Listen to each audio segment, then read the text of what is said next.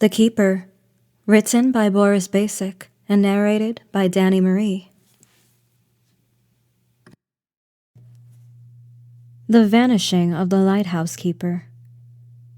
The official story differed on each occasion. Some believed that the lighthouse keeper had come from a deeply troubled life, looking for an escape.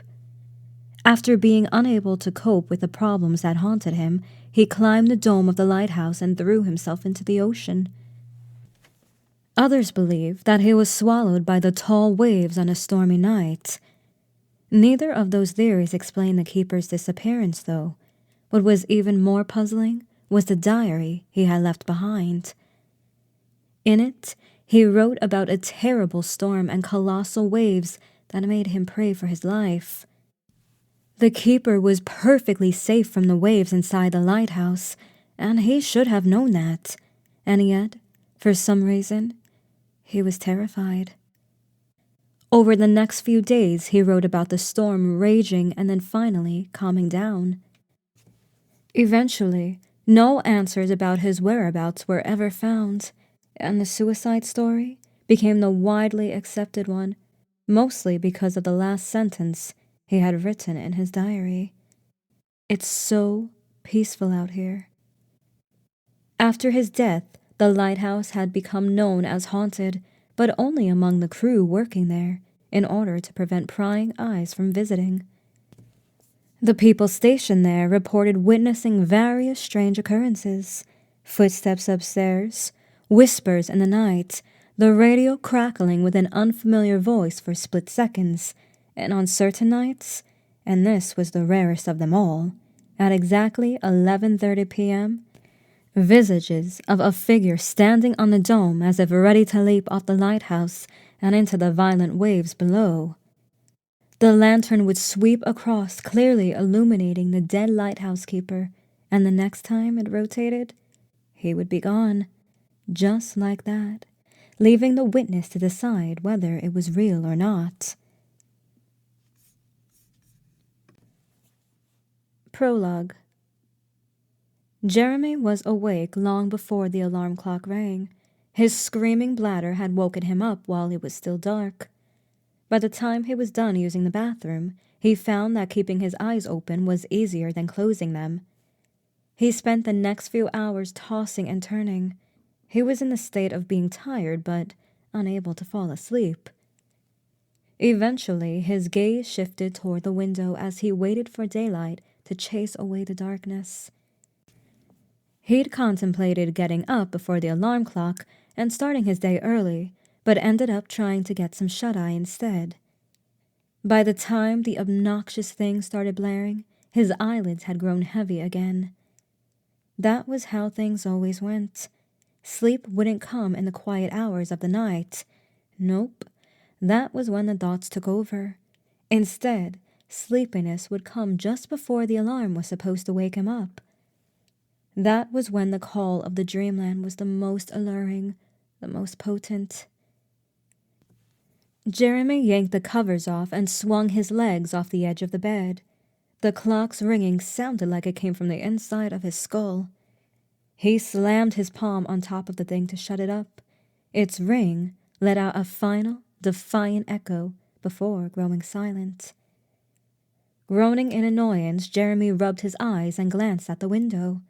The gray sky greeted him, relief slightly alleviating the dread from the nightmares that had plagued him. There was something about overcast weather that Jeremy preferred over the incessant rays of sunlight. Ever since he was a little kid, he loved walking under the dark clouds. Perhaps it was because it gave him the feeling of waiting for something. Dark clouds meant rain would start soon, and maybe that anticipation was what exhilarated him so much. Jeremy stood up with a groan. The bed springs squeaked as they dipped under his weight and leaped back up. A twinge of pain flashed through his knees, warning him not to make such sudden movements.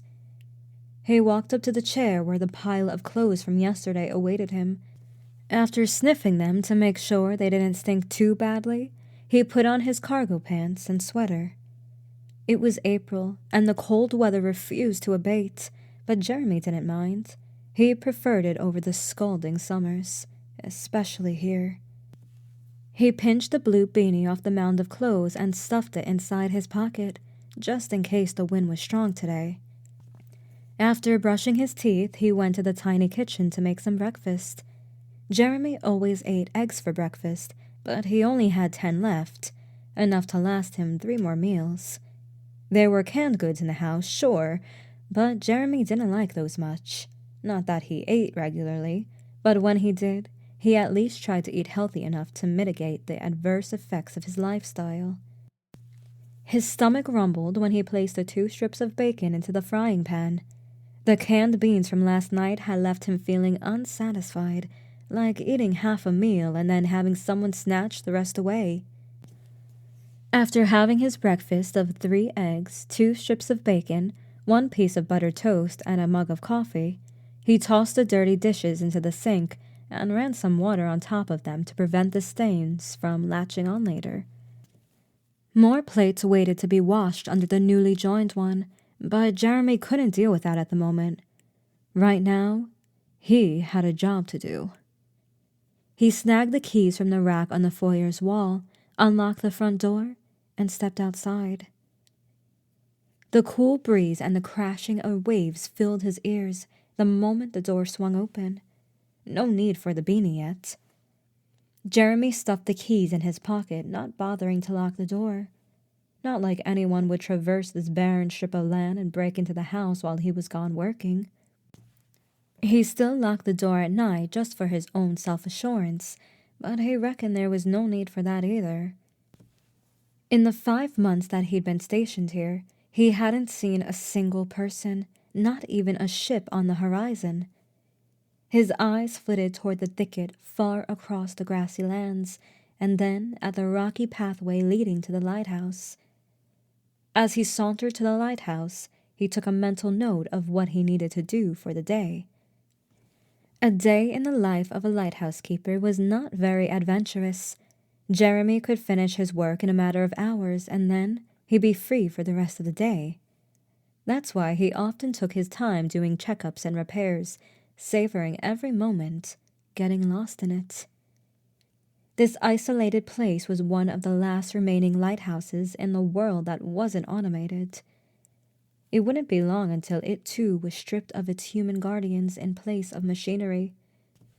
It occurred to Jeremy many times what luck it was that a job opening for a lighthouse keeper happened to be so close to his home. After years of working in corporate, he couldn't imagine going back there, dealing with smug, rich bastards, trying to convince them why they should sign this deal or that. The pay was great, but the job itself was too stressful, too demanding. Jeremy often found himself instead prioritizing his work over family, and he hated that. Here, he had his own peace and quiet. He didn't have a boss breathing down his neck because he didn't meet the quarterly quota. He didn't have to put in overtime to chase a promotion that would give him more responsibility while keeping the same pay. What would he do if he weren't a lighthouse keeper? The question ran through his mind many times, and the only answer that came to him was fire lookout. Lighthouse keeper was better, though, as much as he disliked the rocky beach. There was a time when Jeremy loved spending nights in the woods, camping, taking long hikes, or doing marathons. Not anymore, though. The pathway to the lighthouse was riddled with jagged, pointy rocks, which made it impossible for a leisurely stroll. Whenever he made his way to and from the lighthouse, hopping from one rock to the other, Jeremy stayed alert at all times. Once, his foot had slipped, and he had fallen sideways and his hip slammed onto a sharp, protruding rock. It didn't puncture the skin, but it was enough to cause serious bruising. It crossed his mind many times to carve a safe path, but the tools he was provided were not adequate for such a job. Perhaps he'd be able to chip away and make a path in months, but why bother going through such an ordeal and ruining his knees when he could do cardio every morning instead? The waves grew significantly louder when he was halfway down the path.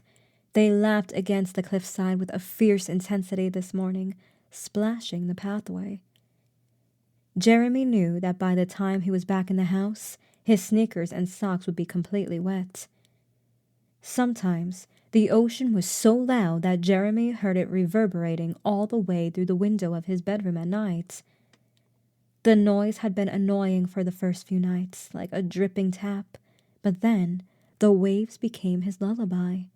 It was either the waves or the alcohol. He was slightly winded by the time he reached the lighthouse. He would be out of breath by the time he arrived at the top. Jeremy whipped out the keys and located the smallest one for the lighthouse door. He stuck it inside the keyhole, turned it, and pushed the door open. Chapter 1. He squinted against the darkness of the interior, waiting for his eyes to adjust. He then began the climb up the stairs. Upon reaching the second floor, he fumbled for the light switch next to the door. The jaundiced light batched the circular room serving as a bedroom. The lighthouse had been originally constructed with a bedroom and living quarters, but then the house off the shore was built to make the crew more comfortable, which pretty much caused the rooms in the lighthouse to fall into oblivion. But the rooms in the lighthouse weren't entirely forgotten. Although Jeremy rarely spent time in the lighthouse's bedroom, the living quarters were where he kept most of his personal belongings. He liked to separate his workspace from his private space, an important lesson he was forced to learn at his previous job. The bedroom was simplistic. An old bed, a nightstand where Jeremy kept all documents and photographs important to him, a wardrobe full of rubber boots and raincoats for those pesky storm days when the waves were especially strong. Jeremy gave the room a once-over before turning the lights off and moving to the next set of stairs. His heavy breathing echoed in the entrapped space. By the time he was in front of the door on the third floor, he was panting. He swung open the door to the living quarters. His fingers fumbled along the wall until he located the light switch. Unlike the bedroom where patinas of dust had already begun settling, the messiness of the living quarters made it clear that the room was often used, and by a slob like Jeremy. A messy kitchen table, a rusted portable stove, and a sink sat on one side of the room. A sofa, a coffee table, and an old TV occupied the other side. Besides, the house had a TV and a DVD player of its own with an array of movies to choose from. Jeremy hadn't watched those. In fact, he had only turned on the TV twice. The first time was when he wanted to see if he could watch the regular programs. He couldn't. The second time was when he inserted some romantic comedy with Renee Zellweger into the DVD player. The interaction between the people in the movie reminded him too much of his old life. The way he and Nadine had met, the way they used to look at each other, the promise of a future that was broken. Jeremy had ended up muting the TV and leaning back into the sofa, his thoughts racing 1,000,000 miles an hour. He had come to the lighthouse to escape, not just to escape the world, but the demons that plagued his mind. In a desperate attempt to salvage his broken sanity, Jeremy clutched the straw that was the job of a lighthouse keeper.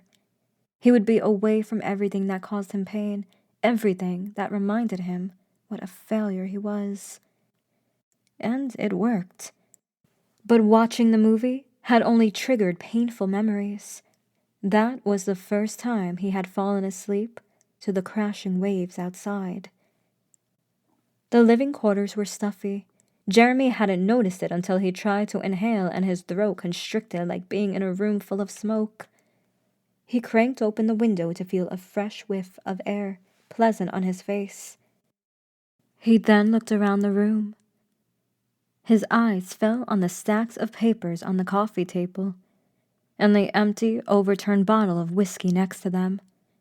A brown droplet had fallen from the bottleneck on top of the paper.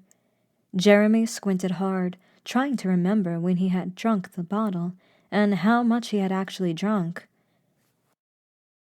It couldn't have been the entire bottle, right? He thought back to 3 nights ago when he had last tasted alcohol. That must have been when he drank the entire bottle. But he didn't remember doing so, and that's what bothered him immensely. He stared intently at the bottle, as if that would force it to yield some answers. "You're slipping, Jeremy. At this rate, I won't be able to save you." Dr. Martel's voice entered his mind. He shook his head, annoyed. He wasn't slipping. He was already too far gone. He lopped to the coffee table, bent down and picked up the bottle, briefly glancing at the 14 dead in school shooting, suspect shot by police headline of the newspaper. He chucked the bottle into the trash can. The glass clinked against something in there. More bottles, he assumed, but convinced himself not to look out of fear of the pile he'd find. His gaze fell on the floorboard under the sofa, the loose one where the lighthouse keepers kept all their stash.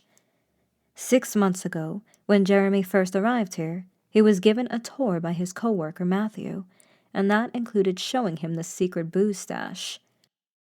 Matthew was in his mid-20s, and Jeremy could not for the life of him comprehend why anyone as perky as his co-worker would subject himself to a job with such extreme isolation. The area had no internet. The movies could only last so long, books too. Jeremy had already finished all the books he had hauled with him and was now in the process of rereading. He'd wanted to ask Matthew his reasons for accepting such a job, but then something told him that it wasn't his job to pry. Matthew's demeanor radiated a contrasting energy to his outward exuberance, something hidden far behind the veil of joviality that Jeremy recognized as sadness. Or was it pain? Or perhaps both? If he had run into Matthew at a dollar store and seen his attitude, he wouldn't have given it a second thought. But nobody chose to be a lighthouse keeper because the pay was good or because it was fun. They did it because they craved solitude and an escape. Just like Jeremy, Matthew was running away from something. An ex-girlfriend who had left him? Abusive parents? Jeremy tried not to linger on those thoughts. Matthew would be back to replace him in a month, and then it would be Jeremy's turn to return to the real world that he hated so much. He winced at that.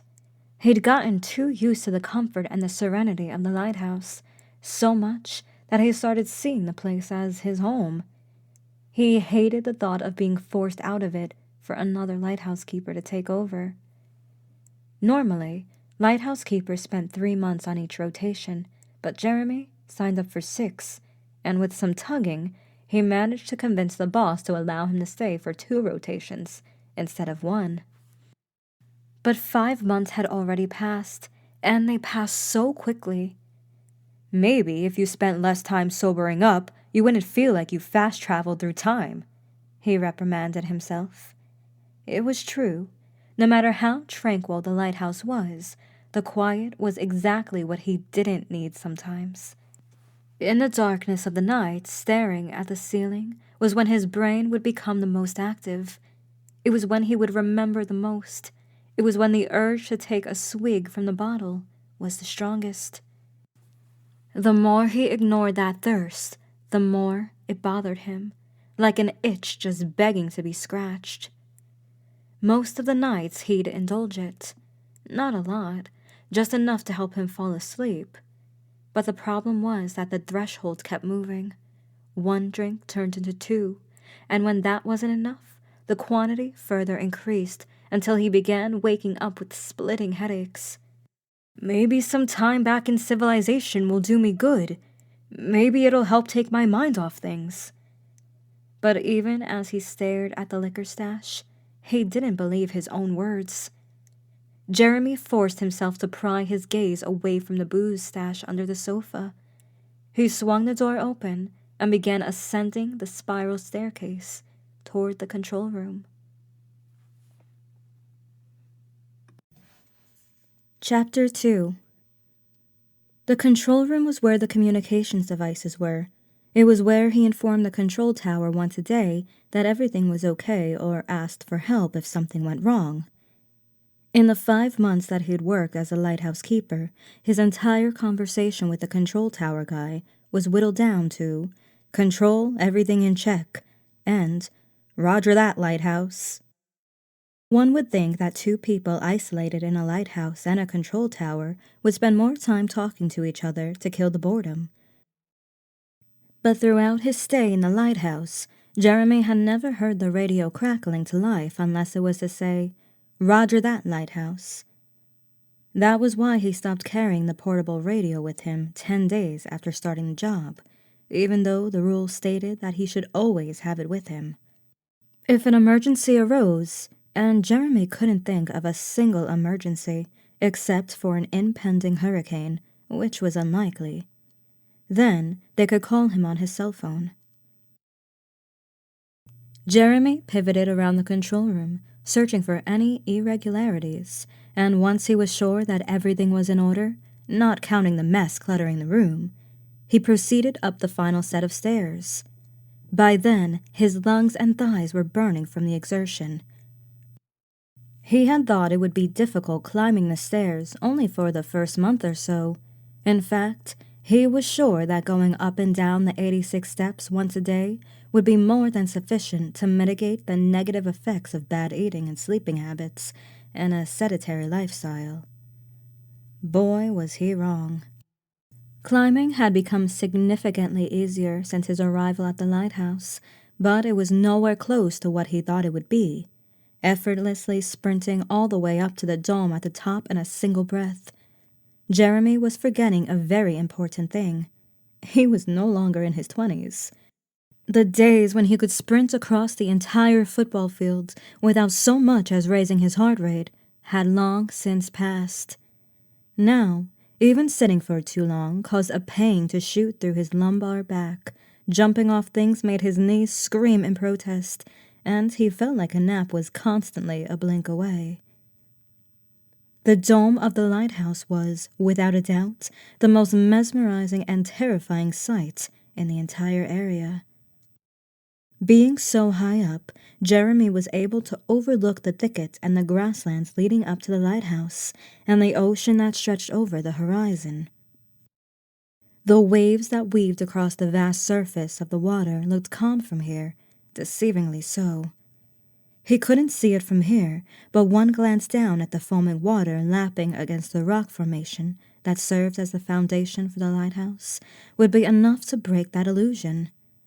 The waves were especially hypnotizing during stormy nights when they gyrated one after the other, colossal, destructive, but beautiful. Jeremy climbed up to the lantern room daily only because he had to. If it were up to him, he would lock the door to the place and throw away the key. Being so high up, surrounded by miles of prairies on one side and an infinite ocean on the other, Jeremy felt small. No, tiny. He was barely a grain of sand on a vast beach, just waiting to crash down into the earth. The panes of glass surrounding the lantern room were dirty, smudged from the rain a few nights ago. He had promised himself that he would wash the windows in 2 days, and that was 2 days ago. Of all the duties he had at the lighthouse, and there weren't a lot of them, washing the windows was the one he hated the most. Not just because he felt unsafe so high up, but because it felt like an uphill battle.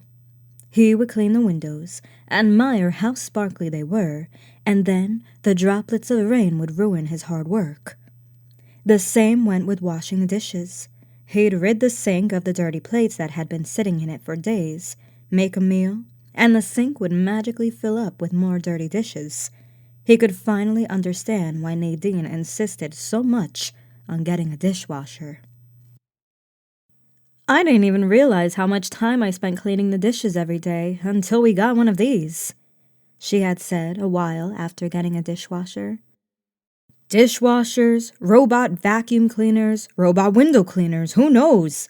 In the future, we might end up getting all of our chores done automatically by robots." Jeremy had told her flippantly, to which she agreed. Jeremy looked toward the exterior of the lantern room. The railing looked far too low. He imagined a gust of wind blowing him right off the lighthouse, sending him plummeting to his inevitable death. Jeremy had never actively thought about that before he started working as a lighthouse keeper. But ever since he started climbing up there daily, his gaze would inadvertently drift to the rocky bottom, waiting far below. And then, sinister thoughts would plague his mind, whispering obscenities into his ear. He imagined leaping off the railing and crashing to the sharp rocks, whose edges would eagerly greet him.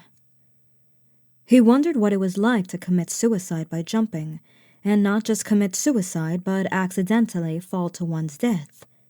What went on in their minds in those last seconds while they hurtled through the air, knowing there was nothing they could do to prevent their death? That concept terrified Jeremy. It also prompted him to consider how he would kill himself if he were to do it. If he ever were to commit suicide, he would have chosen a less stressful way to do it.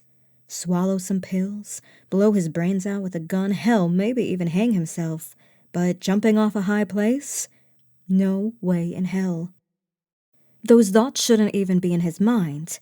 His will to stay alive had always been strong, yet he couldn't help but entertain them as of late. A morbid curiosity that somehow often found a way to wiggle itself into the back of his mind.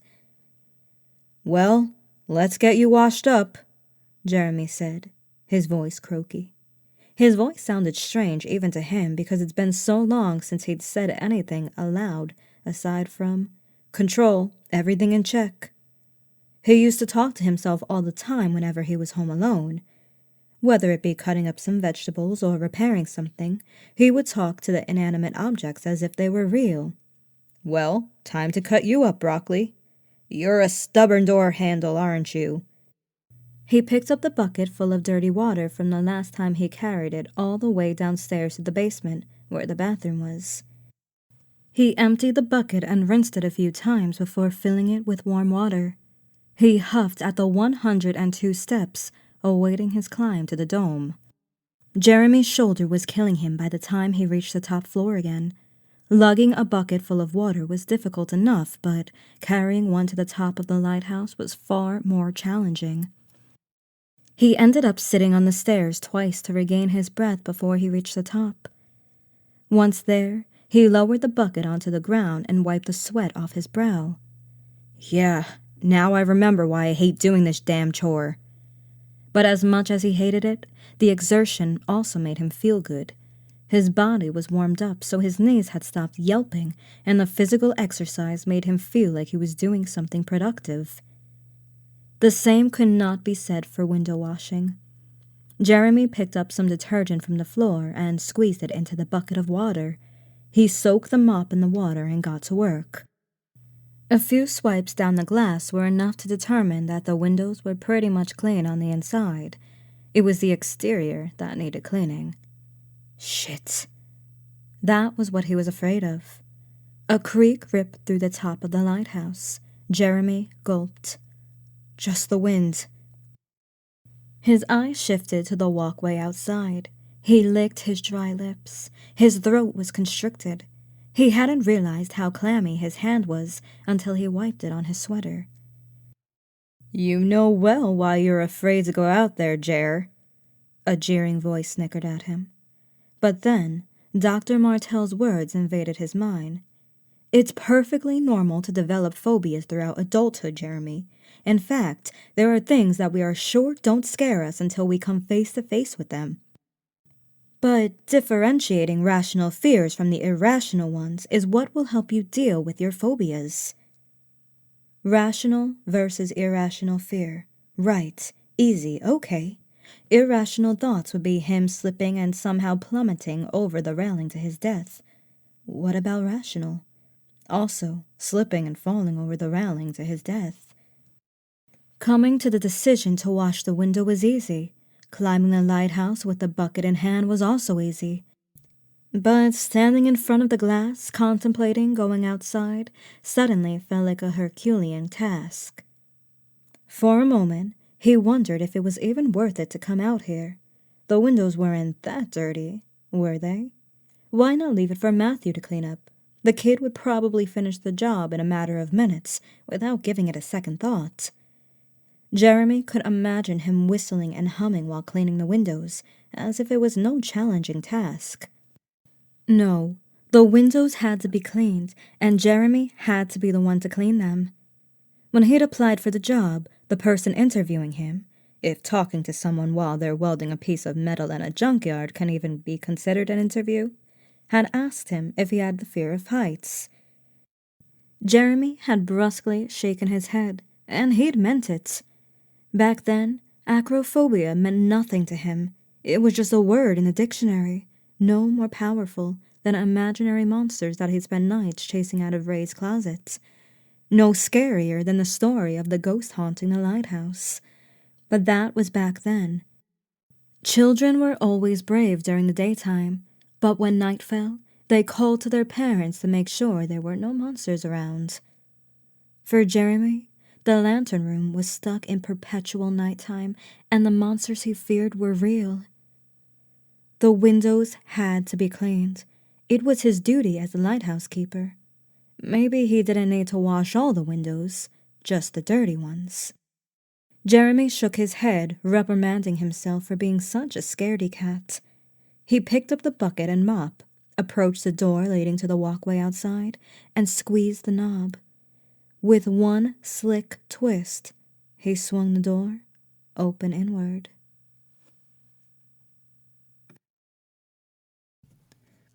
Chapter 3. The sounds of the ocean amplified. Jeremy squinted. The sun had poked its head out of the clouds, casting annoying, warm rays on Jeremy. He took a tentative step forward, firmly planting his foot on the metallic floor. Even after cleaning the windows over 10 times, his terrified mind couldn't help but imagine the floor collapsing and him falling along with the blocks of concrete. He dragged the bucket outside and firmly gripped the mop. The sudden heat of the sun was relentless, or perhaps it was his own body temperature. To make matters worse, no shade was anywhere around the dome. Jeremy looked up to see if any approaching clouds would perhaps grant him the mercy of shielding him from the yellow ball. A herd of gray clouds slinked across the sky, but it would be a while until they reached the sun. Looking up made him dizzy. He averted his gaze down and clawed the air to find the wall for support, his balance gone. Once his fingers located it, he pressed his back against it for dear life. He vaguely became aware that he was in a half-crouching position. It wasn't enough. The urge to crawl on all fours overtook him, but he resisted it. This was a terrible fucking idea. Focusing on the rocky ground far below him did nothing to alleviate the sense of vertigo. The waves that licked the cliffs were like battering rams trying to topple the lighthouse. He knew in reality that such a thing was impossible. But what if it wasn't? What if the waves eroded the natural formation holding the lighthouse in place until the entire structure collapsed like a Jenga tower? No, don't be stupid. That's impossible, you coward. Now come on, get cleaning. But the part of him responsible for differentiating rational from irrational was gone. No space left for it from the swelling panic that seized his every thought. Jeremy couldn't breathe. He allowed the mop to drop from his hands and then slid down the wall until he was in a sitting position. Every inch of his backside pressed against the wall until it hurt. Jeremy squeezed his eyes shut while his hands desperately fumbled for something to grab onto, something his fingers could close around, just in case something tried to pull him off the lighthouse. Just go back inside. You don't have to do this. No, but he did. It wasn't just about the lighthouse duties anymore. It was about letting his fear control him like that. He could crawl back inside the lighthouse, yes, but what then? The shame he would feel over allowing his phobia to overpower him would burn stronger than the phobia itself. Booze already had control over his life. He would be damned if he was going to surrender the reins to acrophobia, too. Breathe, Jeremy, breathe. Dr. Martell's voice was clear as the wind that wobbled Jeremy. He remembered the technique the doctor had told him about. Deep breaths, inhale through the nose, exhale through the mouth. That's what he did. At first, the breaths came as shallow hyperventilation, but after 10 or so exhales, sucking in breath became easier, even if just slightly. Jeremy opened his eyes. That was a mistake. His lungs refused to cooperate and take more than a strawful of air. His feet kicked to push him further into the wall. Breathe, Jeremy. Jeremy listened to the voice in his head. His eyes darted across the treetops, the vertigo still there but slowly abating. Only when his breathing calmed down did he realize how badly he was shaking.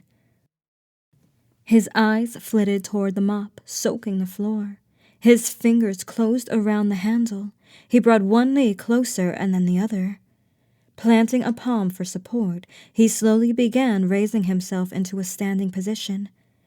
When his eyes fell on the grasslands that now seemed so far away and so low down, he momentarily lost balance, which caused him to let out a yelp. Breathe, Jeremy. He didn't bother inhaling through his nose anymore.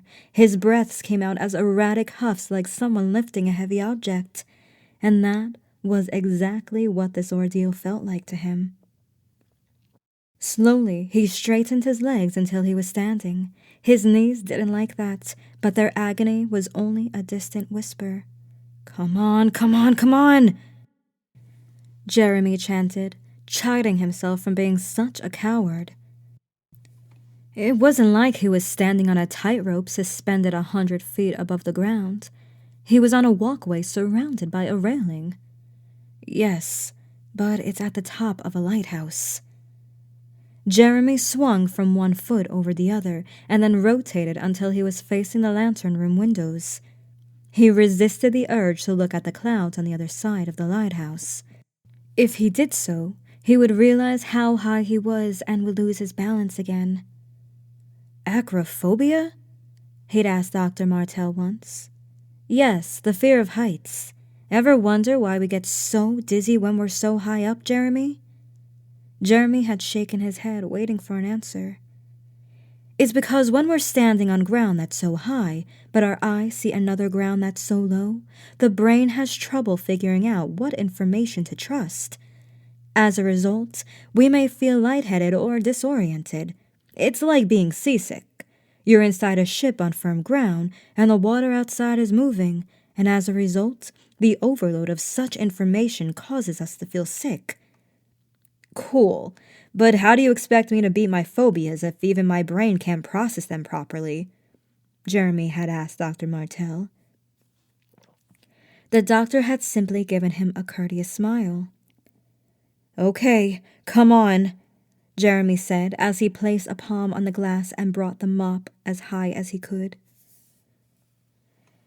Fingertips on the glass were the least of his worries, not like anyone would see that. Once again, he resisted looking up out of fear of becoming lightheaded. After the first downward stroke, the second one came more easily, then the third one. Then Jeremy was sidling alongside the dome, one palm firmly on the glass, the tips of his sneakers digging into the wall, the mop steadily raking the glass, dispersing the mud and dirt on it. A few swipes later, dirty water soaked the mop, so it was time to dip it into the water. That was perhaps the most difficult part. Bending down to reach the bucket felt like doing gymnastics on the rings. Jeremy's entire body shook violently as he got down on one knee and lowered the mop into the water. This time, standing up was easier, and he moved along cleaning the glass. When he looked back to see how much progress he'd made, his heart sank. He wasn't even a quarter of the length done. To make matters worse, he completely forgot about the bucket, which was now 12 feet or so away. God damn it!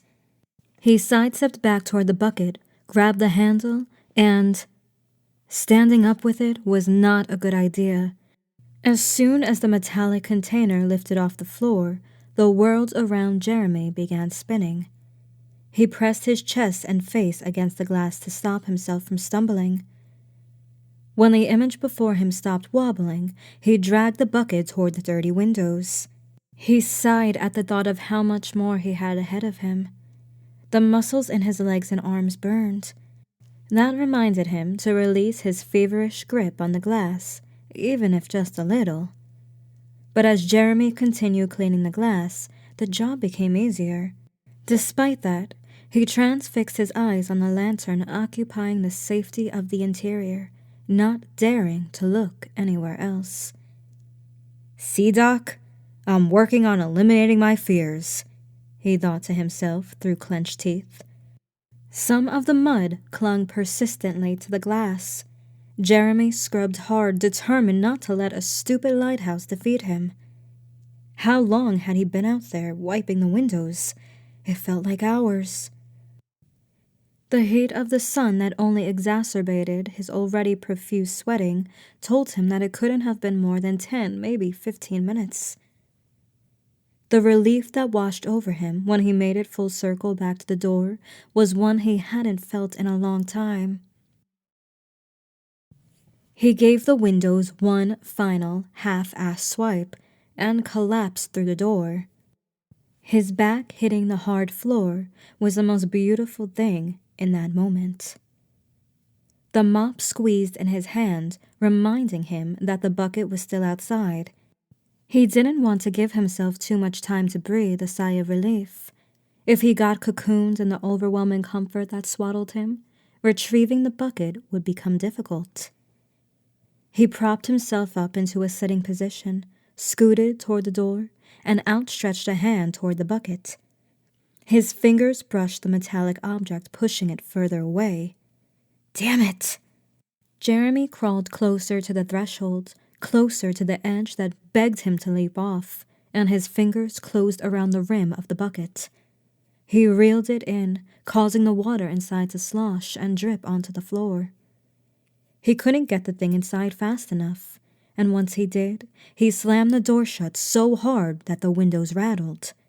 Silence took over. The wind that blew was shut out along with the waves that constantly reminded him how far up he was. Jeremy collapsed on his back, the cold sweat coating the sweater, cooling his skin. He stared at the ceiling, his entire body still tense. Muscle by muscle he relaxed, first his fingers, then arms and legs, then abdomen and back, then shoulders. His body still shook as if suffering from a fever, but little by little that abated just as his heart rate slowed down. Minutes passed, and Jeremy's eyelids became heavy. He felt like he could sleep for hours. He turned his head toward the closest window, giving it a middle finger in his mind. He closed his eyes, not caring if he was going to fall asleep right there. But then they shot open at a sound that caught his attention. Something downstairs. A crackle, followed by a tinny voice.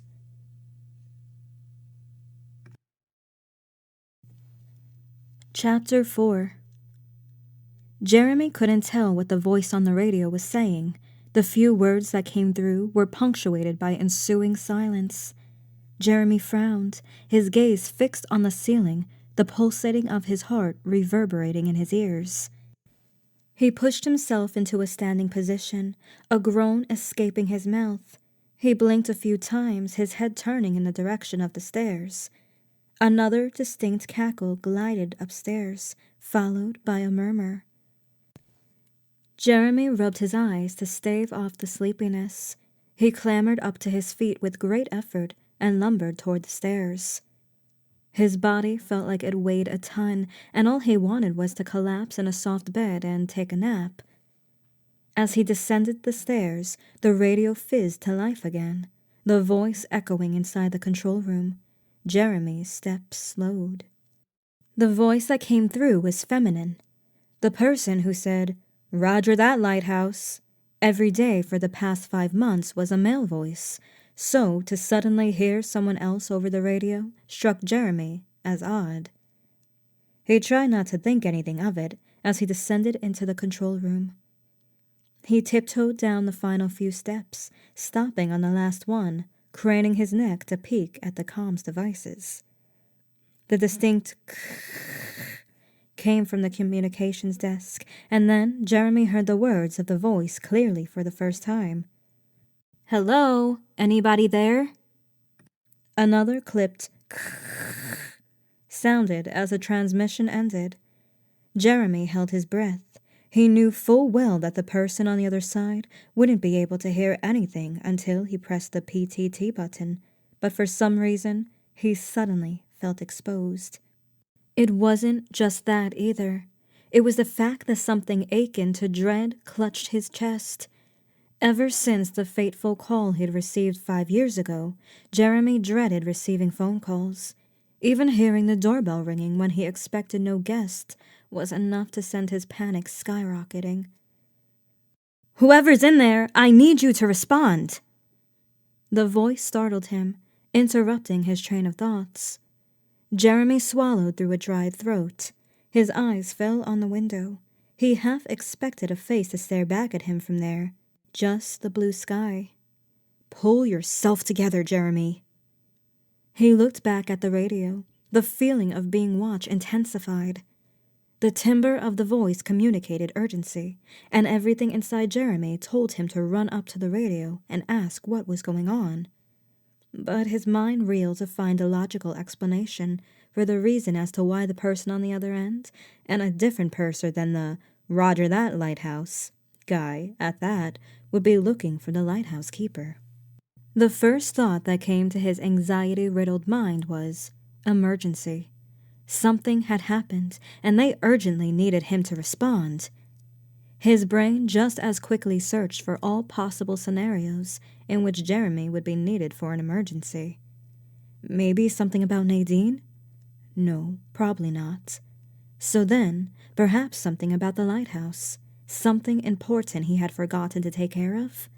Jeremy checked a mental checklist of the tasks and found far too few of them for him to forget any. He stared at the radio on the desk, waiting for the voice to come from it again. He stopped in front of it, locked in a staring contest with the inanimate object. "Hello? Are you alive in there?" The feminine voice asked in a sing-song voice. Jeremy's shoulders drooped. The sense of urgency that the voice had conveyed earlier was gone. Whatever this was, it wasn't important. He then remembered that if it really was important, they would just call him on his cell phone. He spun on the ball of his shoes to leave the room. He lopped to the stairs, eager to put some distance between him and the radio. He barely took one step out of the room when the radio whirred to life again behind him. "If you don't respond soon, I'm going to have to contact HQ to send someone to check up on you." Jeremy froze in his steps, a jolt of panic shooting through him. Having someone check up on him wasn't good. They determined he was okay, and that would raise questions about why he ignored the rules and didn't keep the radio on him at all times. He might even get fired. Clenching his jaw, Jeremy turned to face the control room, his eyes falling on the blasted radio. A momentary thought occurred to him that he could just smash the radio into pieces and lie that he had an accident when they sent someone. But he didn't want anyone checking up on him. Why create such a hassle when there was probably no need for it? He sauntered to the radio and picked it up off the desk. The woman's voice erupted from the speaker again. "Well, I'm just going to continue trying to reach you for now. If and when you hear my voice—" "This is Lighthouse. What's the emergency, Control?" Jeremy interrupted, his thumb firmly on the button. Silence. Jeremy inhaled through his nose, waiting for a response that never came. The lack of noise unnerved Jeremy more than a voice. A million thoughts swirled in his mind like tentacles groping to each get a piece of him. What if the woman wasn't talking to him at all? What if she wasn't from the control tower at all and just happened to be on this channel? Before the paranoia could properly set in, the radio produced another loud and the woman's voice came forth. "Finally! I've been trying to reach you for a while now. Where have you been? Don't you know you're supposed to keep your radio on at all times?" The flurry of questions left Jeremy dumbfounded. He opened his mouth to respond, his thumb squeezing the PTT button, but no proper answer came to his mind. He let go of the button and closed his mouth. "Did you disappear on me again?" the woman asked. The panic that held on to Jeremy deflated, replaced by something he hadn't felt in a while. Annoyance. "No, I'm still here," he said. More silence followed, and then she replied, "Okay, why weren't you responding?" Jeremy couldn't tell if the question was accusatory or curious. "I was busy upstairs. Left the radio in the control room while I did some work." "You're supposed to keep your radio on at all times."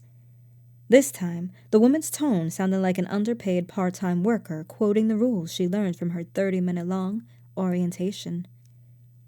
"I'm aware of the rules, thank you." Jeremy scratched his forehead. "All right," the woman said. Jeremy held the radio up to his ear. Despite establishing that there was no emergency, he sensed that the conversation wasn't over. His assumption proved true a second later, when the woman broke the silence again. "My name's Danny, by the way. I'm new here." He'd already figured it out somewhere along the way. Something about the woman's "let's do everything by the book" tone was what gave her away. Everyone was like that on their first day on the job. They followed all the rules, did everything exactly as the higher-ups meant for them to be done. But, little by little, they learned which rules had to be followed, with stringent detail, and which ones were utter bullshit. Danny would relax on her job after a while. She learned that there was no need to say anything past the daily, "Roger that, lighthouse" exchange. "You're still there, right?" Danny asked. Jeremy was free to ignore her, now that he knew there was no emergency. He was tempted to leave the radio on the desk without answering and go downstairs to continue work.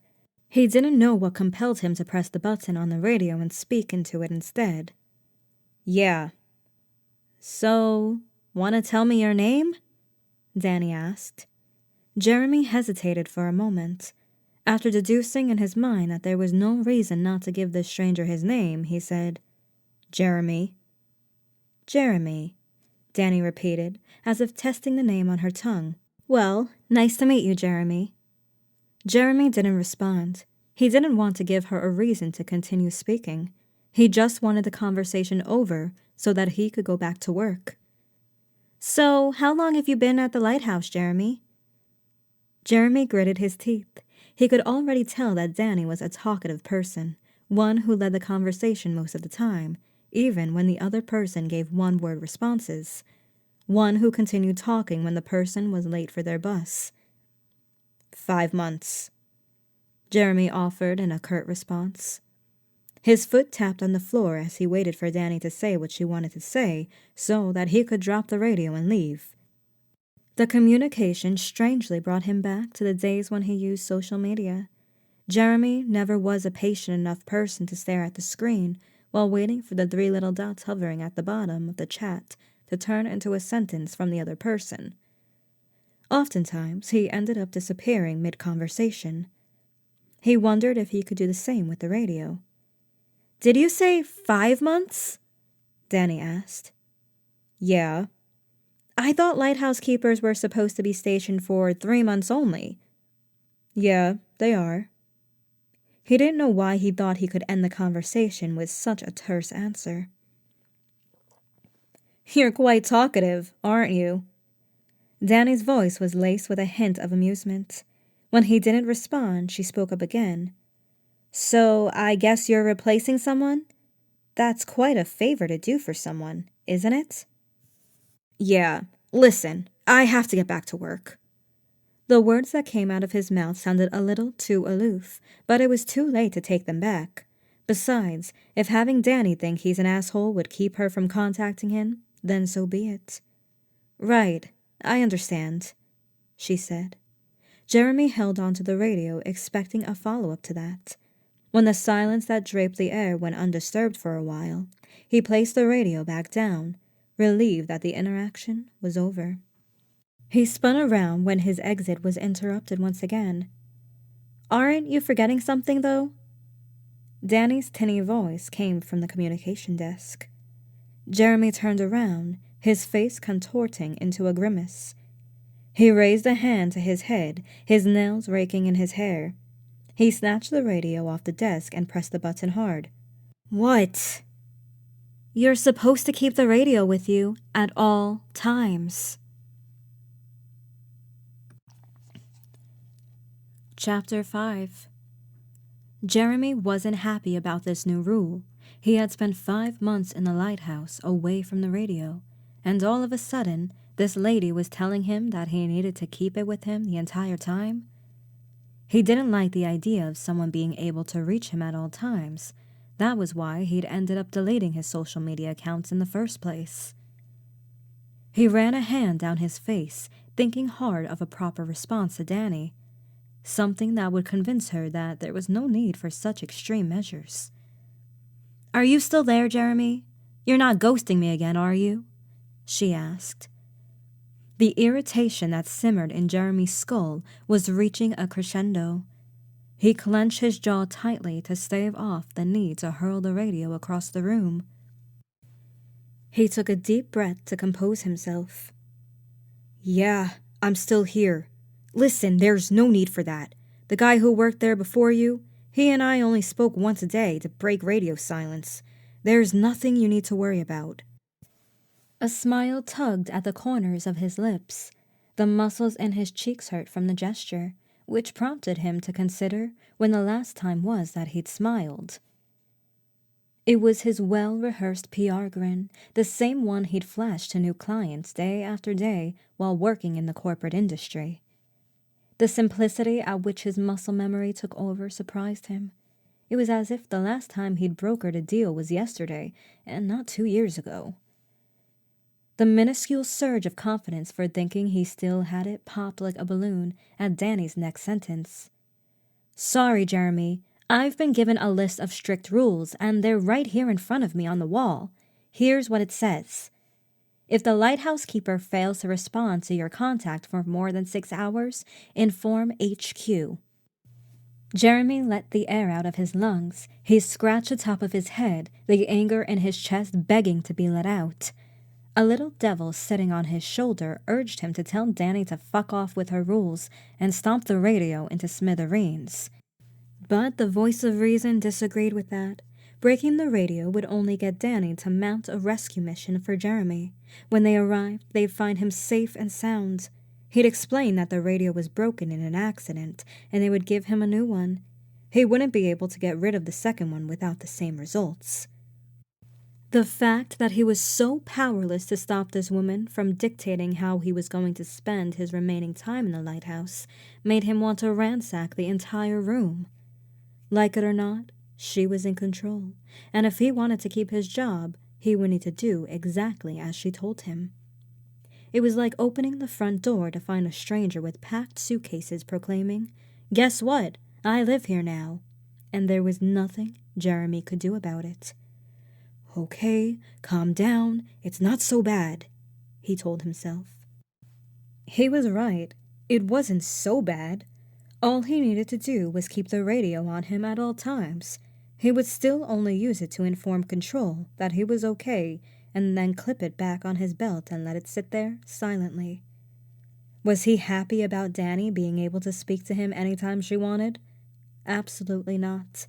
And it didn't help that she was obviously such a talkative person.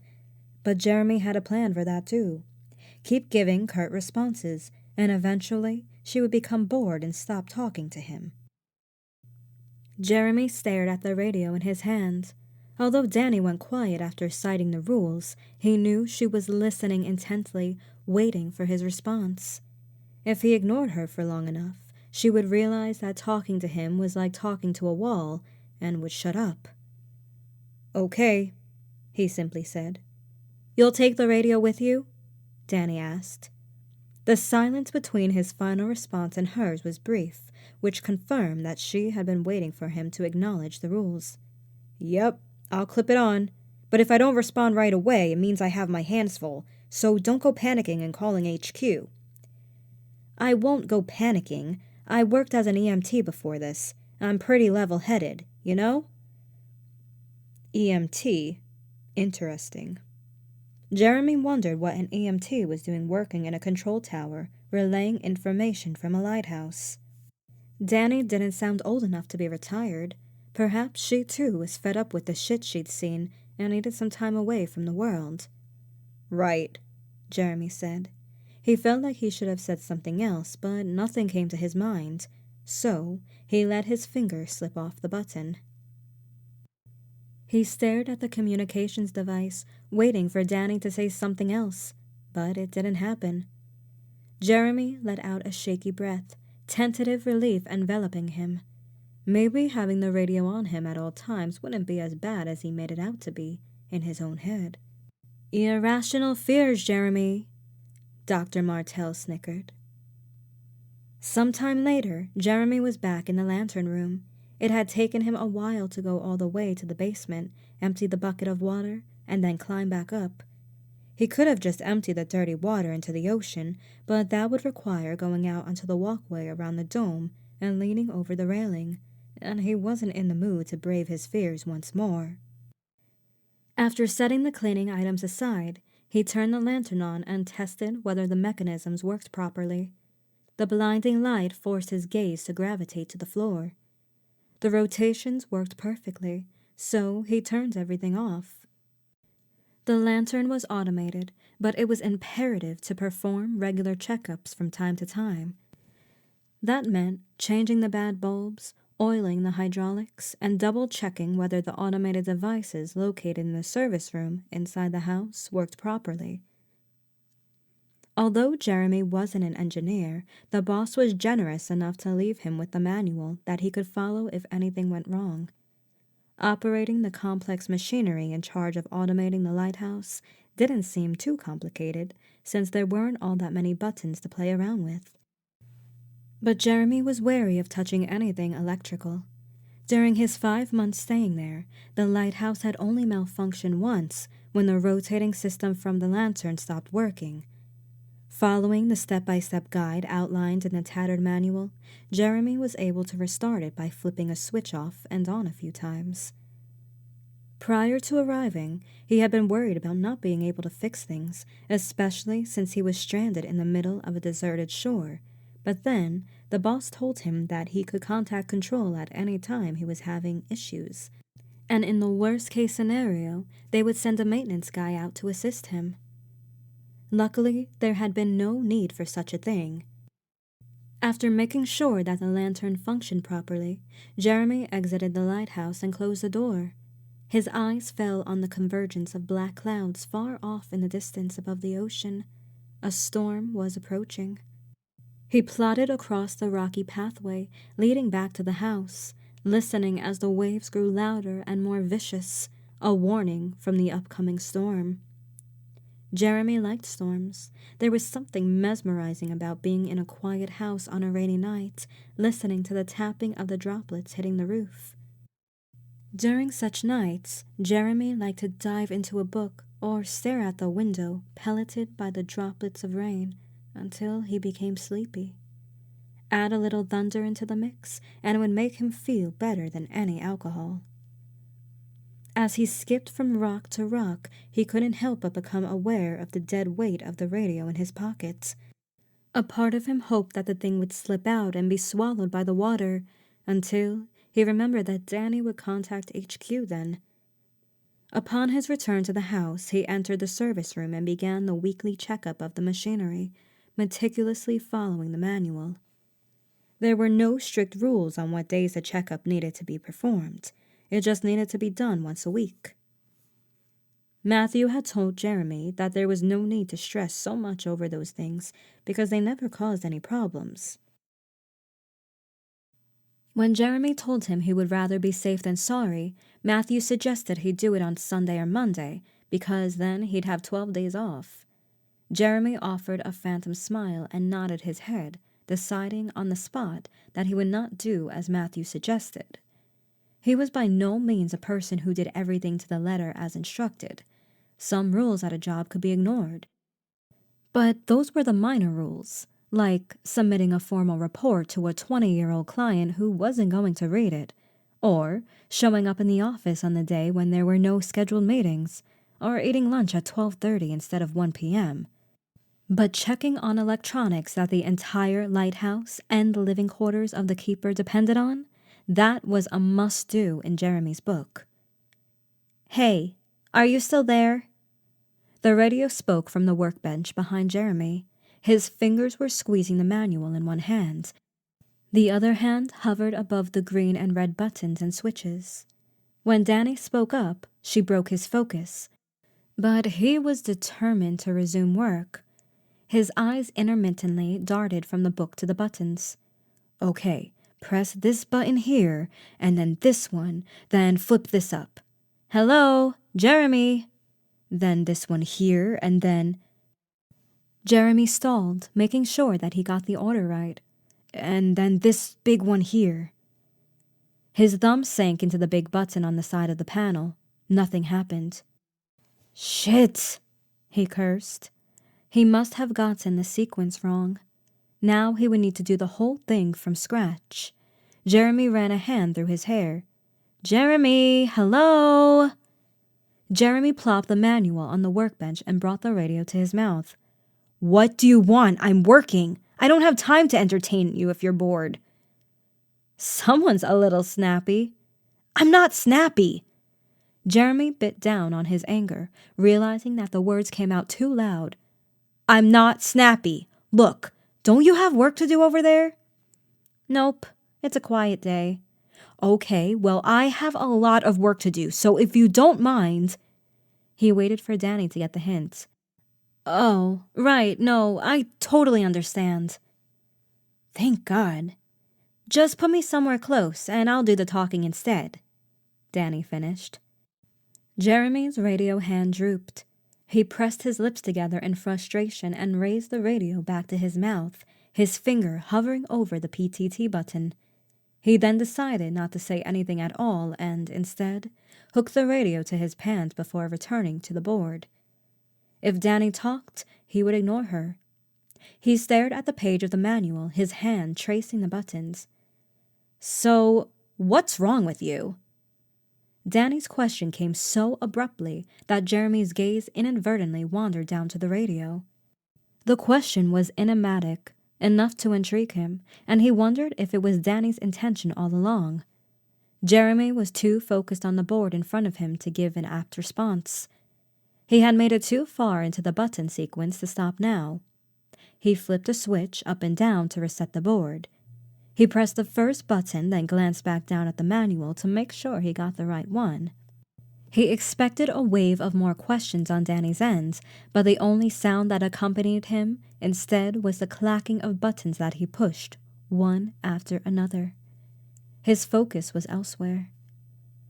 Halfway through the button pushing, he unclasped the radio and brought it to his mouth, unable to resist the urge. "What do you mean?"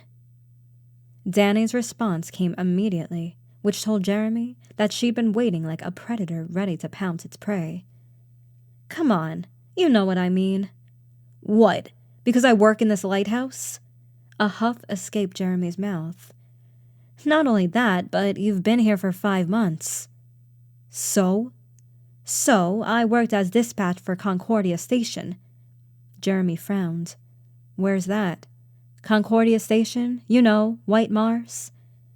Jeremy pressed the button and then let it go. "Okay, you don't know about it," Danny said. "Concordia Station is a research facility on the Antarctic Plateau. It's so isolated and surrounded by flatlands covered in snow that they dubbed it White Mars. It's like 500 miles away from any other place where humans live. The lighthouse can hardly compare to White Mars." Jeremy shook his head. "Absolutely, but the people working there all share one thing in common." "And what's that?" "Everyone's running away from something." Jeremy stared at the radio for a moment. What makes you think that? Someone might just like the solitude. He didn't know where the need to justify to Danny came from. I can understand someone wanting some time alone, but what you do then is take a walk in the park, drive on a rarely used road, shut yourself in your room and blast loud music. After a couple of hours, you're back to being with people. But this kind of job, it's too extreme for so much time alone.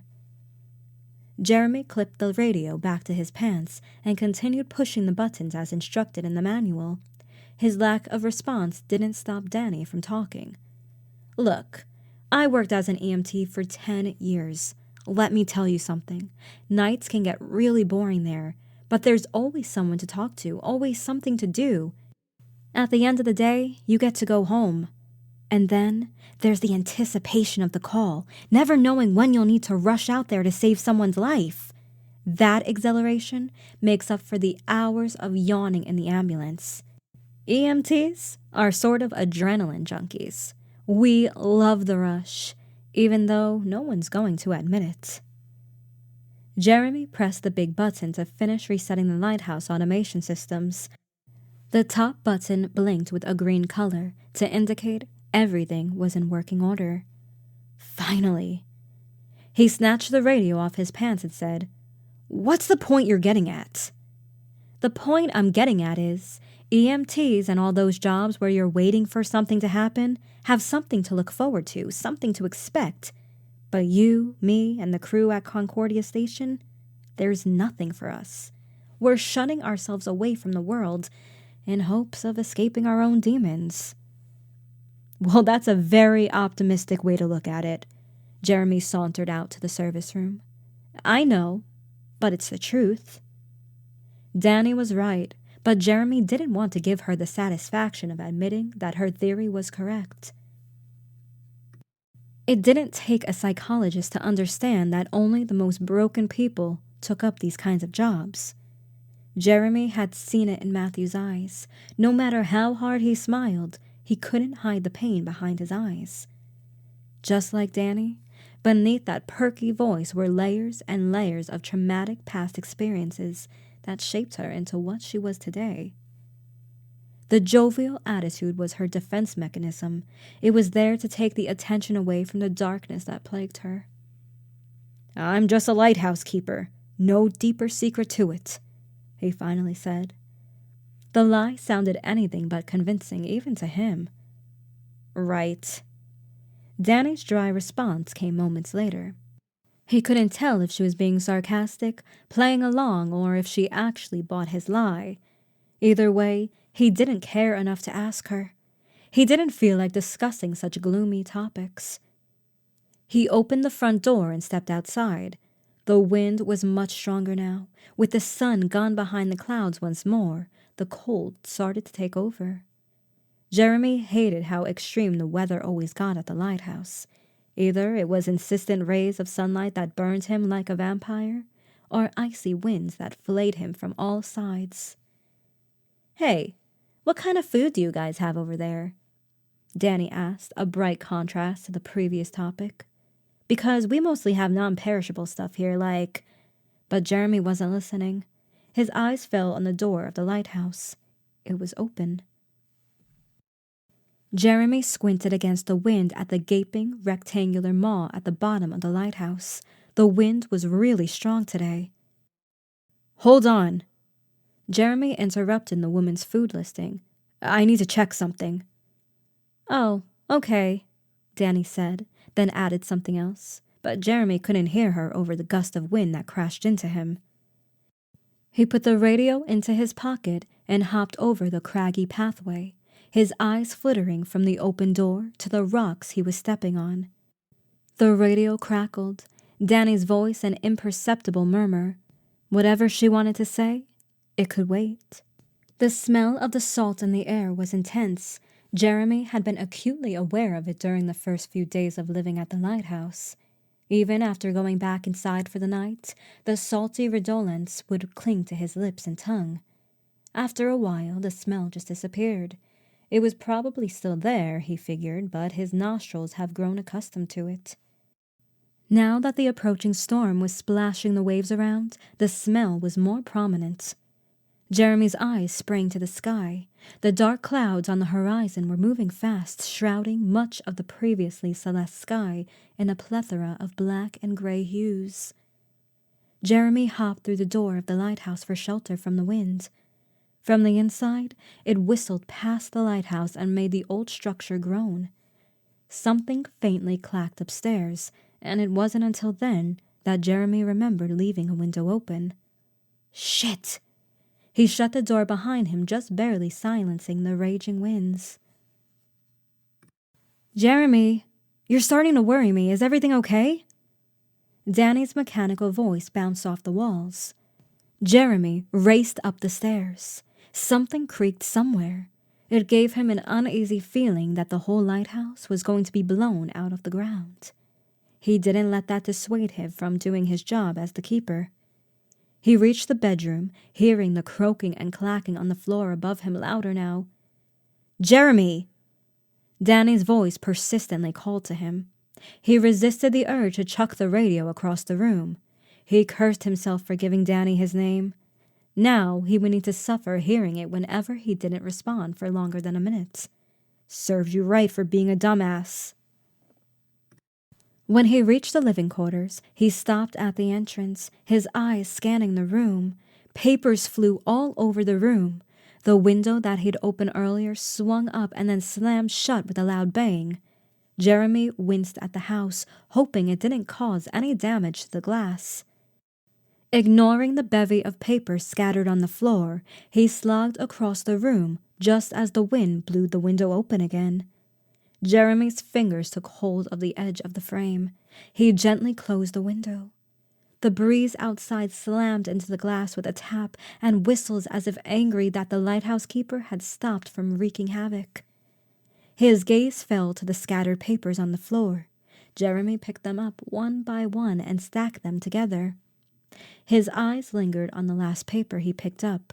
14 dead in school shooting. Suspect shot by police. Glowered at him. Between the columns of text was a black and white photograph of a group of people hugging and crying. Jeremy didn't know why he kept the newspaper. The urge to crumble it up and toss it into the trash can overcame him. Before he could do so, the radio fizzed. Well, just respond when you have a minute, Danny said, her voice now clear as the wind outside. Jeremy pulled out the radio. Yeah, I'm okay. Had to check something in the lighthouse. All right. Is everything okay over there? Yeah, the wind is crazy, though. I guess it must have opened the lighthouse door. Yeah, I got word there's a storm approaching. You should finish whatever you have and get back inside. It's gonna be a wild one tonight. Jeremy dropped the messily stacked papers onto the coffee table, giving the ominous newspaper headline a final glance before turning to climb further up. He had to make sure all the other windows were closed before he settled in for the night. The last thing he wanted was to have to rush out of the house across the rocks that would undoubtedly be slippery as hell and into the lighthouse to fix an issue that he overlooked during the day. The lantern room gave him a better view outside. The gray sky was fury itself. The violent waves were ranks of soldiers charging into the onslaught. He grimaced at the fact that he unnecessarily went through the ordeal of washing the windows. He could have just let it rain and washed them at a later date. With this storm coming in, he would need to wash them at least once more before Matthew took over. The thought of going back out there formed a knot in his stomach. He pushed those worries away, deciding he would care about them when the time came. Jeremy twisted the knob of the door leading to the walkway and pulled it open a crack. He could feel the intensity of the wind pushing against his hold, trying to break in. He slammed the door back shut and locked it. He then made his way down and checked every room along the way. Everything was in order. By the time Jeremy had reached the bottom floor, the soft tap, tap, tap of the rain permeated the air. It was already starting. Jeremy opened the door. The rain hadn't reached its full potency yet. A light drizzle showered the area, a warning of an impending storm. Jeremy shut the sturdy door behind him, locked it tight, and rushed across the treacherous pathway back to the house. Chapter 6. The day had been a lot more eventful than Jeremy thought it would be. Not only did he need to brave the heights of the walkway to wash the windows, but he also had to get accustomed to a new rule. While carrying the radio with him was not really a new rule, it was new for him, and he didn't like sudden changes. They made him anxious, irritable, thirsty. While preparing mac and cheese in the kitchen, his eyes fell on one of the rarely used cupboards. He thought about opening it. He knew the heaven that awaited him there. Just one swig. It couldn't hurt to do that, right? Yes, it could, a small voice in his head said. He took a step closer to the cupboard and stared up at the small wooden handle that called to him. His arm automatically rose, his fingers inching toward the handle. Just open it and choose your poison. It was that easy. Don't do it. Turn around and forget about it, the small voice urged him. But it was much quieter, much more timid than the one nudging him toward the alcohol. The tremor in his hand was violent with anticipation of the treat he was about to give himself. His fingers feverishly closed around the tiny handle. He pulled it, revealing the musty interior. A myriad of unhealthy, dark colors greeted Jeremy with open arms. He could almost hear them inviting him to imbibe. Just close the cupboard and leave. His fingers released the handle and reached into the cupboard. The tip of his middle finger brushed against the glass of a whiskey bottle. It was cold to the touch, and that only made him realize how parched he was. He licked his lips and gulped. It did nothing to chase away the feeling of sand inside his mouth. He could imagine uncapping the bottle and drinking. The cold beverage would burn his mouth and throat, but it would be such a beautiful burn. It would be the burn he so desperately craved. Just one sip. Just one. But it won't be one, and you know it. He did. One sip would barely be enough to get a taste of the liquid before it dissolved in his mouth. It would only open his desire to drink more. One sip would turn into, well, that sip was a small one, so it doesn't count. Then that would turn into, one is too close to zero, so might as well take 2 or 3. By the time the third gulp was down his throat, he wouldn't see the point in stopping until the entire bottle was downed. But the truth of the matter was that he didn't care. He knew well how bad it was for him to drink, but resisting the call of the bottle was like resisting a naked woman with a voluptuous body splayed out in the bed in front of him. He wanted to get drunk. He needed it. He didn't care about after. He only cared about what he wanted now, now. How's lunch coming along? Danny's voice caused his hand to jerk. That, in turn, caused the whiskey bottle to clink against the one behind it. A moment of clairvoyance washed over Jeremy. The illusion of the respite the drink promised to provide was gone. Popped, like an overinflated balloon. He stared at the bottle of whiskey, a snake showing its fangs now that it had been exposed. He'd almost given in to the urge to drink. What the fuck was he thinking? Jeremy slammed the cupboard shut and stepped back as if he'd just gotten burned. His fingers closed around the wrist that had reached toward the cupboard. The shaking of his fingers was unbearable. A weakness slithered up his extremities and into his torso, nestling deep inside his gut. The mac and cheese squelched in the pot. Jeremy ran up to the stove and stirred the pot with a wooden spoon. The meal was pretty much done. He turned off the burner and leaned over the sink, short-breathed. His palms dug into the edge of the sink to hold himself steady. His arms shook like branches in the wind. Ringing filled his ears. Another panic attack. Great. If his desire for alcohol had ever been stronger than this, then he didn't remember it. Jeremy's eyes fixated on the glass inside the sink. He'd planned on washing it earlier, but never got around to it. He grabbed the glass and raised it under the tap, his hand barely able to hold the weight off. He ran water into the glass. At the sight and sound of the water, his mouth went even drier. He brought the glass to his mouth and chugged the water before the glass was half full. The water ran down his chin and fell onto his sweater. When the glass was empty, he drank 2 more, and then he splashed some water on his face. The cold liquid felt good, rejuvenating. He could breathe again. His arms and legs stopped quavering. Jeremy swiped his hand under the water running from the tap and swung it to the back of his neck. The cold made his skin prickle with goosebumps, but it was a good feeling. A great feeling. He didn't move from the sink yet, though. He wanted to be sure that the panic attack was gone.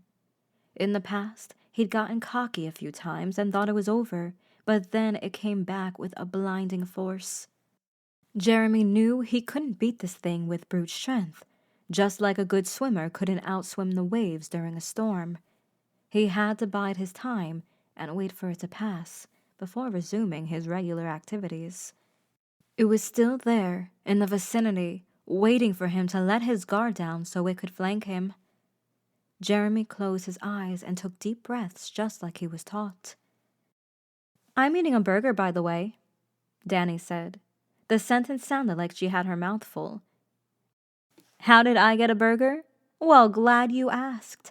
I actually bought one on the way to work. I was going to save it for dinner, but I figured screw it. Why not eat it while it's still hot?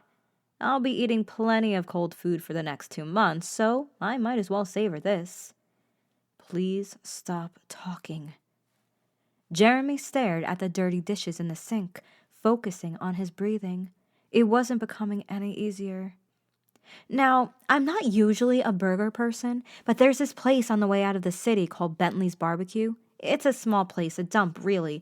It's one of those places that would appear on the front pages of the news with a headline like, 'Rat meat found in burgers.'"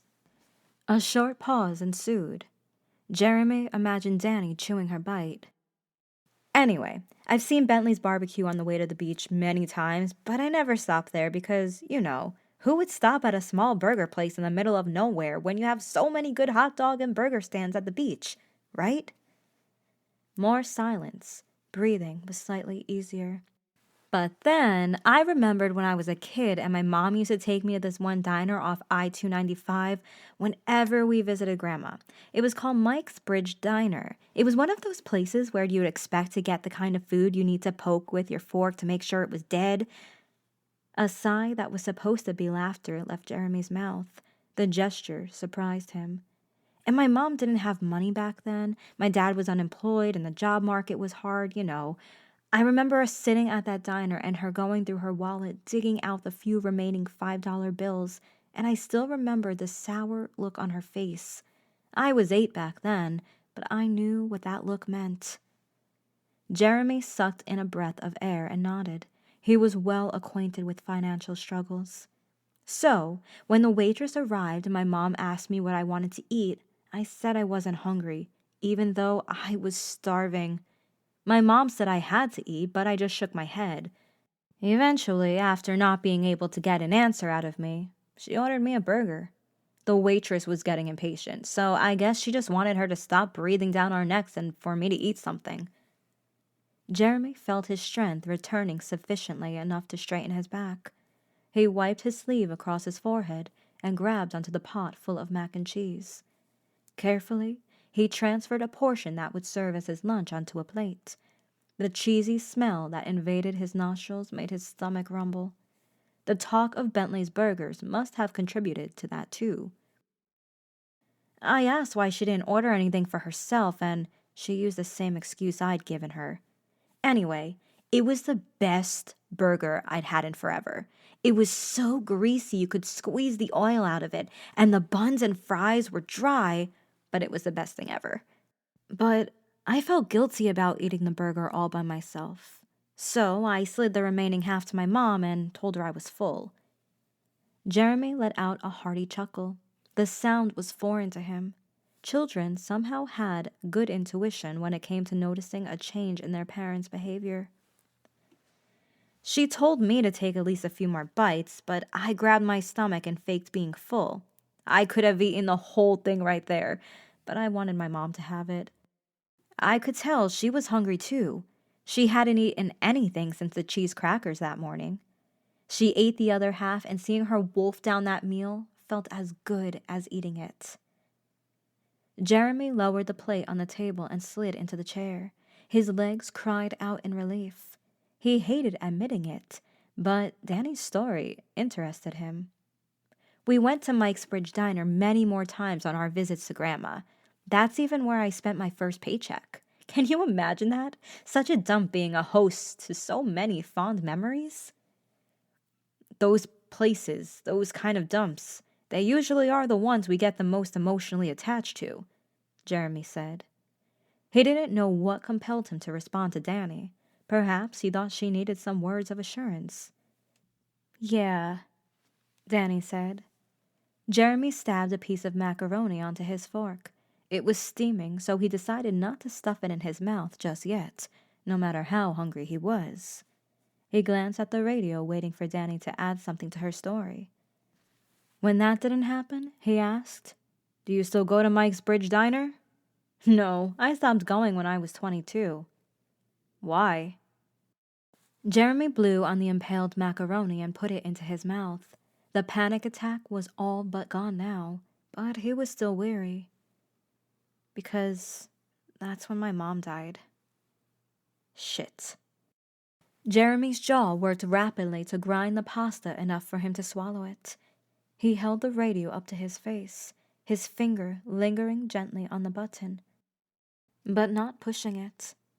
"Sorry," he finally said, because he didn't know what else to say. "It's okay."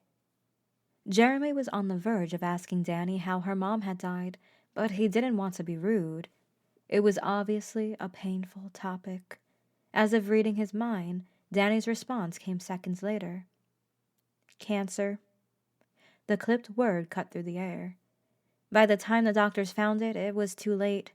All I could do was, say my goodbyes. Jeremy swallowed. The mac and cheese suddenly looked less appealing. "Anyway, I tried going back to Mike's Diner a couple of times, but it was too painful, I actually went back there some years later, and the place was no longer there. Guess their artery-clogging burgers weren't enough to keep the business running." Silence draped the air. Jeremy sensed that Danny had something else to add. "So yeah, I guess I thought Bentley's barbecue would bring back some good memories for me." "And did it?" "It did, but it was bittersweet."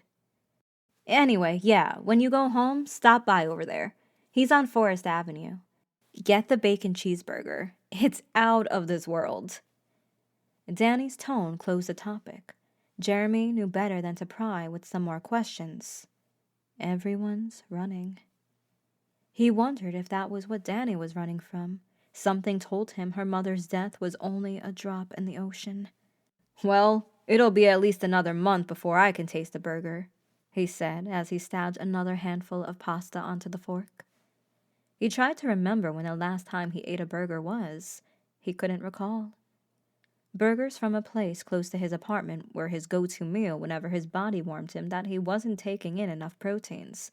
But after being away from the city for 5 months, going downstairs and crossing the street to buy fast food felt like a distant memory to him. Besides, it was only food. He ate only because he had to, because it was what his body required him to do, so that he wouldn't fall apart. "I sure could go for a bacon cheeseburger, though," he thought, as he stuffed another fork full of cheesy macaroni into his mouth.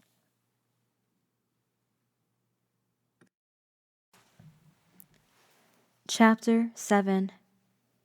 Rain pelleted the roof and windows. Thunder exploded somewhere in the distance.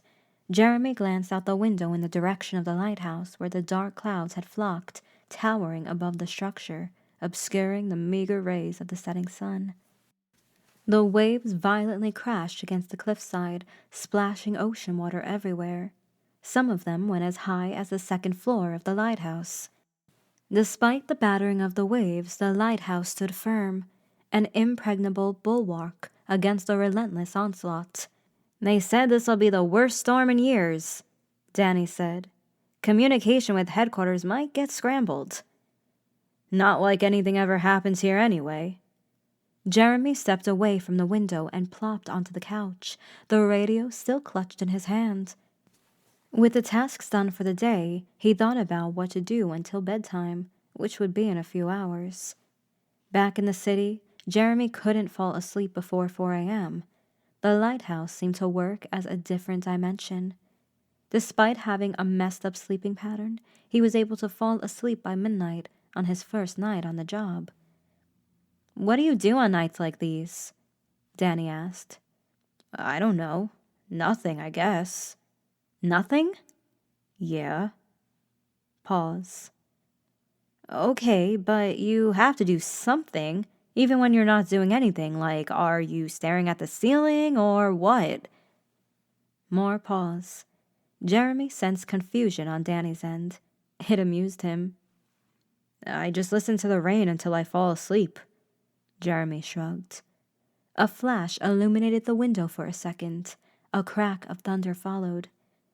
"I see," Danny said. Jeremy crossed his arms at his chest. He stared at his distorted reflection in the TV. His eyelids were becoming heavy. He allowed them to close. If he fell asleep in the meantime, so be it. He realized that Danny's voice would probably snap him out of his nap, but he was already well on his way to dreamland that he wouldn't stop and tell her to tone it down. He stood up and walked into the kitchen. He knew he didn't actually stand up. He was dreaming. He was in the state between being awake and being consumed by deep sleep, an undefined limbo. Jeremy opened the cupboard with the drinks. He knew he could do so in his dreams without consequences. The liquor bottles awaited him. He grabbed a whiskey bottle by the neck and opened it. 2 pills were clutched in his hand. He popped them into his mouth and washed them down with a gulp of the searing drink. It felt heavenly. Tap, tap, tap. It wasn't the rain. Among the battering on the roof, the distinct sound came clearly, perforating the interior. Tap, tap, tap. Jeremy turned around. The sound came from the living room. He sauntered back inside and looked around. Nothing was in sight. Lightning exploded in the distance. Tap, tap, tap. The sound was glassy like teacups being set back on their plates. Jeremy's eyes sprang to the window. Tap, tap, tap. A finger jabbed the pane of glass. Lightning exploded in the distance, a flash bathing the exterior in light. A finger pressed against the window came into view. The hand was closed in a fist, the pointer bent into a hook, tapping against the glass. Tap, tap, tap. Jeremy opened his eyes and blinked the blur away. He turned his head to the window.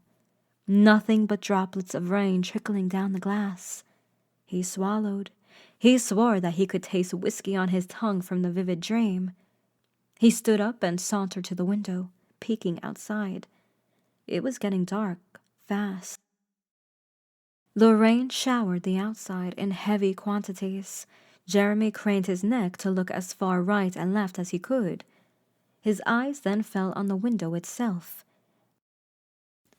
He squinted at the tiny stain that the bullets of rain were washing away at the...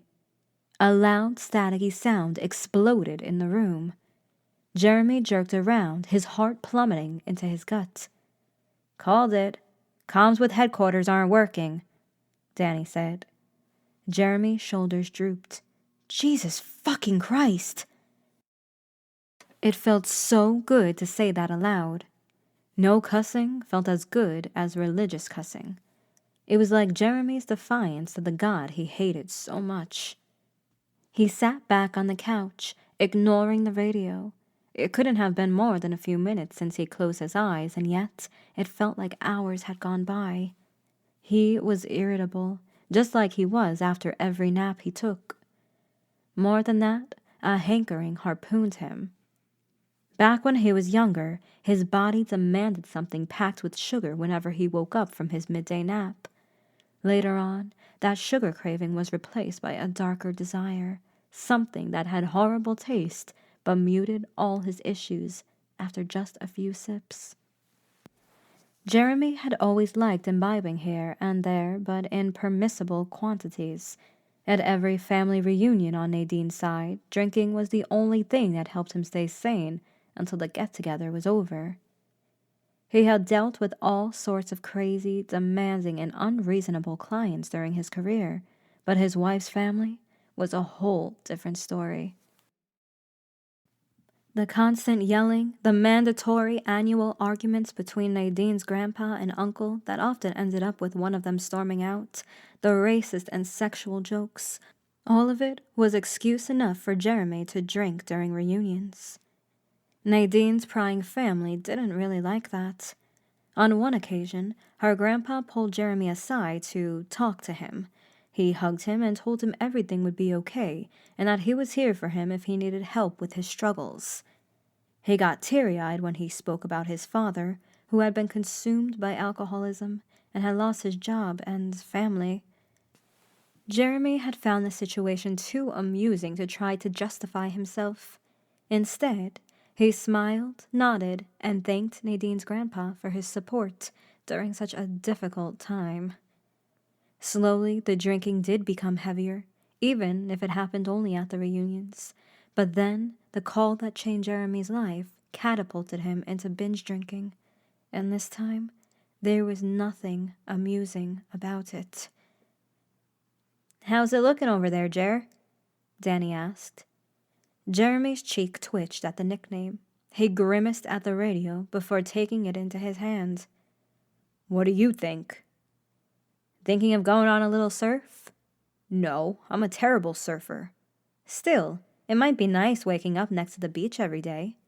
"Not for me. I hate beaches." "What? Really? Are you sure you picked the right job?" "I'm a lighthouse keeper, not a lifeguard." Thunder ripped outside, a sudden crack that caused Jeremy to jerk his head to the window. "What?" "Possibly. Danny's voice came as chopped out. "Repeat that last. You cut off," Jeremy said. Silence. "Danny, can you hear me?" It was the first time he'd said her name. It felt strange, awkward. It felt too personal, and he hated it.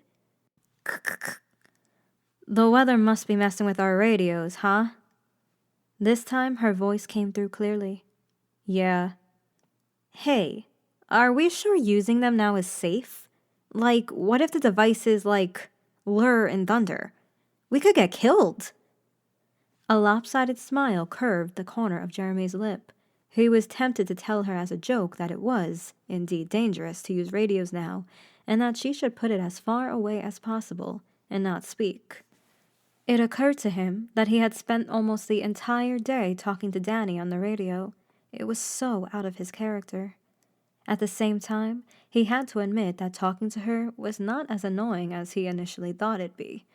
He enjoyed the solitude in the lighthouse, but he hadn't realized until today how much he missed talking, like really talking to someone.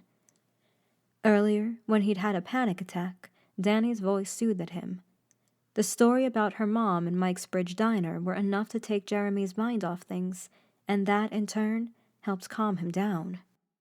She'd helped him even though she wasn't aware of it. He wanted to thank her for it, but that would require explaining his state, which would, in turn, open up the floodgates that he'd worked so hard on keeping closed. Plus, his pride wouldn't allow him to do so. He liked being clammed up. It was safer that way. Predictable. "Yeah, it's safe," he finally said. Okay, cool. For a moment there, I thought I'd have to spend the whole night in silence. Right. You said something before when you cut off. Oh, right. I was asking what you didn't like about beaches. I mean, the weather's always nice and warm, there's sand, and the water's right there to cool you off if you get too hot. Nothing quite as pleasant as gentle waves crashing into you while you're standing waist deep in water with your feet gliding and sinking into the soft sand. It's always too hot for my taste. I can't stand in the sun for too long. Sand is annoying. It makes it hard to walk. Okay for the water, but 5 minutes in, I've already had enough. So, do you ever jump into the water over there? I mean, you're practically paid to be on the beach for 6 months. Any other normal human being would kill for such a job. Not me. White Mars sounds more appealing. Tiny laughter came from the radio. Danny's laugh was genuine, and that's what made it so pretty. The sky had gone from hues of dark gray to abyssal black. The lantern of the lighthouse had started working, its cone rotating in a steady circle, sweeping the sky. Besides, this isn't a good place for a vacation, even for a beach fan, Jeremy said. Why not? It's all sharp rocks and tall cliffs. You wouldn't be able to sunbathe unless you're looking for acupuncture at the same time. And the water's always too cold. Ouch. Way to break my illusion, Grinch. I'm just telling you how it is. I think it still beats being stuck in a tower surrounded by tall trees. Seriously, I can't see anything from the white pines here. Jeremy visualized Danny's workspace for a moment. A rectangular room with windows on all sides, looking out into the trees and the night sky. A control panel with comms devices would occupy one side of the room. A bed, a nightstand, and perhaps a TV would sit in the corner. There would probably be a desk and a tiny kitchenette there too, and perhaps a heater for the cold nights. Since the control tower had to be high up, Danny would need to go down the stairs to reach the ground, and then maybe a single trail that would lead back to the city, but too far for walking. Well, I have to disagree, Jeremy said. I'd take the woods over the beach any... The words died in his throat when the lantern on the lighthouse went out. Jeremy squinted at the dimly visible white and red stripes of the lighthouse, his nose pressed against the cold glass. Jeremy, did we cut off again? Hold on a minute, Jeremy said absent-mindedly. He continued staring at the lighthouse, waiting for the lantern to come back on. Maybe the storm somehow messed with it, but it would come back on soon. That's what he hoped for. But the longer he stared, the more he came to terms with the fact that he would need to go out in the rain to fix it. However, before he did that, he would first make sure that everything was okay with the automation panel. It was very possible that the lightning had somehow damaged the electronics, and if that were the case, then fixing it would most likely be beyond Jeremy's skills. He opened the door to the surface room and flipped on the light switch. The bevy of lights on the panel blinked and glowed. Jeremy picked up the manual from the workbench and leafed through the pages, looking for a section in the book that would match the problem he was having. Once he located the How to Check If Everything is in Working Order chapter, he flipped to that page and rapidly traced his finger along the text. There were only a couple of steps to make sure everything was okay. Green light for rotation. Okay, it's green. He looked up from the manual to the panel and then back to the book. Light for manual lantern should be off. Okay. The one next to it is supposed to blink. Okay, it's blinking. One by one, Jeremy went through each step. The closer he got to the end, the more desperate he became because if everything was in working order, he wouldn't know what to do. During storms, it's possible that a fuse might get fried, he read. Okay, here we go. Let's see. Open the panel as indicated in the picture below and pull out the fuse. Jeremy did as instructed on the page. He knelt down, unlocked the panel at the bottom, and opened it. After inspecting the fuse and comparing it to the one in the picture, he deduced that the fuse was not the problem. Only one step remained. If you have completed all the above steps and the lighthouse is still not functional, go to the lantern room and check if everything is okay with the lantern. Instructions on how to check the lantern are on page 59. Great. Jeremy closed the panel, stood up, and stared at the buttons. He went through all the steps once more just to make sure he didn't miss anything. When everything was in order the second time around, he gave it a third go. Then he finally became convinced that there was no other choice than to go out to the lighthouse. Cursing under his breath, he walked out to the foyer and donned the raincoat that hung on the wall. "Jeremy, everything okay over there?" The radio crackled. "The lighthouse just went out. I have to see what's wrong." "Wait, you have to go outside to check it in this weather?" "Yeah." Jeremy flung the hoodie over his head and pulled out the dirty rubber boots from the shoe stand. The last time he wore them was in late December. He'd thrown them into the shoe stand after using them, dirty as they were, and he hadn't looked at them since. He'd forgotten how tight and uncomfortable they were until his foot slid inside. He wiggled his toes and heel to make some room. "That sounds dangerous. Maybe you should wait for the storm to calm down," Danny said. "Can't." "Why not?" "Because if there are any ships out there in this storm, they'll want to know where they are, and if they're close, they could crash if they don't see the light." "Does the lighthouse shine so far?" "Around 20 nautical miles." Silence. "It's about 23 miles. "Oh, okay, that's brighter than I thought." "Yeah." Jeremy stuffed the manual into the pocket of his pants, hoping it wouldn't get soaked in the rain. His hopes for that diminished when he opened the door and looked at the torrential rain outside. The staticky noise was deafening. The droplets found their way across the thresholds and were already licking Jeremy's boots and shins, even with the roof awning that protruded. He would be soaked the moment he stepped outside. "Okay, listen, I'm going out now," he said. "I'll leave the radio here because I don't want to get it wet."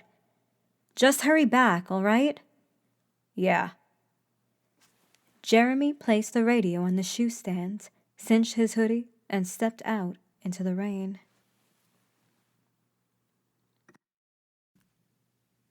Chapter 8.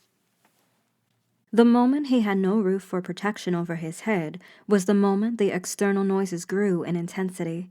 The only sounds that existed were the pellets of rain pattering all around him and all over him. A tap, tap, tap, similar to an automatic rifle, hitting his protective hoodie. Even his own panting was inaudible, despite the hoodie that draped his head. Jeremy raced across the slippery ground, his boots splashing the deep puddles of water. The droplets had already perforated his pants, the cold liquid pressed tightly against the skin of his thighs. His hands were drenched as if he had dipped them into a bucket of cold water. His fingers had gone numb. Jeremy held his head down, but that did nothing to stop the rain from blowing into his face. The wind was relentless. Jeremy plodded across the slick rocks, careful how he stepped on them. The waves crashed all around him, reaching record heights and draping the pathway in foam and water. Getting wet was inevitable. Whenever Jeremy found himself in rainy weather like this one, he remembered the experiment he'd seen years ago on TV. It was about a theory that suggested that running through the rain would cause the person to become wetter than it would if they walked through the rain. Although he never understood the reasoning behind it, he tested it out multiple times, but he never saw any visible results. With rain as relentless as the one tonight, he was sure that it didn't matter whether someone walked, ran, crawled, or flew from point A to point B. They would be just as drenched the moment they poked their heads out. The swell of water crashed into Jeremy's left, shooting icy daggers through his legs and making him wobbly where he stood. Jeremy tottered to the side and put his hands out in front of himself to stop the fall. His palms skidded across the slippery ground. He fell flat on his chest, his face missing a sharp rock by mere inches. Son of a bitch! His abraded palms burned. Before he could get himself up, another wave slammed on top of him. The water that crashed on his head felt like a whack from a baseball bat. For a second, a watery roar filled his ears as the wave submerged him, his nostrils snorting the salty water. Jeremy coughed just as the splash receded, his nose and eyes burning. Fucking shit! Jeremy clambered to his feet and trudged toward the lighthouse, which was so close now. Another wave washed his back, but this one was barely a mosquito sting compared to the crash before. Jeremy broke into a clumsy dash across the remainder of the path and burst through the door of the lighthouse. Fucking rain. He threw the hoodie back and ran his fingers through his wet hair and down his face. He took a moment to catch his breath. He upturned his palms to see the damage. The skin had been scratched a little, but nothing serious. The burn was annoying, though. Jeremy wiped his palms on the raincoat and looked at the stairs awaiting his climb. Drenched, he felt 20 pounds heavier. Water had entered his boots and soaked his socks, creating a squelching sound with each step he took. The waves that ran outside raged. He thought he could hear the water splashing just on the other side of the wall, the thin barrier, the only protection from being swallowed by the unforgiving ocean. He needed a moment by the time he reached the bedroom, and then another when he climbed to the living room. Lightning flashed outside, revealing the 14 dead in school shooting, suspect shot by police, paper standing at the edge of the kitchen table, turned upside down, glaring at Jeremy. He shook his head and stalked out of the room. The control room was quieter than the lower floors, although the pattering of the rain and the smiting of the thunder were still potent. The lapping of the waves had quieted down, now merely a soft summer breeze. Jeremy walked across the room in the dark and opened the drawers, his fingers blindly feeling for the flashlight. When his hand closed around the familiar tubular object, he grasped for it with both hands and traced the finger to the bottom to find the button. When he flicked it on to see if it worked, the bright beam of bluish light speared the air. He swept the flashlight around and then fixed the cone on the stairs leading up. By the time he reached the lantern room, his quadriceps were burning from exertion. The wet clothes that clung to his skin were irritating. He thought about changing out of his clothes, bundling himself into a bunch of blankets, and unwinding with, "No, don't even go there." The lantern room was still dark. He'd never been up there at night, so under the scintillating beam of the flashlight, the room looked foreign. Before he could begin his work, he reached into his pocket and searched for the manual. One touch was enough to tell him how utterly soaked it was. Jeremy let out a sigh as he finished the book out and illuminated it under the flashlight. The pages were wavy and wrinkled, the ink smudged, droplets of seawater dribbling off of it. Jeremy squeezed the flashlight between his cheek and shoulder and leafed through the first page. It was too loose, as if waiting to fall apart. When he pinched the corner of the next page and pulled, it ripped. No good. Jeremy gently placed the book on the floor to let it dry. In the meantime, he decided to still take a look at the lantern and see if he could figure out what was wrong. Step by step, he circled the lantern, shining the flashlight on every inch of the lighthouse's most important asset, trying to find something faulty. A full circle later, Jeremy was scratching the top of his head. Lightning exploded in the distance. Jeremy caught the moment it struck in the sky like a crack on the floor, imbued with incandescence. It almost made it look like the lighthouse was riding the waves, climbing and descending the gradients created by the water's surface. He averted his gaze from the sides and returned to the manual, soaking the floor. Crouching down, he carefully thumbed through the edge of the pages until he had hold of the first one. Flipping it prudently, he illuminated the table of contents and located the chapter called Instructions on How to Check the Lantern, page 59. The ink on page 59 was badly smudged, giving the letters the appearance of reading without glasses. Jeremy's finger traced the lines of text, his lips soundlessly moving as he read the instructions. He lingered on one particular sentence that caught his attention. The button to turn the lantern on and off manually is located under, as shown in the picture. He whispered that sentence 3 more times, then looked at the picture, comparing it to the real thing. He stood up, walking around the rim of the lantern, his flashlight illuminating the thin, circular ridge. Halfway through, he saw it. A small bump outside the ridge that he immediately recognized as a button. Jeremy knelt and brought the flashlight closer. He expected to see a button, but it was actually an on-off switch. Off was pressed down, mocking Jeremy. He shook his head at the absurdity of the lighthouse's design. His hand reached forward, hovering above on, but he hesitated. He thought about what would happen if he was wrong. There's nothing you can do to mess up the lighthouse, so don't be afraid to play around with the buttons and switches, Matthew had told him just before he had left. With that encouragement, Jeremy shrugged and pressed down on the button. The light that came to life before Jeremy hurt his eyes. He fell backward in surprise, raising a hand in front of him to shield his face from the brightness. His eyes squeezed shut. He'd never stood a foot away from a functioning lighthouse lantern at night and didn't know if it was powerful enough to blind a person at that range. "Fucking hell," he muttered, just as a loud whirring filled the room. The light was out of his face. Jeremy opened his eyes, his vision obscured by the floaters induced by the bright light.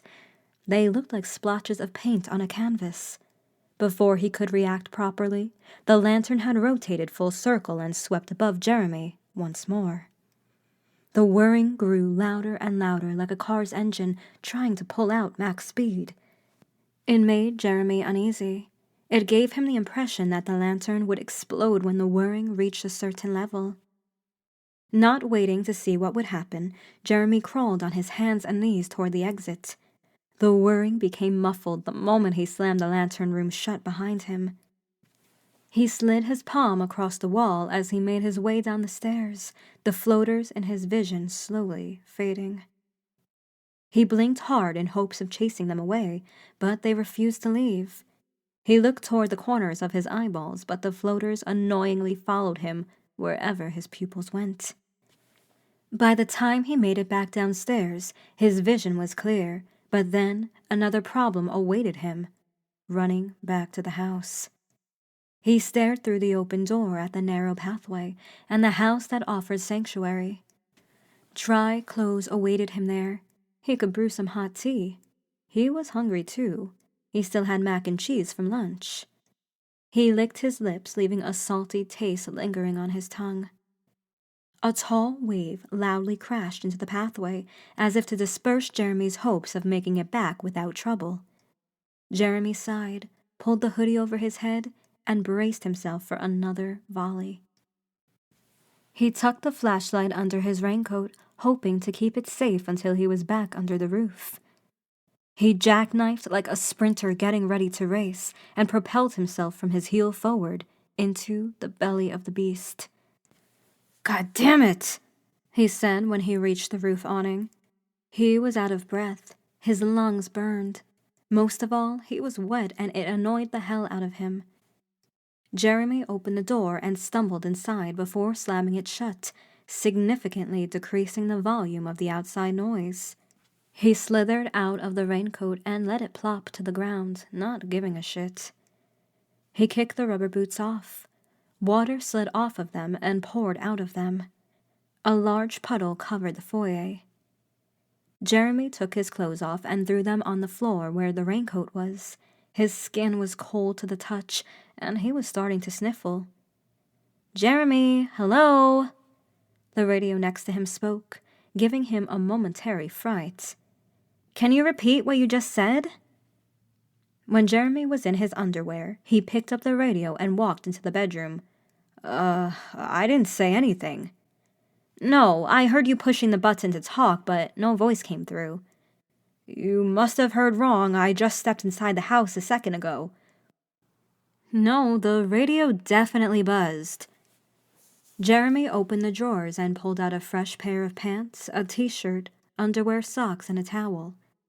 "Might be because of the storm." Jeremy threw the radio on the bed and took off his underwear.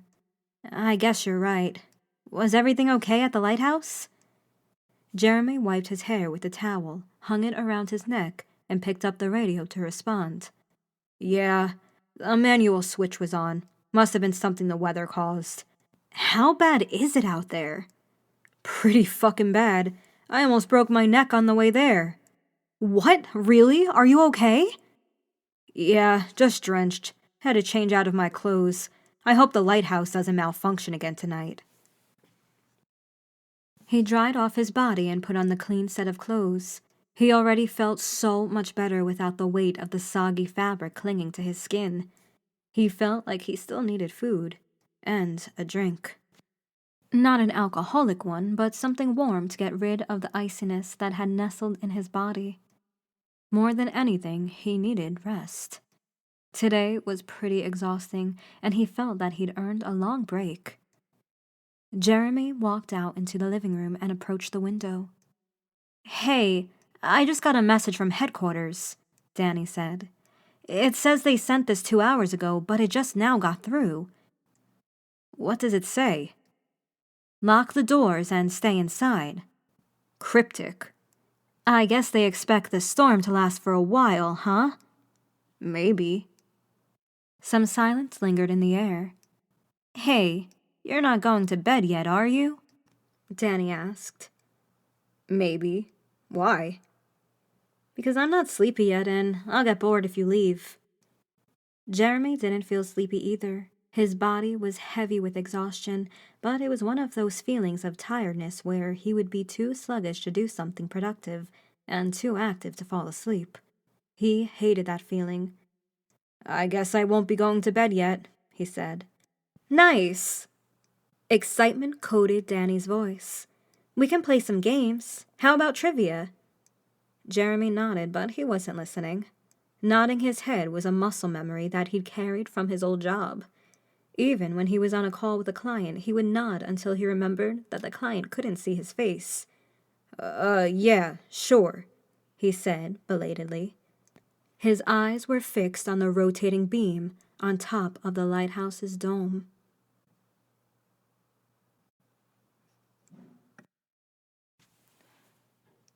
Chapter 9. It was almost 11 p.m. Jeremy glanced at the lighthouse every couple of minutes, even though he didn't know what he was doing that for. For some reason, he couldn't shake the feeling of anticipation. Perhaps he was waiting for the lighthouse to malfunction again? He told himself that if he didn't know the lighthouse wasn't working, he wouldn't need to fix it. But still, something wouldn't let him just ignore it. Maybe it was his sense of duty as a lighthouse keeper. Maybe it was just anxiety over the lightning cracking in the distance that threatened with each boom to cause damage. Earlier, Jeremy and Danny had played some trivia games. Jeremy was winning, but it was a close call. Then, they stopped keeping track of the score. After that, they shared scary stories they knew, specifically stories about haunted lighthouses, ghost ships, cursed pirates, and so on. Jeremy had told her about the rumor of the lighthouse he worked at being haunted by the ghost of a keeper who died there. After that, they stopped sharing scary stories. It all brought Jeremy back to his days of camping with Ray. Ray was only 7 back then and really excited to go on the father-son trip to the woods. They sat around the campfire, roasting marshmallows, and Jeremy told stories. Raymond wasn't a fan of ghost stories, so Jeremy instead told him made-up fantasy stories that he knew he liked. Knights slaying dragons to save princesses, poor peasants proving their strength by defeating monsters that no soldier could in decades, forces of good battling against the armies of evil and coming out triumphant. Ever since seeing The Lord of the Rings in the movie theater, Ray had become obsessed with epic fantasy. He had spent hours drawing the Fellowship of the Ring, making maps, writing his own stories. He was kind of a nerd, which Jeremy found cute. Unfortunately, that's why Ray got bullied in middle school a lot, until Jeremy and Nadine intervened. The problem stopped for a while after that. I could really use some fresh air, but I can't even crank a window over here, Danny said. So, open the door, Jeremy croaked. Even though Jeremy and Danny weren't in the same room, at moments it felt like they were. He could almost imagine, based on the color of her voice, how she looked and what her age was. He guessed she was around Jeremy's age, but he didn't want to ask since, in his experience, women wince so much at that question. The living room was quiet. Danny's energetic speaking had toned down, which told Jeremy that she was probably going through the same stuff as him, feeling sleepy. Jeremy sat on the couch, his head hanging backward, his eyelids heavy. He had given in a few times in the past hour and allowed his eyes to close, but he still couldn't fall asleep. Either that or Danny would startle him with an unrelated question. "You got a family back home?" Her voice pierced the air. Jeremy raised the radio, pressed the PTT button, then released it. He let out a sigh, then pressed the button again. "I have parents in upstate New York." But he knew Danny wasn't asking about that. "I mean, a wife or children, anything like that?" she asked. "An ex-wife," he blurted. Pause on Danny's end.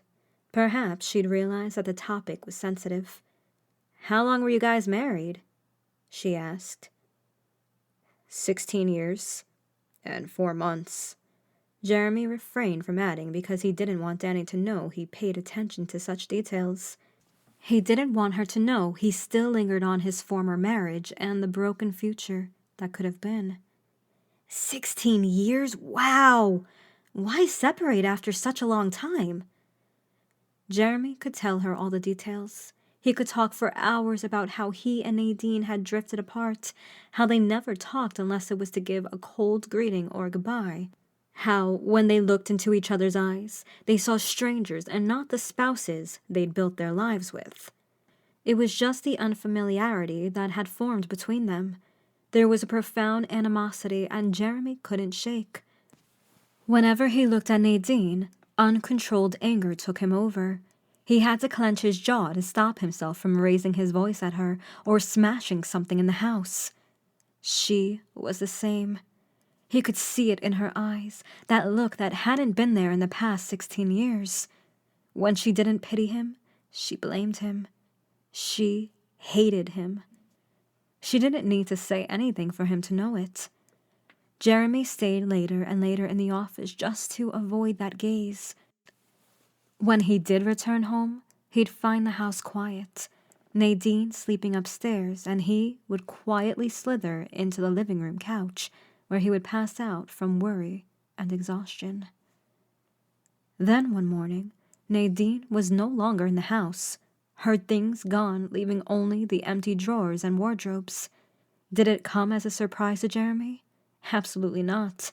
He'd expected it for months, so when it finally happened, it was almost a relief. "It's a complicated story." Jeremy didn't mean for the word to sound so clipped and hostile, but he couldn't help it. The same anger that he felt toward Nadine now surfaced again. Who the hell was this person on the radio to ask him questions about his private life? And to do it so matter-of-factly, as if she was asking him about his favorite food? "Sorry, I didn't mean to pry," Danny said. Jeremy's anger deflated as quickly as it had appeared. He closed his eyes and shook his head, silently chiding himself for getting irked. Danny didn't know. "And you?" he asked, mostly because he just wanted to chase away the dark thoughts that poked their many tentacles through the bars, reaching for Jeremy's brain like it was a meal. "No," she said. "I used to be engaged, but never married." What happened?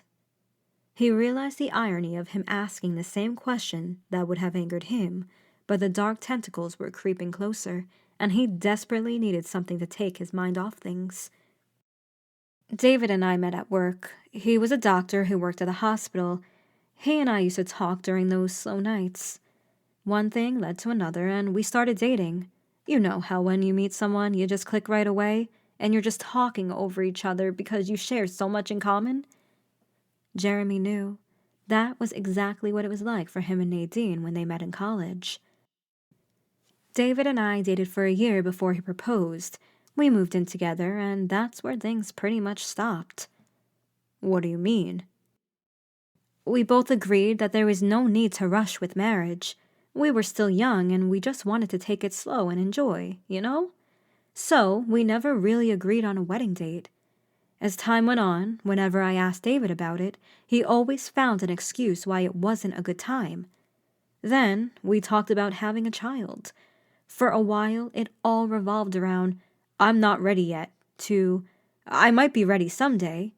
But then, we were ready, and we couldn't do it. Jeremy listened intently.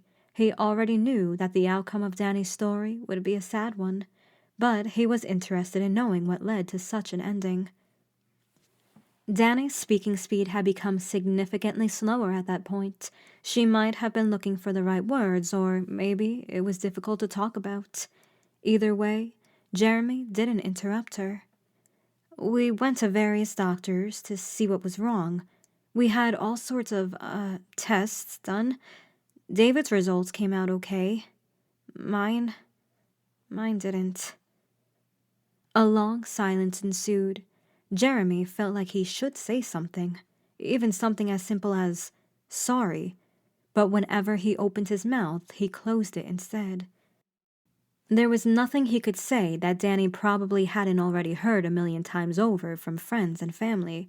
After that, things started to change, and the change in him was just so sudden, you know? It's like the person who I could confide in, the person who would always be there for me no matter what, was suddenly gone in a day. Jeremy knew exactly what she was talking about. The same thing happened to him and Nadine. David and I had talked, and we agreed that we didn't need kids. I had tried convincing him to try other methods, adoption, surrogates, anything else, but he dismissed it, said everything was okay. And still, I couldn't help but notice how he started resenting me ever since we got the test results. He had grown more and more distant. I knew something was wrong. It's not hard to figure these things out when the person in question lives with you. When they go from showering you with attention to barely giving you a peck on the cheek on the way to work, wearing the cologne you hate, and constantly looking distant, you pretty much know what's going on. But the problem is, we never want to admit it. I think it's a defense mechanism of the brain to hold so firmly onto the belief that the person we cherish so much would never do something to hurt us, even when the evidence is in plain sight in front of us. Jeremy grinned. Hindsight is 20/20, right? Anyway, you can probably guess the rest of the story, Danny said. Maybe. Jeremy frowned. He had a few guesses, but the one that he assumed fit Danny's story was the one where she walked in on David in bed with another woman. One night, we sat down and talked about everything. It was a friendly conversation. It's one of those conversations where both sides know what's going on and they just want to find a consensus, you know? We talked. He told me everything. Told me how he was seeing the new doctor behind my back. I demanded to know everything. To this day, I sometimes wish I never asked. It hurt like hell to hear him talking about someone the way he should have been talking about me. My whole life, everything I'd invested myself into was falling apart right before my eyes, and there was nothing I could do. And I still remember, even as I listened to him talking about this woman with such fascination and affection, my mind was looking for a solution to fix it all, to take it all back and make things the way they were before. It was like Jeremy was looking at the reflection of his own unspoken thoughts. But there was no way to fix it, Danny said, a sense of finality in her tone. David had pretty much already started his new life with Dr. Sanderson. All I could do, really, was let him go, no matter how much I wanted to fight to get him back, and so I did that. I still remember to this day when I said goodbye that night. He turned around to leave. I kept staring at him as he walked away. He didn't even turn around. all I could think was, I'm no longer number one in his life. Jeremy thought he detected Danny's voice becoming shaky toward the end. I slept in a motel for the next few days until my transfer got approved, and I never saw David again. Is that why you quit the job? No, I quit years later when I got sick of seeing all the gore. You ever miss it? Some parts of it, but I don't think I'd go back to that job. Why not? Too many bad memories. The pattering of the rain punctuated the air. I'm sorry that happened to you, was all Jeremy said. Me too. When did it all happen? Years ago, but it sometimes feels like yesterday. Have you tried dating after David? I have, but I could never commit myself to it properly. I felt like rebuilding my entire life from scratch. It was easier to just ignore it. So I just sort of gave up on it. What about you? No, Jeremy scoffed. I guess it's still too fresh in my mind. It always feels like that, doesn't it? Jeremy leaned back, let out something between a sigh and a peal of laughter, and said, I guess you were right. About what? Danny asked. Her voice sounded lethargic, and Jeremy couldn't tell if it was from the sadness or from being tired. It easily could have been both. He pushed the PTT button and, after a long delay, said, We're all running from something.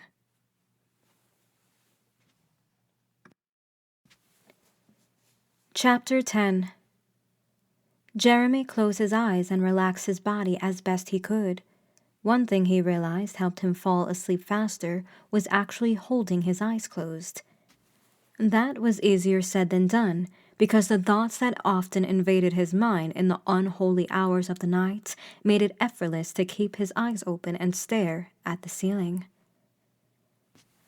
Dr. Martell had prescribed Xanax to him to help with his insomnia, and the meds helped for a while, but then they stopped functioning. Jeremy needed to up the dosage to sleep better. After a while, he dropped the medication completely and turned to intense drinking. It helped, but it came at a heavy cost. Jeremy's body was weightless, a sure sign that he was drifting into sleep. The pitter-patter of the rain somehow became amplified until it was the only sound Jeremy was aware of. A loud slam caused him to jerk in his seat. The sound was accompanied by the louder shower of the rain and the howling of the wind. It was coming from the foyer. Jeremy shot up to his feet and strode to the source of the sound. The front door was wide open, slammed against the wall, allowing intrusive droplets of rain to be carried over the threshold by the strong wind. Jesus! Jeremy ran up to the door and shut it hard. He locked it this time, annoyed that the wind kept opening it. A cold and wet feeling invaded the bottom of his sock. He looked down at the muddy footprints that he left earlier when he returned from the lighthouse. God damn it! He said, as he raised his foot to assess the damage. It was a white sock, and the brown that now stained it was impossible to miss. Jeremy looked at the mud-covered floor. His eyes fell on the rubber boots in front of the shoe stand. One of them was overturned, the sole facing Jeremy. It was wet, but not muddy. Not muddy. Jeremy stared down at the tracks of mud in the foyer. On a whim, he unlocked the door and opened it. The microscopic droplets of rain cooled his face. He scanned the area as much as the safety and dryness of the house allowed him to. A flash of lightning illuminated the desolate area, revealing a soaked, barren land. Jeremy took a step back and slowly closed the door, turning the lock once more. He turned on the balls of his feet and strode into the living room. As if sensing his arrival, the radio crackled to life. You're awfully quiet, Jeremy. Did you fall asleep? Jeremy snatched the radio off the bed and walked up to the window. I think there's someone here. Danny didn't respond. He could imagine a sheepish stare on her face as she processed what he said. What? She asked. I think there's someone outside the house." Jeremy's eyes darted across the empty area outside for any movement. Aside from the rotating lantern of the lighthouse and the particles of rain that showered, nothing was there. "That's impossible. Why would anyone be there at this time, and in this storm?" Danny asked. Thunder whacked just above the house, loud enough to shake the windows in their frames. Jeremy fervently scrutinized the area under the split-second-long illumination of the lightning. Nothing. "Jeremy?" Danny sounded timid, like approaching a dangerous wild animal. "I'm going outside to check it out," Jeremy said. "What? Are you sure that's a good idea? What if it's dangerous?" Jeremy was already in the foyer, donning the raincoat. It was still soggy on the inside. "If someone's out there, they might need help. But what if... not what... and... Danny, you're breaking up. Listen, I'll be back in a minute. Just gonna take a look outside." Jeremy slid into the wet rubber boots. The sensation of the cold water penetrating through his socks and sticking to the skin of his feet was annoying. He ignored it as he pulled the hoodie over his head and unlocked the door. He put the radio on the shoe stand, grabbed the flashlight, and stepped outside once more into the cold rain. He didn't want to risk going too far out from the safety of the house before making sure it was okay to do so. Jeremy's will for self-preservation may have been low, but he wasn't stupid enough to walk out there without looking for some maniac to whack him over the head. The cone of the flashlight that swept the area illuminated nothing but the falling droplets. Jeremy closed the door behind him, his body tense, his senses all on edge. He stepped forward, the awning of the roof no longer shielding him from the unrelenting rain. He pivoted left and right, slowly illuminating every crag and rock that might have resembled a person. "Hello?" he called out, his voice muffled by the shower. "Hello?" he shouted again, his voice cracking this time, but at least it was louder. No response, other than the gust of wind that whipped his face. Jeremy turned and walked alongside the house. He didn't stay close to the wall so that he would have enough time to react in case someone jumped him from the corner.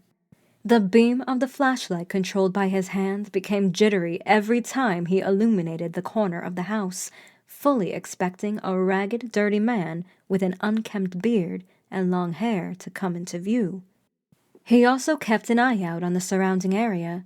For the first time since he started working at the lighthouse, he was grateful that flat land surrounded him and not a terrain that would allow whoever was close by to get the jump on him. When he finished walking a full circle around the house and was back at the front door, the tension that had firmly held his gut eased its grip a little. Jeremy swiveled the flashlight across the area once more, satisfied that no one was there. His shoulders drooped. He threw his head back to ease up the tension in his neck and closed his eyes. The rain that cooled his face felt good.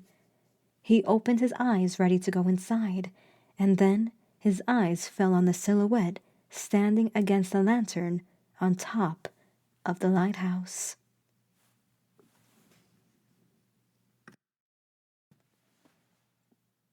Chapter 11. There he was, standing on the walkway of the dome, superimposed against the lantern, staring down at Jeremy as if mocking him. It wasn't someone in need of help. If it was, then they would have gone to the house instead. No, this was something different. This was some asshole trying to be funny. Seeing him at the top of the lighthouse provoked no fear in Jeremy. Instead, rage crashed over him, powerful like the waves that sloshed around the pathway. Jeremy's lips retracted into his mouth from the hard scrunching, and before he knew it, he was striding toward the lighthouse. The water that splashed his sides was nothing. He was a truck barreling through all obstacles, unstoppable by Mother Nature.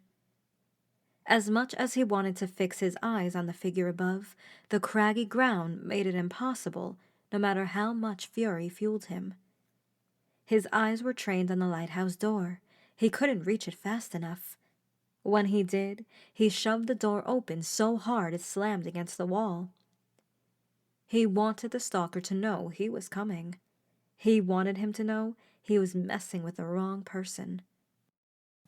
He closed the door behind him and locked it. The intruder was not going anywhere. Jeremy raced upstairs, his flashlight pointed at the top, his heart pummeling his chest uncontrollably. He didn't stop when he reached the living quarters. He gave the room one aloof sweep of the light to make sure it was empty, and then continued plodding upstairs. The bedroom was empty as well, and so was the communications room. The higher Jeremy climbed, the more nervous he became. In the comms room, Jeremy scooped up a metal pipe from under the desk. It had been there ever since he'd arrived, and although he didn't know what part the pipe used to belong to, Jeremy never touched it because he didn't know how important it was. Now, it was like this was its purpose the entire time, to serve as a weapon for Jeremy to defend himself and stave off the intruder. The pipe felt heavy in his hand. Swinging it would be slow, but he hoped that he wouldn't need to swing it. Just the appearance of it should have been enough to frighten the intruder into surrendering, unless he's armed with something deadlier. The thought wormed into Jeremy's mind for the first time since he entered the lighthouse. He didn't want to entertain it. If he did, then fear might get the better of him, and he might end up running back to the house and locking himself in the bathroom until morning. It was the intruder who should be afraid, not him. Jeremy tensed up his shoulders, then he approached the stairs. He pointed the flashlight up. The stairs swerved toward the lantern room out of sight. The intruder was up there, waiting for him, playing with him. "I'm coming up," Jeremy announced before he took the first step, a lump forming in his throat. He stomped up the steps, his boots thudding loudly against the spiral staircase. The door to the lantern room was closed. He hesitated for a moment, wondering if the stalker was just on the other side, waiting to get the jump on him. Jeremy's hand firmly clutched the steel pipe as he showed the door open. "All right, enough games." He stormed inside, the pipe resting on his shoulder so he could swing it quickly enough if needed. His head jerked around along with his flashlight, looking for the person. The lantern rotated past Jeremy, momentarily blinding him. The lantern room was empty, and so was the walkway outside. No, that couldn't be. Jeremy ran a circle around the lantern, looking away every time the bright light approached him. He wasn't convinced. Someone was here, he was sure of it. He stopped in front of the door leading out to the walkway, the flashlight in his hand and the keys in his pocket switching places. He held the right key firmly, contemplating whether to go out there. He knew what awaited him there, but he also knew that he wouldn't be able to calm down until he took a look. He had to know. The ease at which he came to that conclusion surprised him. Ignoring the thumping of his heart, he stuck the key inside the door and turned it. The moment he opened it, strong wind and rain wafted into his face. Shit! He raised a hand in front to shield himself from the elements. The turbulent waves were nothing like the calm ones he'd seen earlier that day. Lightheadedness sloshed behind his eyes like the water occupying the scenery before him. It could have been rage preventing his phobia from taking over. It could have been something else. He didn't try to theorize what it was. He shoved the keys inside his pocket, grabbed the edge of the doorframe, and stepped outside. The floor of the walkway did a good job of keeping Jeremy's feet steady despite the abundance of water that covered it. Nevertheless, his steps were skittish and tiny like a toddler, learning how to walk. The rain up there was incongruously more violent than it was on the ground. Jeremy had to squint against the droplets as his hands traced the circular wall. His eyes were fixated down on his feet. At first, only his palm pressed the wall, then his forearm, then his entire arm. He was about to press his back against it and sidle instead, but he knew that looking onto the horizon would only make him dizzy. The intruder's somewhere around here. He has to be. I saw him. But how could he possibly be here, Jeremy? You locked the walkway and the lighthouse. Dr. Martell's voice justified, but Jeremy ignored it. Dr. Martell was wrong. Someone was here, and Jeremy was going to find them. His brain raced to find a reason as to why the mysterious person would go all the way to the top of the lighthouse instead of just seeking shelter, but he couldn't find a solution. All his brain was able to come up with was, people can be unpredictable sometimes. But he was sure of one thing: the intruder was here. Except they weren't. He had run into the door again, rather fast, the full circle around the walkway complete. There was no one there. No, it can't be. It just can't. Jeremy had seen it. He'd seen the silhouette as clear as day, appearing just as a light swept past it. It hadn't been his imagination. It just couldn't be. Or maybe it was. Remember the story about the lighthouse being haunted? Is that what it was? Was he being messed with by the ghost of the guy who killed himself? He went for another circle, his steps more confident this time, but still stilted. Before he knew it, his hand was no longer on the wall. See, something good is coming out of all of this. You're learning to conquer your fear. Dr. Martell grinned, his gummy smile in Jeremy's mind. Fuck off, Doc, Jeremy said to no one. Another full circle, and he was still alone on the walkway. He ran a circle in the opposite direction this time, convinced that the intruder was playing around with him, avoiding him. Nothing. Jeremy hadn't realized how out of breath he was until he stopped at the door once more. His legs were shaking. Standing still made him wobbly again, so he quickly located the wall and planted his palm on it. That felt better. The anger that had carried him like a surfing wave was all but gone, replaced by dread and a growing sense of hopelessness. Jeremy felt like crying. Why? Why was this happening to him? Hadn't he suffered enough already? Was God so cruel as to continue testing him even after taking everything from him? Was it just a sick joke? Okay, you win, you beat me, he wanted to say, but to whom he didn't know. To God? To the intruder? Neither of them were listening. To them, Jeremy was a joke, a toy to have fun with before throwing it away. On a whim, he looked at the railing. He didn't know what compelled him to push away from the wall and approach the thin, metallic handle, but he did. His free hand squeezed the handrail, the palm of the other hand pressing into the metal. It was wet and slippery, inadequate for a firm grip. He looked over the edge, his head suddenly weighing 1,000 pounds. His eyes fell on the colossal waves that bashed the cliffside of the lighthouse. Lightning electrocuted the air, momentarily illuminating the line where the sky and the water met on the horizon. Jeremy was so high up, so high up. He reckoned that if he fell, he would have just enough time to let his fear run rampant before he hit the waves at full velocity. Hopefully, he wouldn't feel a thing. The ideation of jumping no longer seemed so foreign. Just a few seconds of plummeting, and then it would be all over. That's how most people who jumped off bridges died. Their heads hit the surface of the water hard, and at that height, it was enough to knock them unconscious. The water would do the rest. The victim would be lulled into a peaceful death. Jeremy leaned further over the railing until his head and chest were suspended above the deadly height. He imagined clambering to the other side of the railing, leaning forward, his hands gripping the handrail, the only thing stopping certain death.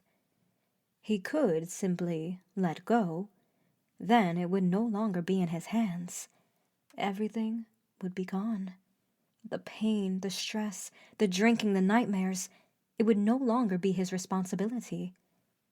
A slam nearby jerked him out of his stupor.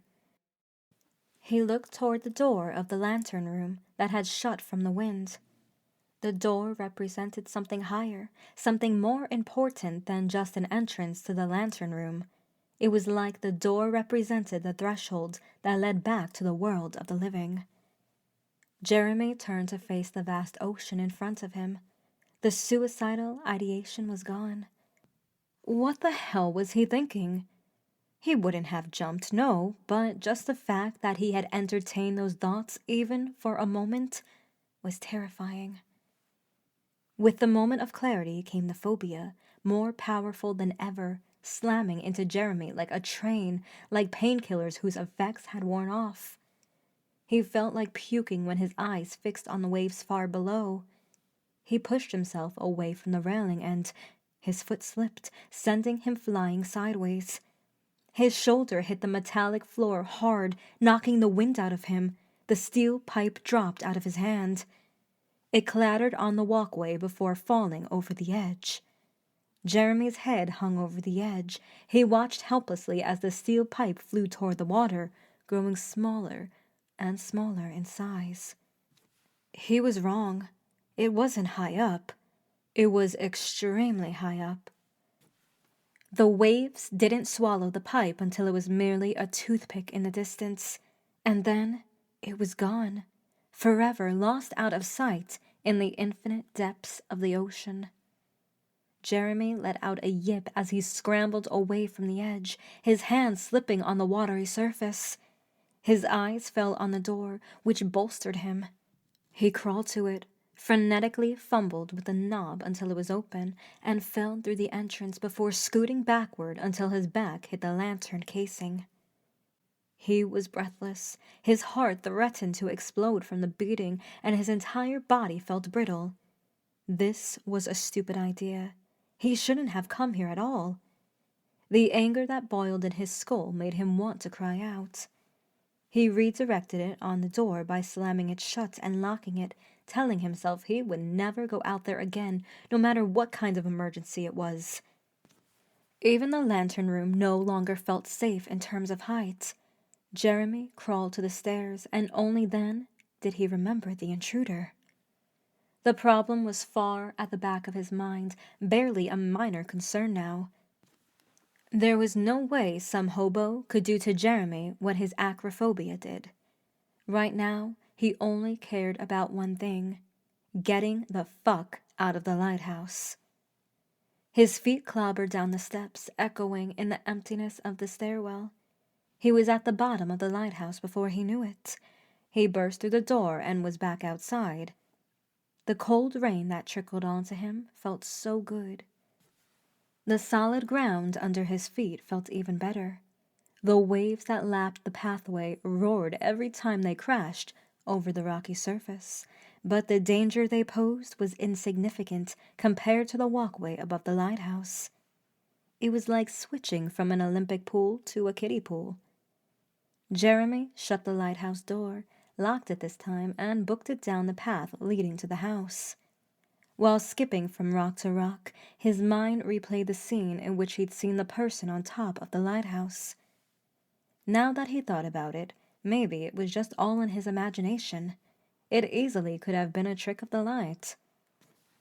That made him feel a little better, but other thoughts were there to push him back down, like blindly storming into the lighthouse, disregarding the possible dangers, like jumping off the top of the lighthouse.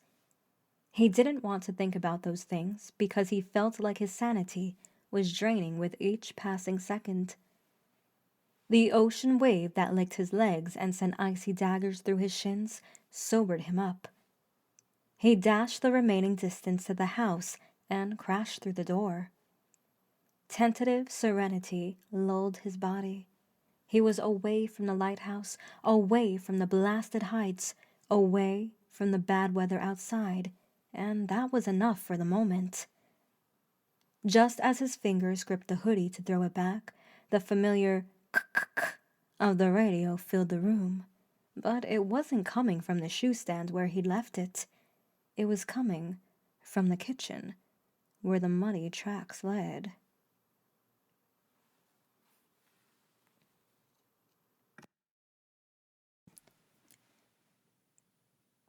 Chapter 12. "Talk to me, Jeremy. You still there?" Danny asked. All Jeremy could do was gawk at the distinct footprints leading into the kitchen. It was a surreal sight. Here he was, alone in the middle of nowhere, or at least he was supposed to be, and deeply imprinted footprints, clearly not belonging to his rubber boots, stood before him. It was supposed to be an impossible sight, and yet it wasn't. The mud track toward the kitchen was clear evidence of that, and no matter how many times Jeremy blinked, they wouldn't go away. At the same time, something nasty tangled in his gut because, whatever was going on here, it was no longer just a game. Whoever had done this meant business. Instinctively, Jeremy took a stealthy step forward, the flashlight gripped so firmly in his hand that his fingers hurt. The light fell into the kitchen, and he became vaguely aware that whoever was in there would be alerted to his arrival. They would have the upper hand. "Jeremy, if you're there, pick up!" One foot in front of the other, Jeremy inched closer to the kitchen, the cone of the flashlight trembling violently. He couldn't steady it, no matter how hard he tried. "Forget it! Just turn around and leave! Get to the control tower! Screw this! Don't put yourself in danger!" But no matter how much his flight instinct screamed at him, Jeremy couldn't help but move forward. He was working on autopilot. Whether it be his lighthouse keeper's instinct or an otherworldly force, he felt compelled to do as it commanded. "Jeremy, don't do this to me. I can't get in touch with headquarters right now, so I can't send help." Jeremy peeked into the kitchen, the light bathing the table, casting elongated shadows that crept and refracted on the wall behind. What small part of Jeremy believed that he was imagining the whole thing dispersed like bubbles popped by a needle when his eyes fell on the kitchen table. It wasn't a figment of his imagination. It was real. Real. And that meant that the threat that he was facing was real too. And whether he liked it or not, he had to face it because no one else was there to help him. The thought of that made nausea seize his stomach. It made his hands and knees quiver. It made his throat ache with a dryness that only one kind of liquid could quench. "Jeremy!" The radio spoke from the kitchen table. It stood upright facing Jeremy like a mockery or a gift left for him in an obvious place to find. He looked at the radio, but he also looked past it. The radio, as dangerous as it was not the real threat. The real threat was the person hunkered behind the kitchen table where the mud tracks ended. The light in Jeremy's hand was trained on the spot where the figure crouched, the shadows behind dancing tantalizingly. Here he was, standing mere feet away from the intruder. Each was aware of the other's presence, no doubt about it. But what would happen next? Would the intruder attack Jeremy out of panic? Would he throw his hands up and plead with Jeremy not to hurt him? Would Jeremy see the same fear on his face as the one he himself felt? Would they both talk it out like two human beings, understand that it was all one big misunderstanding, and sit down to drink one together? The thought of the intruder being as afraid of Jeremy as Jeremy was of him gave him a whiff of reassurance. It also gave him a surge of much-needed confidence that he knew exactly where the intruder was.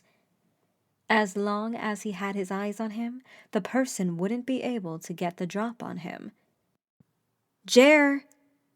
Danny's voice was a nuisance, a distraction, an obstacle. Jeremy slightly bent his knees, every muscle in his body tensing up.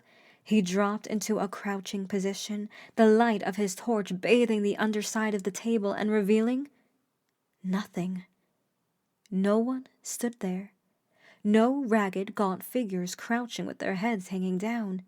Nothing but the mud tracks that abruptly ended behind the chair in an uneven streak, as if the person dragged their feet and then just disappeared. They might have taken off their shoes. That's the only explanation. Jeremy straightened his back, suddenly feeling way more vulnerable than moments ago. If the intruder wasn't there, then he could be anywhere in the house. He could be watching you as we speak. Jeremy spun around. He expected to see a face with long, greasy hair peeking behind the corner of the kitchen. Jeremy! What? Jeremy's thumb dug into the PTT button. There you are. Where the hell have you been? I talked for well over 5 minutes. There was no accusation in Danny's voice, only relief. Outside. Went to check if anyone was out there. Jeremy looked down at the mud tracks again, just to make sure he followed them right. They went from the foyer to the kitchen table, and that's where they ended. They didn't split anywhere along the way.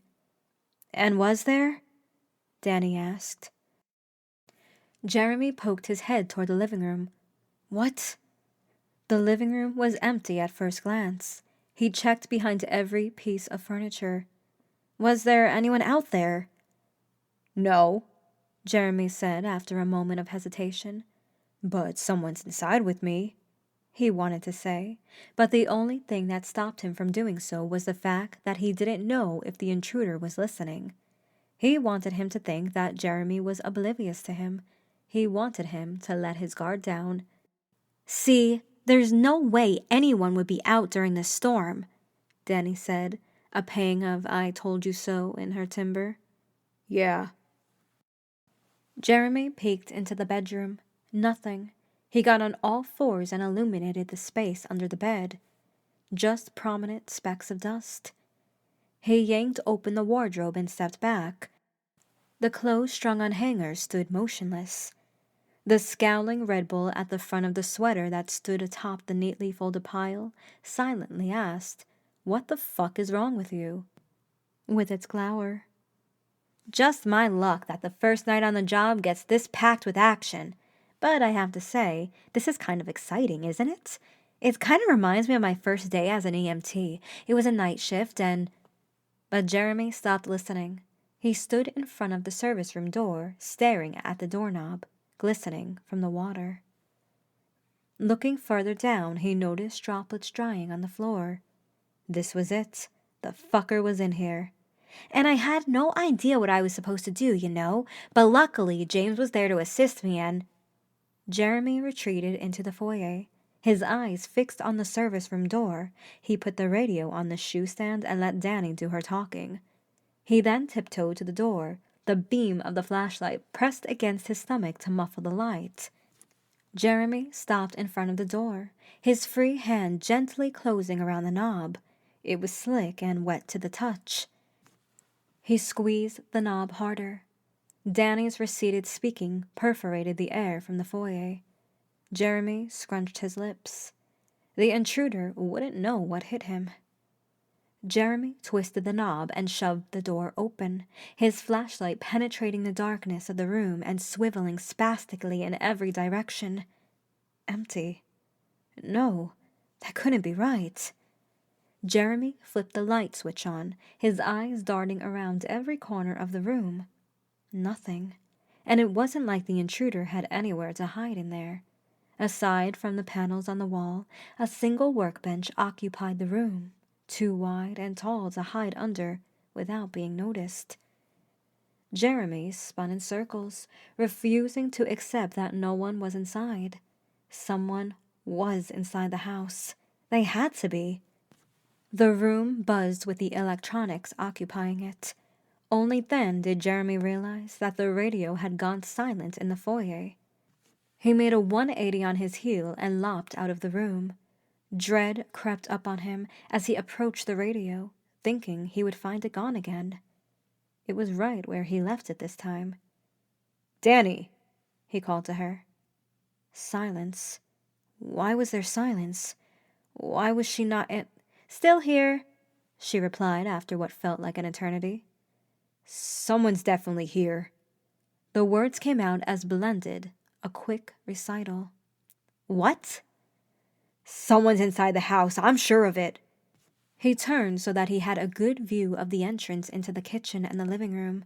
There was no way he'd let the intruder get the drop on him. Danny's response was delayed. Are you sure? I mean, you said you checked.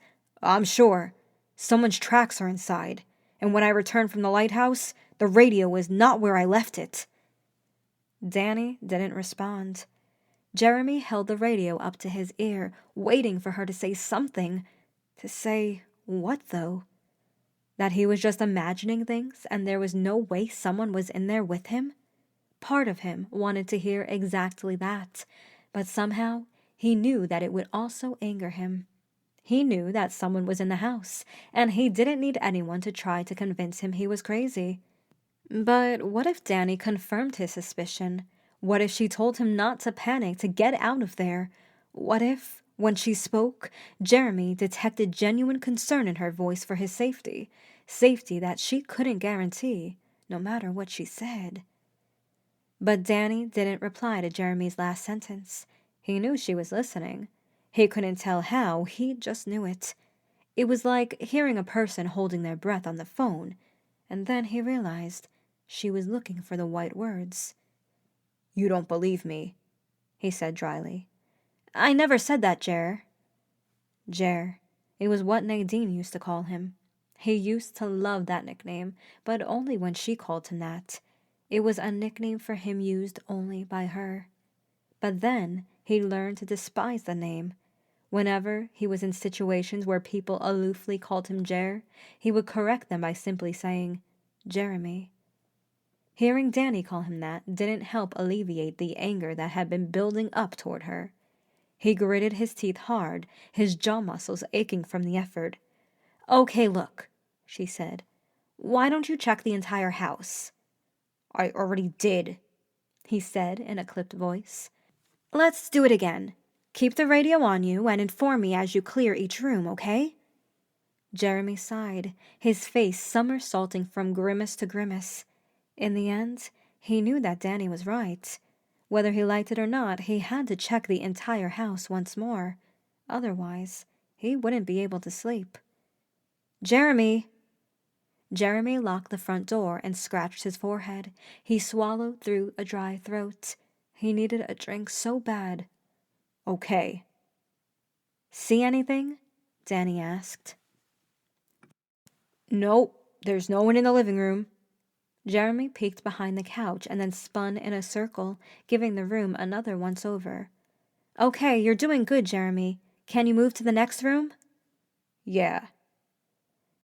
Jeremy smelled patronization in Danny's voice, but he ignored it. It was the least of his worries right now. The door to the bedroom was open, the lights on. He peeked inside, the radio clutched firmly in his hands, the PTT button squeezed so that he could speak on short notice. Bedroom's empty, I think. Good. Check every possible hiding spot, Jeremy.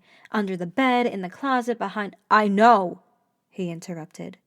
This time, he made sure to swipe his hand through the wardrobe, just to make sure nothing was ducking in there.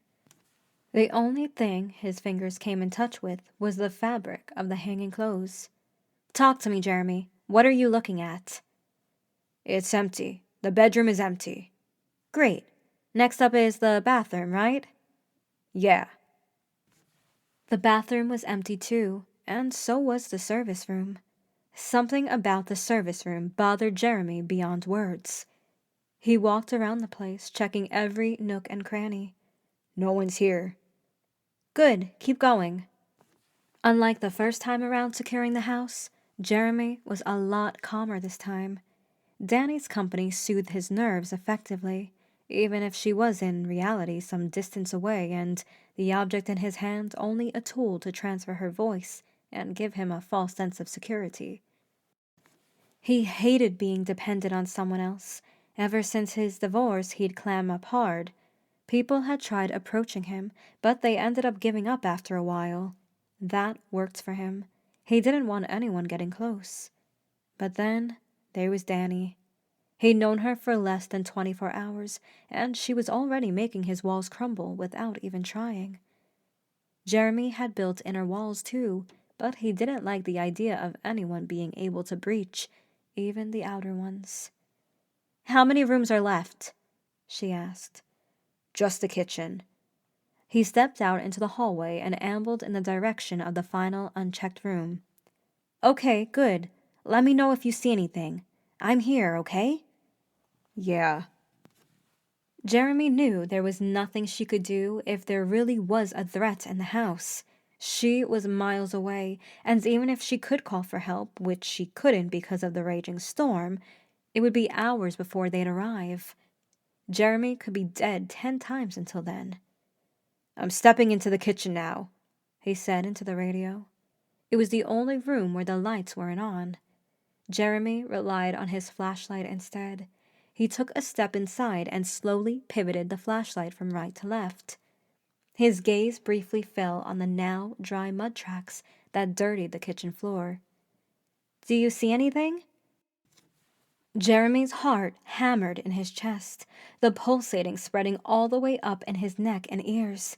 In the silence that clung to the air, he could hear his own rapid breaths. "It's empty," he finally said. The relief was audible in his breathless voice. "Good. See? Everything's okay." Jeremy lowered the flashlight, feeling a weight dropping off his shoulders. He wanted to laugh out loud from the relief that hugged him. That was until his eyes fell on the open whiskey bottle on the counter.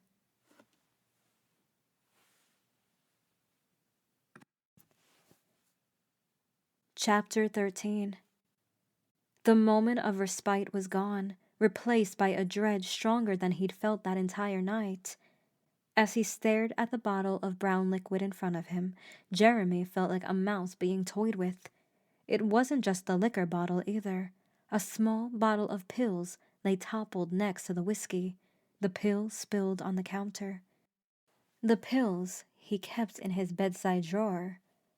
He spun around the room, dread stirring with something that boiled at a high temperature.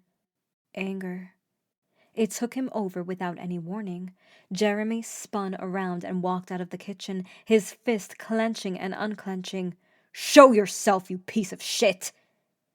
"Jeremy? Jeremy?" Danny's concerned voice mixed in with his shouting, but it sounded as though it had come from the other side of a long tunnel. Jeremy hadn't realized that his thumb was on the PTT button until then. He must have sounded like a lunatic to Danny, but he didn't care about that in that moment. All he cared about was finding the intruder, pummeling the shit out of him, and tossing him out the door.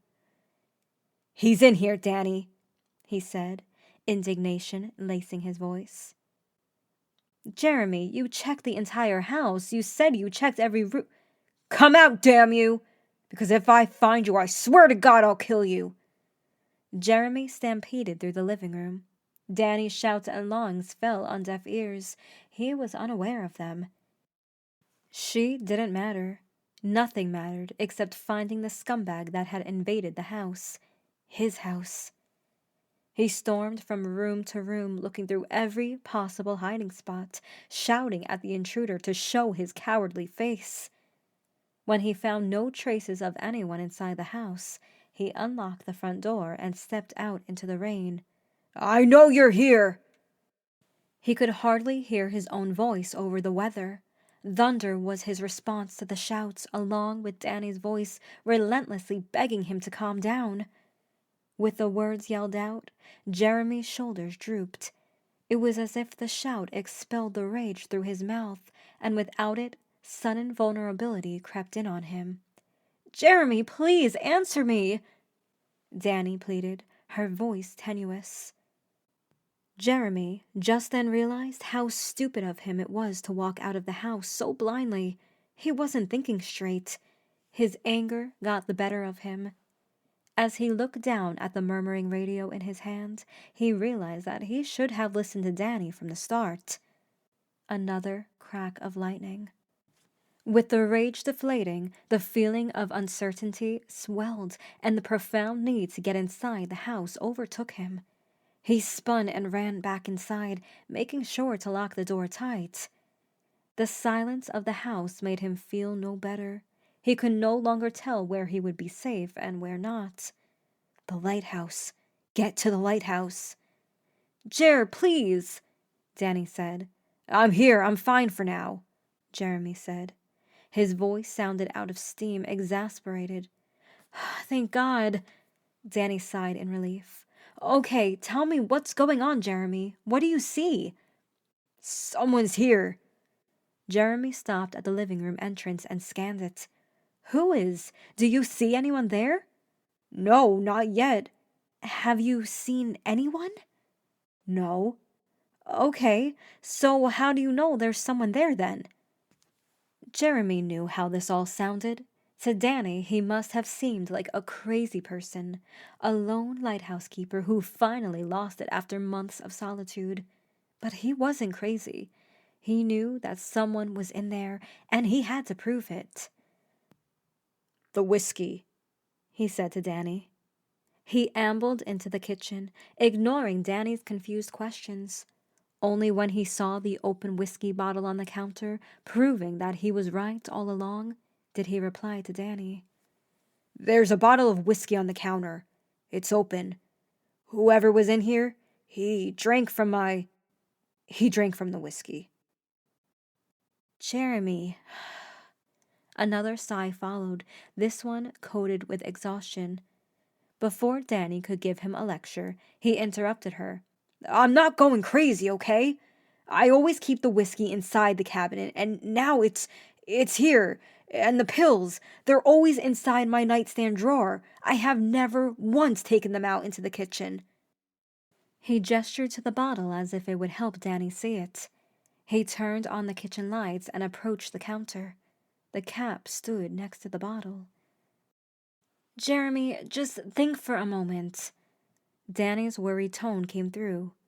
You're out in the middle of nowhere, far away from anything resembling civilization. The control tower where I am is the closest place you have to human contact, and that's miles away.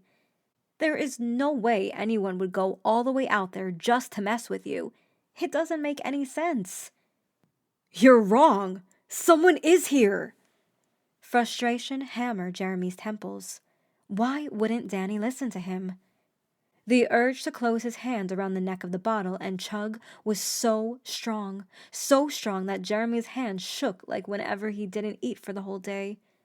Earlier, the lighthouse door just opened on its own. Okay, so? And when I went inside and climbed upstairs, the newspaper from the living quarters was on the kitchen table. The kitchen table! I'm not following. I'm sure I left it on the coffee table. I'm sure of it. I remember because... He closed his eyes, thinking hard, trying to retrace his steps. He snapped his fingers. That's right. I left the window open, and when I returned, it blew the papers everywhere. I had to pick them up from the floor, and I distinctly remember putting them on the coffee table. I'm sure of it. Jeremy... And then the front door just burst open on its own. It's never happened before, even during storms. Jeremy walked out to the foyer and stared at the door as if it would shrug and confess to him that he was on to something. Danny didn't respond. And I saw a figure on top of the lighthouse. He was just standing there, staring down at me. Danny remained silent. And then there's the message from headquarters. Are you going to just ignore that too? Lock your doors and stay inside. At the time, Jeremy had thought it was because of the storm, but the message was vague. Ominous, as if he and Danny should expect something far more terrible than a stupid storm. Lock your doors. Stay inside. Had they known that a dangerous individual was on the loose? Why didn't they tell Jeremy and Danny anything about it? Perhaps to prevent panic? But Danny had said that they'd sent that message a while ago, and it only later went through. Who was to say that they didn't send more messages after that, which didn't get through either? Lock your doors and stay inside. There's a dangerous individual on the loose. Police are on the way. Jeremy, just listen to me. Danny's voice snapped Jeremy out of his reeling thoughts. Have you been drinking tonight? The question cleaved at Jeremy. For a second, Danny sounded like his ex-wife. "What?" was all he could ask, dumbstruck and offended. He was out of breath. "Why would you say something like that? You think I wouldn't remember drinking?" "I'm on your side, Jeremy. I just want you to try to remember when was the last time you drank. That's all." Danny strangely sounded like an operator on the job trying to calm down a suicidal person. Despite the anger, Jeremy relented. He'd thought back to earlier that day when he'd had a panic attack. He had opened the cabinet. He'd touched the bottle. He had closed the cabinet. Or had he? Had he only touched the bottle? He squeezed his eyes shut and tried to imagine a scenario in which he took out the bottle, screwed off the cap, popped a few pills into his mouth, and washed them down with whiskey. The scene came to his mind with surprising ease. The longer he thought about it, the more both scenarios seemed likely. One where he was strong enough to resist the urge to drink and close the cabinet, and the one where he gave in to temptation and sipped, even if just a little. Then there was that dream. That's right, the one from earlier, when he walked up to the cabinet and washed the pills down with whiskey. Wait, had it been a dream? He had been sure of it, but now, faced with the sight on the counter, he said, his sentence trailing off. "I can't remember." "It's okay, Jer. It's all right." Jeremy focused on the brown liquid. He tried to remember how full the bottle had been when he opened the cabinet earlier that day. That afternoon, the level of brown liquid had reached up to the shoulders of the bottle. Now, it was slightly under them. The harder Jeremy thought, the more his head hurt, the more his thirst grew. The paradox of the cycle wasn't lost on him. He couldn't remember if he wasn't strong enough to resist the drink, and that itself made him want to drink. I opened the liquor cabinet today," he said. "Okay," Danny said flatly. There was no sign of judgment that he expected to hear in her tone. That encouraged him to speak up. "I don't remember. Maybe. I can't remember." "It's okay, Jeremy. You're fine. It's perfectly normal to suffer relapses from time to time. The greater the improvement, the greater the relapse, you know?" The way Danny spoke about it made it sound like she knew he had a drinking problem. She probably did. How, though? He hadn't opened up that much. "Oh, but you did." Surprisingly, it was Dr. Martell's voice that spoke in his head. "You see, when we speak to people, we inadvertently reveal more than we intend. We don't need to say outright that we're psychopaths or racist or gay or that we like dressing up. It just sort of slips between the lines, and some people are good at noticing those things." Danny must have been really good at reading people, or maybe Jeremy was that obvious. Perhaps 5 months of not interacting with another human being made him drop his guard. Perhaps a part of him wanted Danny to get to know him. Maybe he needed someone to get close to him because he needed the comfort of someone telling him everything was going to be okay. But everything was not going to be okay. He knew that. He'd known that for a long time now, ever since that call from the school. Jeremy sniffled. His vision became blurry. It took him a moment to realize that it was tears that blurred out. "But maybe it wasn't me. The intruder," Jeremy said, the sturdiness of his voice barely hanging by a thread. "Jeremy." Danny's tone was stern now, like a parent trying to have a serious talk with a child. "There's no one there. You're alone there, okay?" Crying would be so easy. Jeremy could give in to the pain, and a sobbing fit would take over, powerful enough to incapacitate him for hours. He didn't want to let that happen. He'd spent so long building the dam that kept his fears and emotions behind it, and he wasn't about to let it all collapse over one incident. Jeremy sniffled again, wiped his eyes until they were dry, and took a few deep breaths. Finally, he'd come to realize what the real danger had been. The threat that had plagued him the entire night hadn't come from an external source. It had come from him, and only him. Jeremy ran a hand down his face while cold sweat formed on the nape of his neck. A part of him still refused to believe alcohol had caused him to behave like this. He swallowed, trying in earnest to detect any lingering taste of the whiskey. He thought he could feel the remnants of the liquid in his mouth, mixed with saliva, but the harder he tried to pinpoint it, the more it evaded him, like trying to get food unstuck from between your teeth. Shame swaddled him. He had been too weak to resist the drink. It made him want to punch himself in the face, but more than that, fear wormed down his spine. He couldn't remember drinking, and that terrified him. Was this the first time it happened? What if he thought he'd been doing okay while, in reality, his brain suppressed the memories of drinking bouts to make him feel better about himself? What if Danny hadn't come along? Would the entire liquor cabinet be empty by the end of his shift? He'd had enough. It was a familiar feeling. Whenever he woke up with a hangover, he told himself he would stop drinking. That would only last him until the hangover passed. But this was different. This time, he'd truly grown sick of it. His drinking was spiraling out of control. What was next? Being driven to the ER because he couldn't control himself? He had already lost too much because of his alcohol. And even as he thought about it, that persistent thirst wouldn't release its claws on him. Jeremy desperately needed a drink.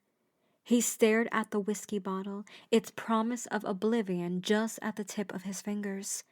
Jeremy's hands hypnotically reached toward the bottle.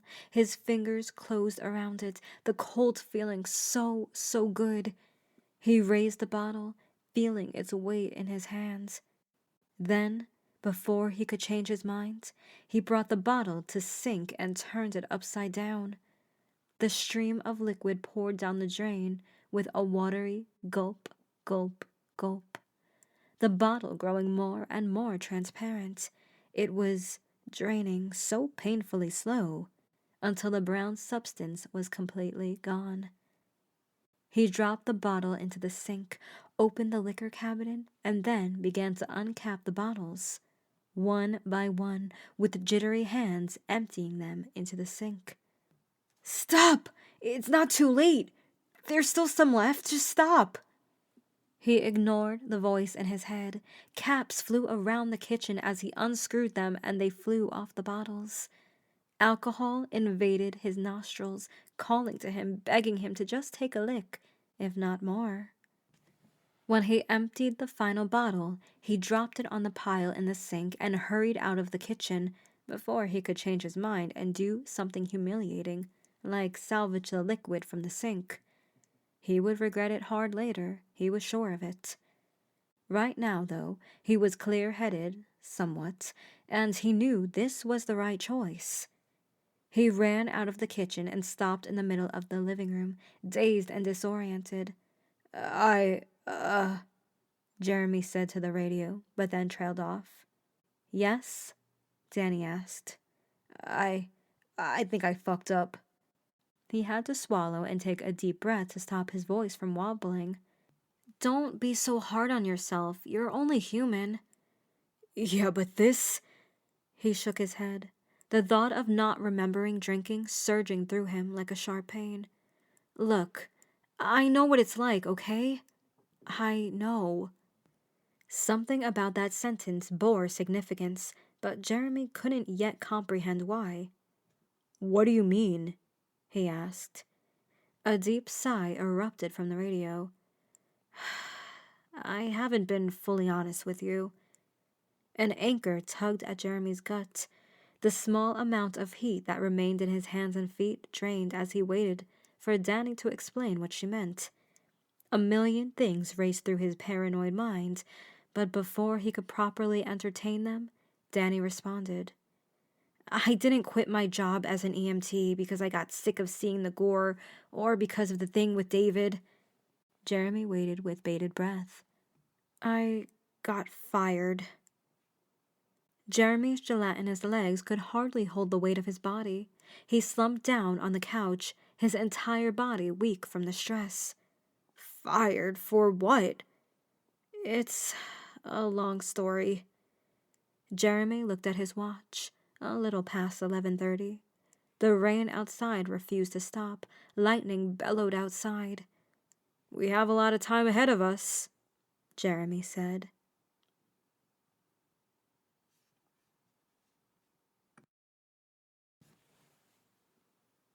Chapter 14. All right, Danny responded. She didn't sound too thrilled to talk about a part of her life that she was obviously ashamed of. Jeremy hated putting her in such an uncomfortable situation, but she was the one who'd mention it first. You don't just drop a bomb like that, then leave someone hanging.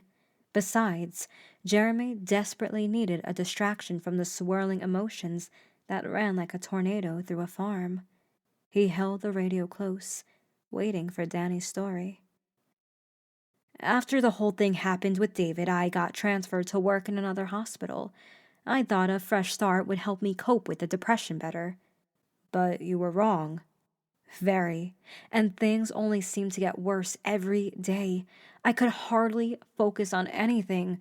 Then one day, my coworker Barbara offered a little pick-me-up. Since we worked in the hospital, it was easy to get a fix without raising suspicion. It was only supposed to be a one-time thing, you know? But it wasn't. Jeremy understood that better than anyone. He could guess with surgical accuracy that things went down for Danny the way they went down for him.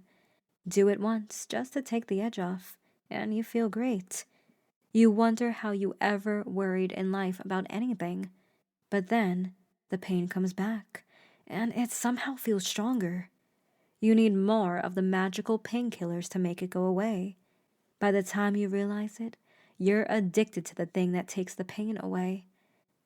Although the substance he used to numb himself was different, he and Danny were the same. They were two people carrying unimaginable weight on their shoulders with no one to help them take a load off, looking for something to help them escape the prison that was their heads. How long have you been using for? Jeremy asked. Oh gosh, I stopped counting after the first year. Danny nervously chuckled. But considering I had worked there for 3 years and I had started using pretty much the month I arrived, there's your answer. Jeremy bit his lip. I got greedy too, you know, she said as if sensing that Jeremy was interested in the specific details. I thought I'd never get caught because I'd managed to go so long without raising any suspicion. But then, one day, I took some, went back to work, and the next I knew, I was in the hospital bed with tubes attached to me. Jesus. Yeah, it was a close call, and naturally, the incident raised a lot of questions and prompted an investigation. It didn't take long for them to pinpoint where I got my fix from. I got fired and lost my license. My dad let me move in with him, but only if I promised to become clean. So I did. I got a job as dispatch for Concordia base, and when I found this, I transferred here. The pay's better. Just like that? I feel like you're skipping a step or two to the become clean part. Danny let out a hearty peal of laughter.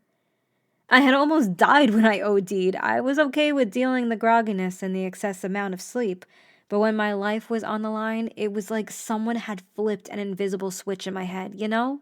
No matter how hopeless I thought my life was, I didn't want to die. I guess survival instinct really is strong in humans. Not for everyone, Jeremy said. The hand holding the radio drooped on the couch next to him. He looked at the blank TV screen and then at the window. He should have been sleepy, but instead he was on edge. He felt like he wouldn't be able to fall asleep for hours, not after everything that had happened tonight. He was too thirsty. A glass of water stood on the coffee table. It had been there for 2 days or so. Jeremy's body was too weak for him to walk all the way back to the kitchen and pour a new glass of water. Besides, demons awaited him there. He was afraid that even looking at the sink would cause his need for the booze to take control of him. He leaned forward, cupped the glass in his hands, and drank the water in one big gulp. He slammed the glass back on the table and wiped his mouth just in time for the radio to come to life again. "So, what about you?" "What about me?" he asked, even though he knew what Danny meant. He was hoping to buy himself enough time to figure out an excuse as to why he shouldn't share his story, but no matter how much he hated it, it would only be fair to tell Danny what she wanted to hear. After all, she told him about her dark secrets.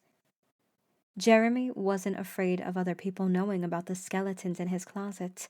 He was afraid of talking about them because he didn't want to remember. "When did it start for you?"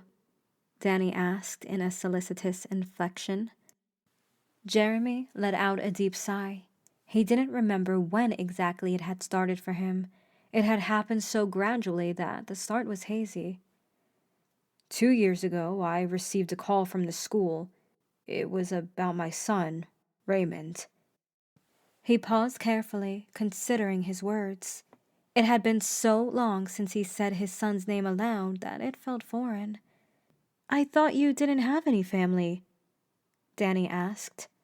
Jeremy could only imagine her eyes growing wide in terror at the realization before her next sentence. "Oh, Jeremy, no, please don't tell me." "There was a school shooting. Ray didn't make it." I'm so sorry." Maybe this was his cue to stop, but it was too late. The moment he opened that door was the moment the mound of forgotten trash seeped out like an avalanche, and he was powerless to stop it. Even after all this time, just uttering Raymond's name was a spell powerful enough to evoke the most painful memories of his life. It had been a chilly fall Thursday, and he had been at work. He remembered clearly that he had been working at his desk on a report for a client. The day had been particularly busy. Lots of emails, meeting requests, calls. Jeremy had grown accustomed to answering his work phone without looking at the caller ID. So when his phone rang just before lunch, he thought it would be another client. The voice that had come through was deep and straightforward. "Yes, this is Jeremy," he said when the person on the phone asked him to confirm his identity. Even after 2 years, he still remembered the first part of the phone call, with the police as clear as day. He still remembered the police officer's somber tone when he had uttered the obviously rehearsed sentence. Jeremy's mind had needed a moment to figure out what the person on the other end had said. All he had managed to register was police and shooting. And then, like a rain-battered windshield cleaned by the wipers, the sentence crystallized. "I'm calling from the police. I don't know how to tell you this, but there's been a shooting at your son's school." The words had hit Jeremy like a ton of bricks. His legs had cut off, so it was a good thing he had been sitting. A school shooting at Ray's school? The thought was absurd. Things like that couldn't possibly happen. Not to Jeremy and his family, no way.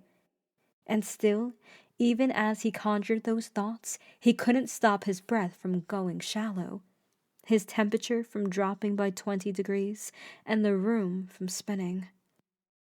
Then the police officer delivered the final blow. "Your son didn't make it." Those words stuck with Jeremy for many nights while he stared at the cracked ceiling of the living room. Sometimes he thought he could hear the police officer's voice right in his ear, as if it was there to remind him of his ultimate failure as a dad. That was only one of the many things that had plagued him daily in the past 2 years. Meeting Nadine at the school and seeing the look on her face was another, the look that told him she would never be the same. She would never be his wife again. All that would remain of the woman he'd shared his life with would be a hollow husk. Then there was the worst of it all, the what ifs. What if he had done something differently? What if he had told Ray not to go to school that day and instead they took a collective day off as a family and went to a theme park? What if Ray had picked different classes? What if Jeremy had simply spoken to Ray that morning? That pained him immensely. That morning he had been late to work, so he had gone downstairs to pick up the lunch that Nadine had prepared for him, kissed her on the cheek, tousled Ray's hair while he ate his cereal, and went to work without a second thought.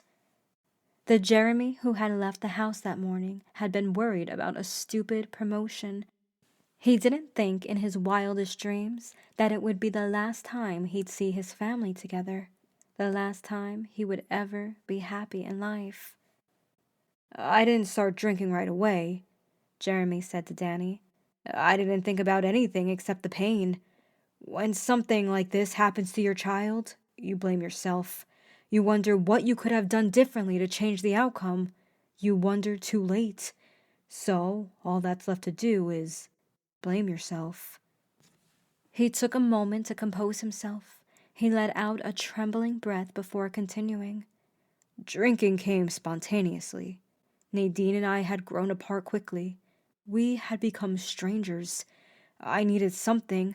I didn't know what, but I couldn't take living like that anymore, wallowing in what could have been day after day. So one day, I took a bottle of whiskey and decided, fuck it. I was gonna drink the whole thing right there.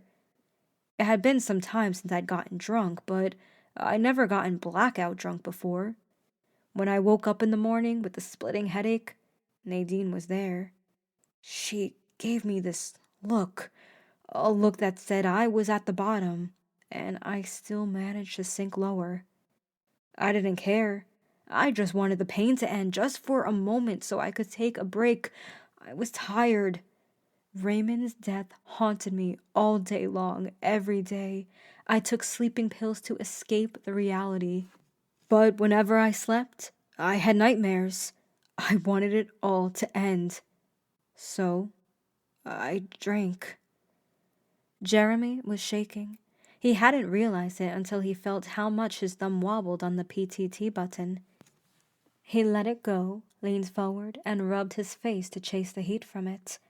Talking about this all turned out to be somewhat easier than he thought it would be. He had already discussed this 1,000,000 times over with Dr. Martell, but he hadn't mentioned Raymond to a soul ever since he stopped going to therapy. Until tonight. "Nadine and I separated some time later. I found the divorce papers in my mailbox within a year. We kept in contact for a while, and I don't even know why. We just did, maybe because it felt like the right thing to do. The calls dwindled after a while, and we sort of just stopped contacting each other." Jeremy's head was killing him. Already, the alcohol hankering was setting in, but he was resolved to fight it. He blinked a few times, hoping to chase the nagging headache away. "You wanted to know my story. There you go." "I cannot imagine how difficult it must be living through something like that," Danny said with a motherly tone. "I'm so sorry, Jeremy." It occurred to Jeremy what an awkward position Danny was in. She had asked to hear Jeremy's story, and she got way more than she bargained for. Now, she probably felt obliged to say something to make him feel better, but she didn't know what. He was about to offer to change the subject when darkness engulfed the entire house. "What the hell?" he said, his thumb instinctively pressing the radio button. He was stuck in complete and utter darkness, totally blind to everything around him. "What's going on?" Danny asked. "The power just went out." Jeremy stood up. He momentarily lost balance before assuming a stable stance. "What? Can you see what caused it?" Danny asked. "Must be because of the storm." Jeremy put one hand in front of himself and blindly shuffled through the room. His shin grazed the coffee table. The lighthouse came into view through the window. The lantern was still functional because it worked separately from the rest of the house. His hand brushed the nearby wall. He planted his palm on it and traced it along the wall toward the foyer. There he located the flashlight that he had left on the shoe stand. His heart skipped a beat when he couldn't find it, and his first thought was, the intruder had moved it just like the radio. The momentary fright disappeared the second the tip of his pointer jabbed the familiar object. He wasted no time turning on the lights. The beam of light that bathed the foyer was like his own personal lighthouse. With it in his hands, he felt a lot better. He strode into the service room, sweeping the comb past the blinking lights on the panels. He located the fuse box separated from the panels and searched the top of the box for the triangular key. His fingers wiped a bunch of dust before they collided with the metallic object. Jeremy unlocked the fuse box and opened it, inspecting the damage. He may not have been good with electricity, but he at least knew how to deal with fuse boxes because the old house used to have problems with power outages whenever too many utilities were active. The problem in front of him was apparent at first glance, as soon as the box was opened. One of the fuses was missing.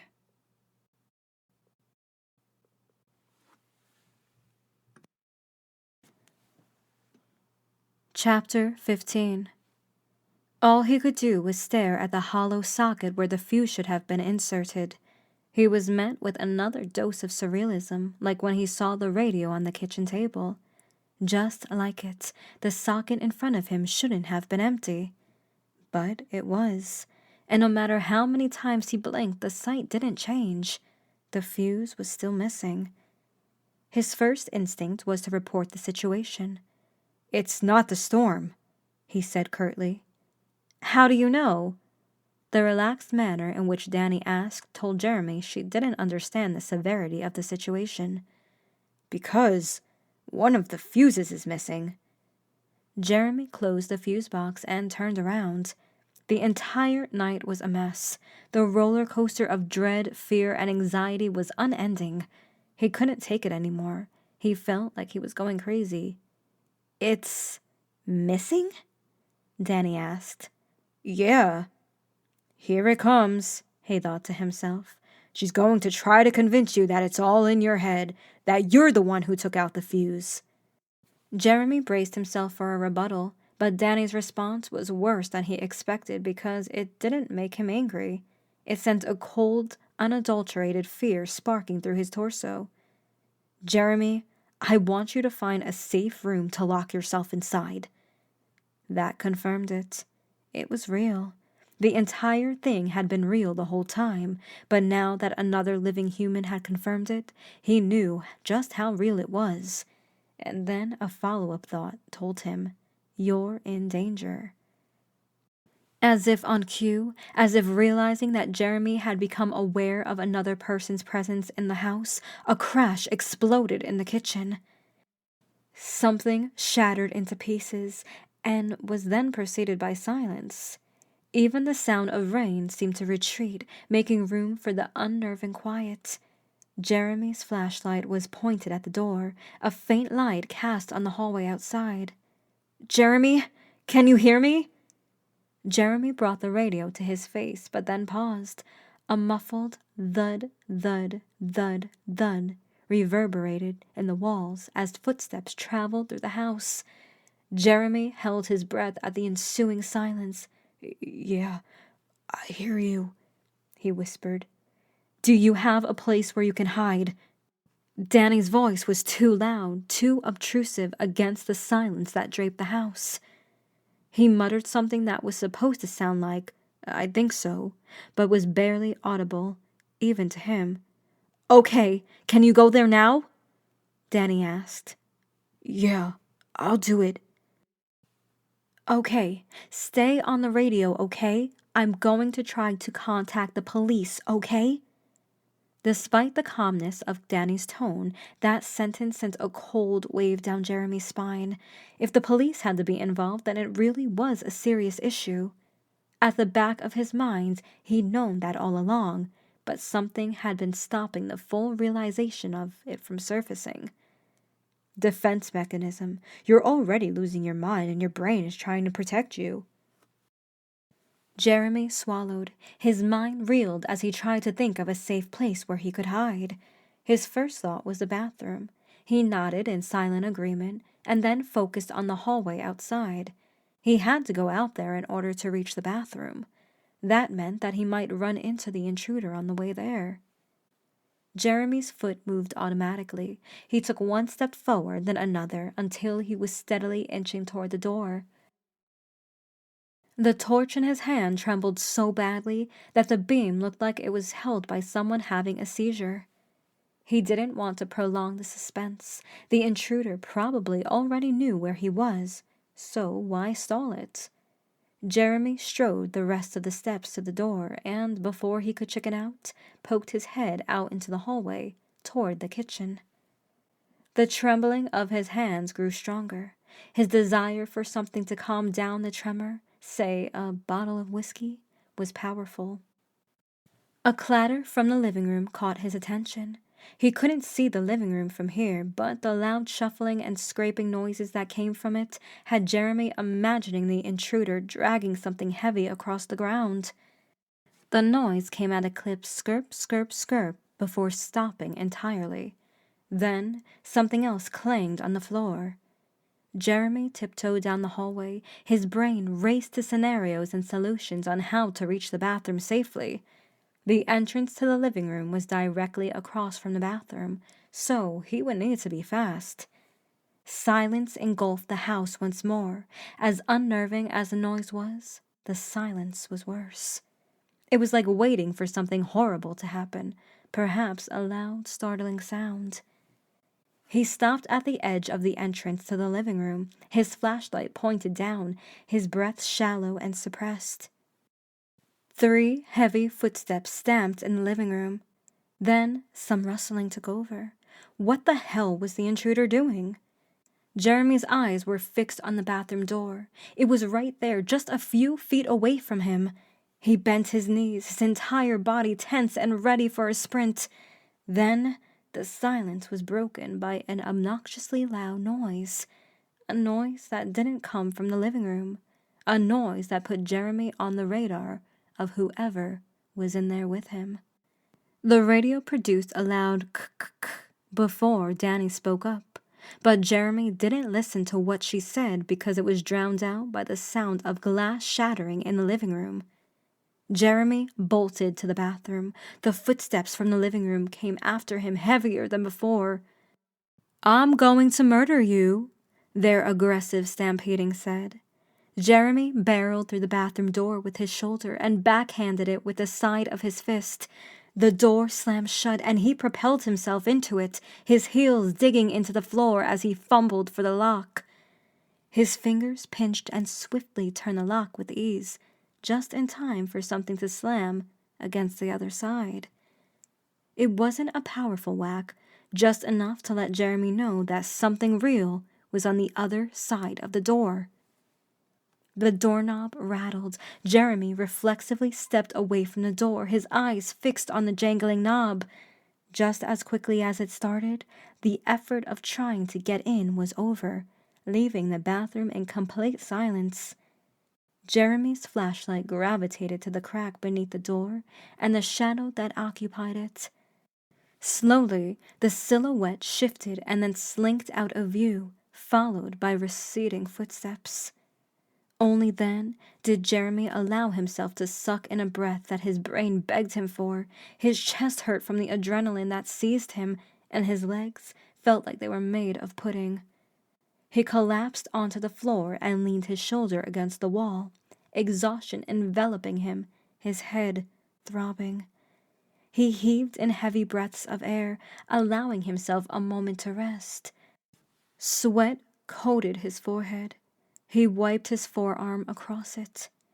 Despite the close call, heaviness lingered on his eyelids, making him sleepy. Jeremy closed his eyes, just for a moment.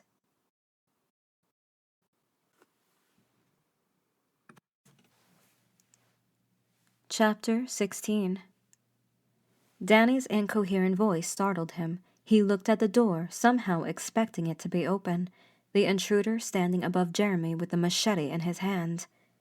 The door was still firmly closed, but that did nothing to alleviate the worry and fear that cleaved his gut. "Danny," he breathlessly said. "Jeremy, are you okay? Did you make it to a safe place?" she asked. This time, the worry in her voice was palpable. "Yeah, I locked myself in the bathroom. He's still out there. Did you manage to call the cops?" "No, I can't get through." "Shit." Jeremy squeezed his eyes shut, the throbbing in his head refusing to let go. He was stuck in the middle of nowhere with a potentially dangerous individual in the house, and no help on the way. He had no idea how this was going to play out. "Are you safe in there?" Danny asked. "Yeah, I locked the door, but I don't know if he can get inside." Some of the words came out as wheeze due to his breathlessness. "Okay, just stay in there, all right? I'll keep trying to contact the police. Just don't move from there, okay?" "Yeah." Jeremy refused to avert his eyes from the door. He expected the doorknob to start rattling again any moment, or banging to resound on the door, or a different sound, perhaps the sound of an axe splintering the wood. A jolt of panic passed through Jeremy like a supernova. There was an axe in the service room. If the intruder found it, he could easily break the door. Jeremy would have nothing to defend himself with. Moreover, the only other way out of the bathroom was through the tiny window on the back wall, a window too small for Jeremy to squeeze into. He was boxed in over there, cornered like a rat. His chest tightened with panic. His throat closed up, allowing barely any passage of air. Was this what claustrophobia felt like? Did he score a new fear to add to the list? As if sensing his predicament, Danny broke the silence. "Jeremy, how are you holding up there?" Not good." "What's going on?" "I'm locked in the bathroom. There's no way for me to get out. If the intruder gets in—" "Jeremy, hey, listen to me. You're gonna be okay, all right?" But Jeremy sure didn't feel okay. "Jeremy?" Danny insisted. Jeremy couldn't breathe. "Stay calm, Jeremy. Let's talk, okay? What's your favorite dump of a place?" "What?" Jeremy hyperventilated. The walls felt like they were closing in on him. "Dump of a place that has a special place in your heart. What is it? Mine was Mike's Bridge Diner. What about yours?" "Oh." Jeremy sighed, only now just realizing what Danny was trying to say, but he couldn't focus because of the lack of air in the room. Come on, Jer. You gotta have some place that you like despite its shortcomings." Jeremy closed his eyes and thought hard while trying to regain his breath. "Hadlock Field." He expelled the words from his mouth.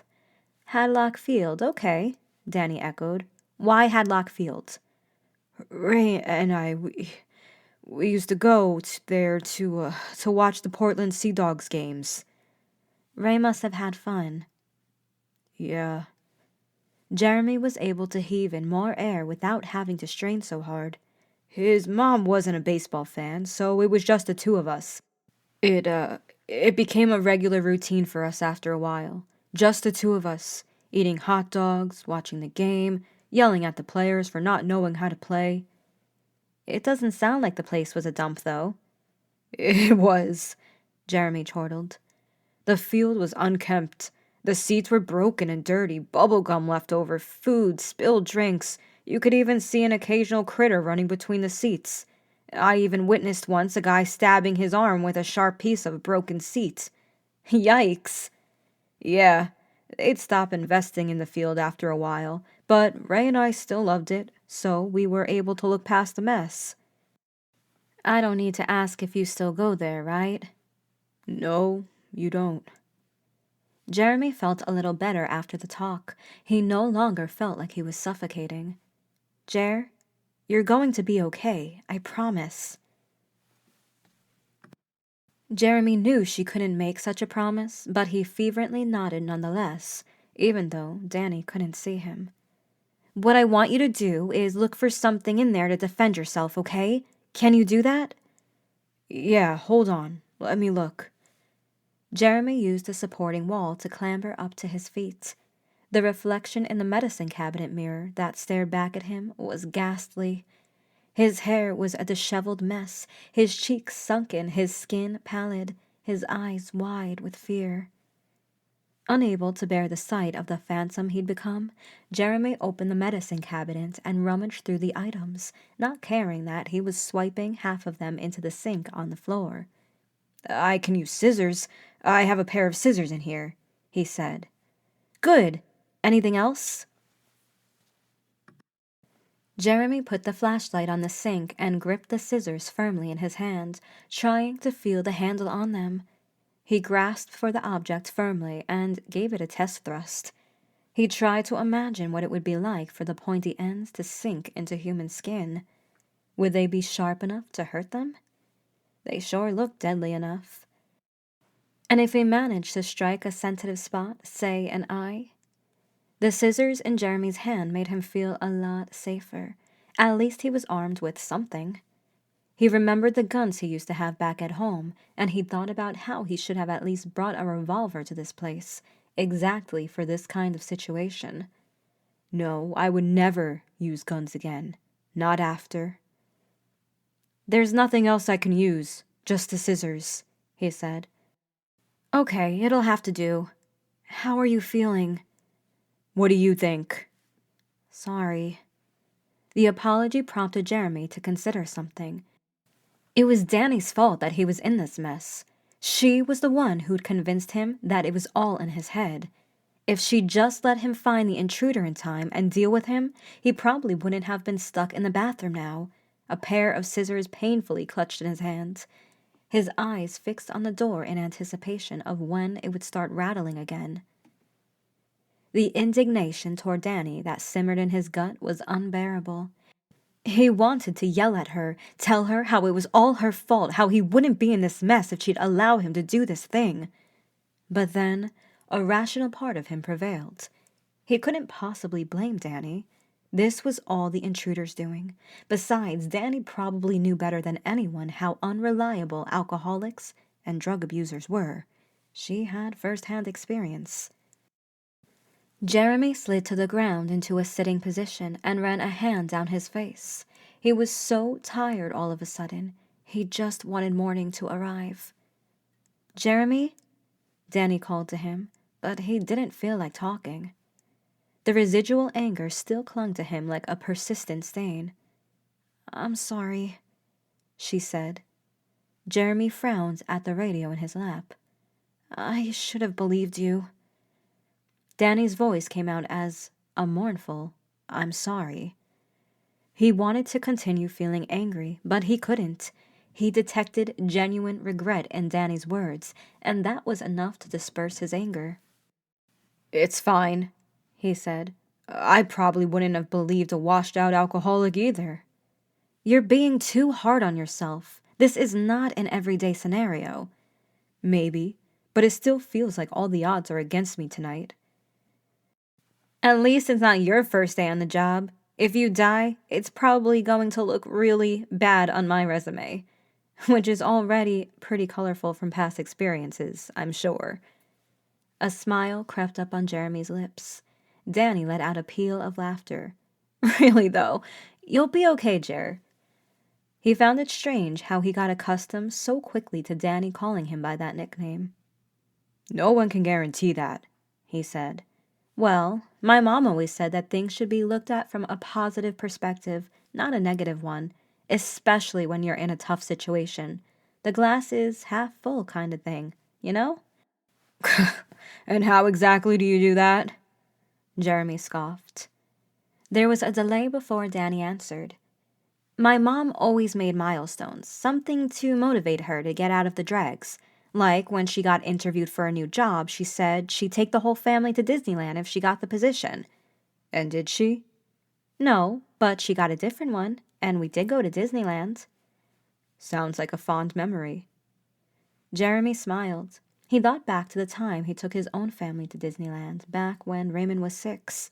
Seeing the smile on his son's face and hearing his genuine laughter made standing for hours in the waiting lines worth it. The trip also brought him and Nadine closer together.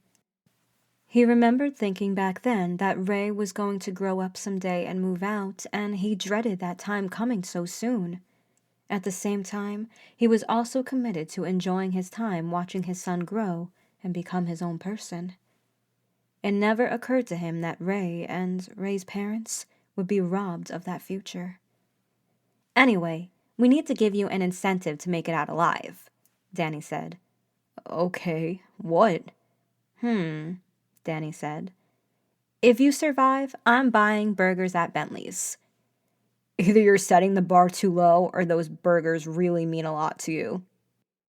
"You haven't tasted their burgers. They're something divine." Jeremy looked at the door. He wondered if the intruder could hear the conversation. He didn't care. He was tempted to look through the keyhole, but something was stopping him from doing so. Fear. He was afraid that by looking outside, he would be met with the figure of the intruder standing in front of him, confirming that he was still inside the house. For all he knew, maybe the person had already left, but waiting until morning would still be the safest option. "Hey, if you want, we can change the reward," Danny said. "I can't really think right now." "Okay. Hey, you should stop by the control tower when your shift is over." Jeremy carefully considered that. He enjoyed chatting with Danny on the radio, but he wasn't sure if he wanted to meet her in person, because that would add a whole new layer of responsibility, and he had trouble even with voice chats. At the same time, he wondered what she looked like. It was only a passing thought, not sufficient enough to convince him to hop on a ride to the control tower. Besides, talking with someone on the radio and talking face-to-face were two completely different things. For all he knew, the air between him and Danny would be awkward, and he wanted to avoid that if possible. "Let's focus on making it through the night for now," Jeremy said, hoping it would be enough to close the subject. It was. Silently, he thought of his own incentive to get out. The thought of downing an entire bottle of whiskey was vastly tempting, and he was immensely disgusted with himself for even considering drinking again.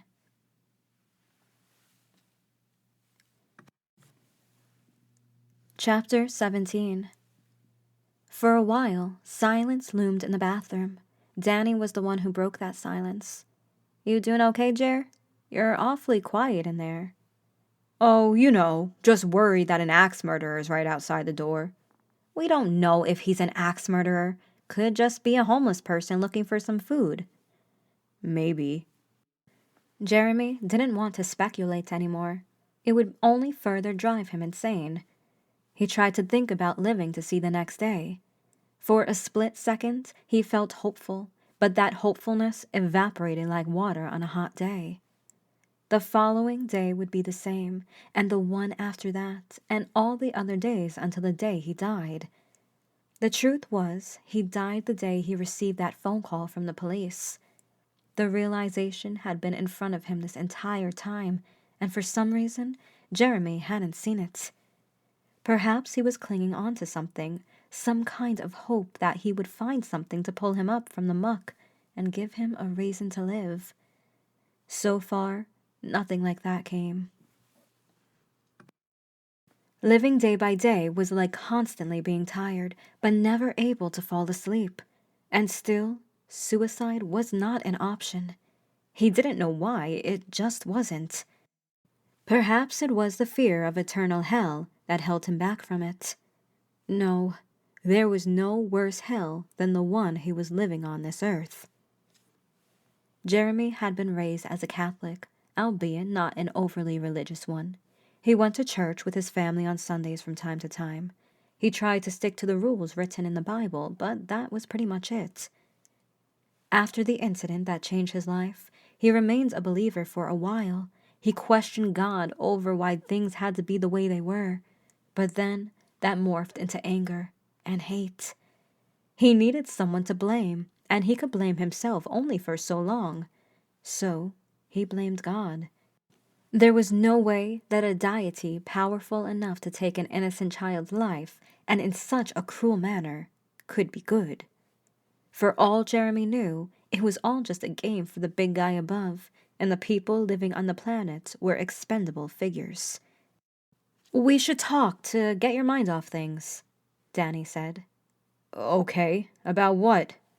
Jeremy welcomed that suggestion with open arms. Let's imagine what would happen if the roles were swapped. You give me your speculations, and I'll give you mine." "Sure." Jeremy straightened his back as he carefully considered the scenario in which he was in the control tower and Danny was the lighthouse keeper.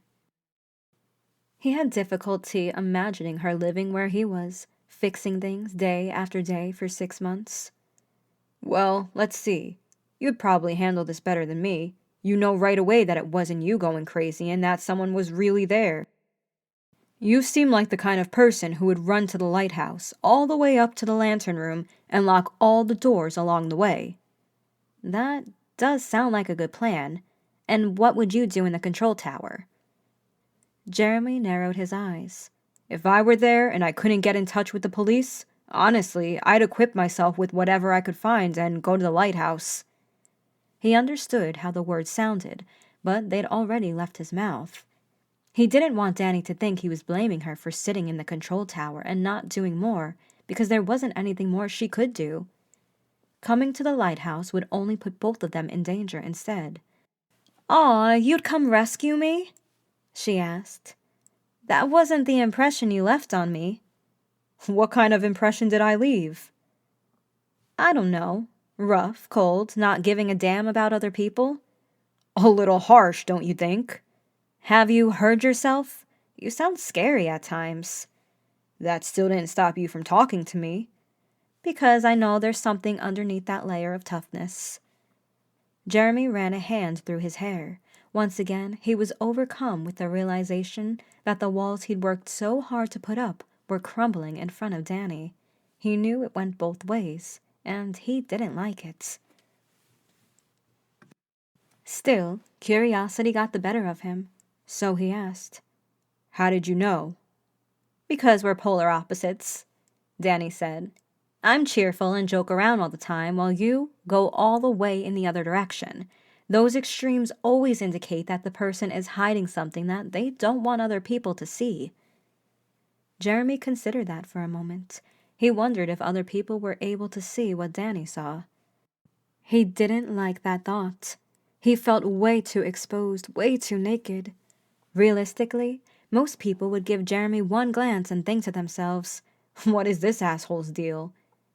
But there were some people like Danny, who were able to see past the initial impressions. "Okay, so what's your verdict? Would I survive or die?" Danny asked. "We don't even know who I'm up against." Jeremy shook his head.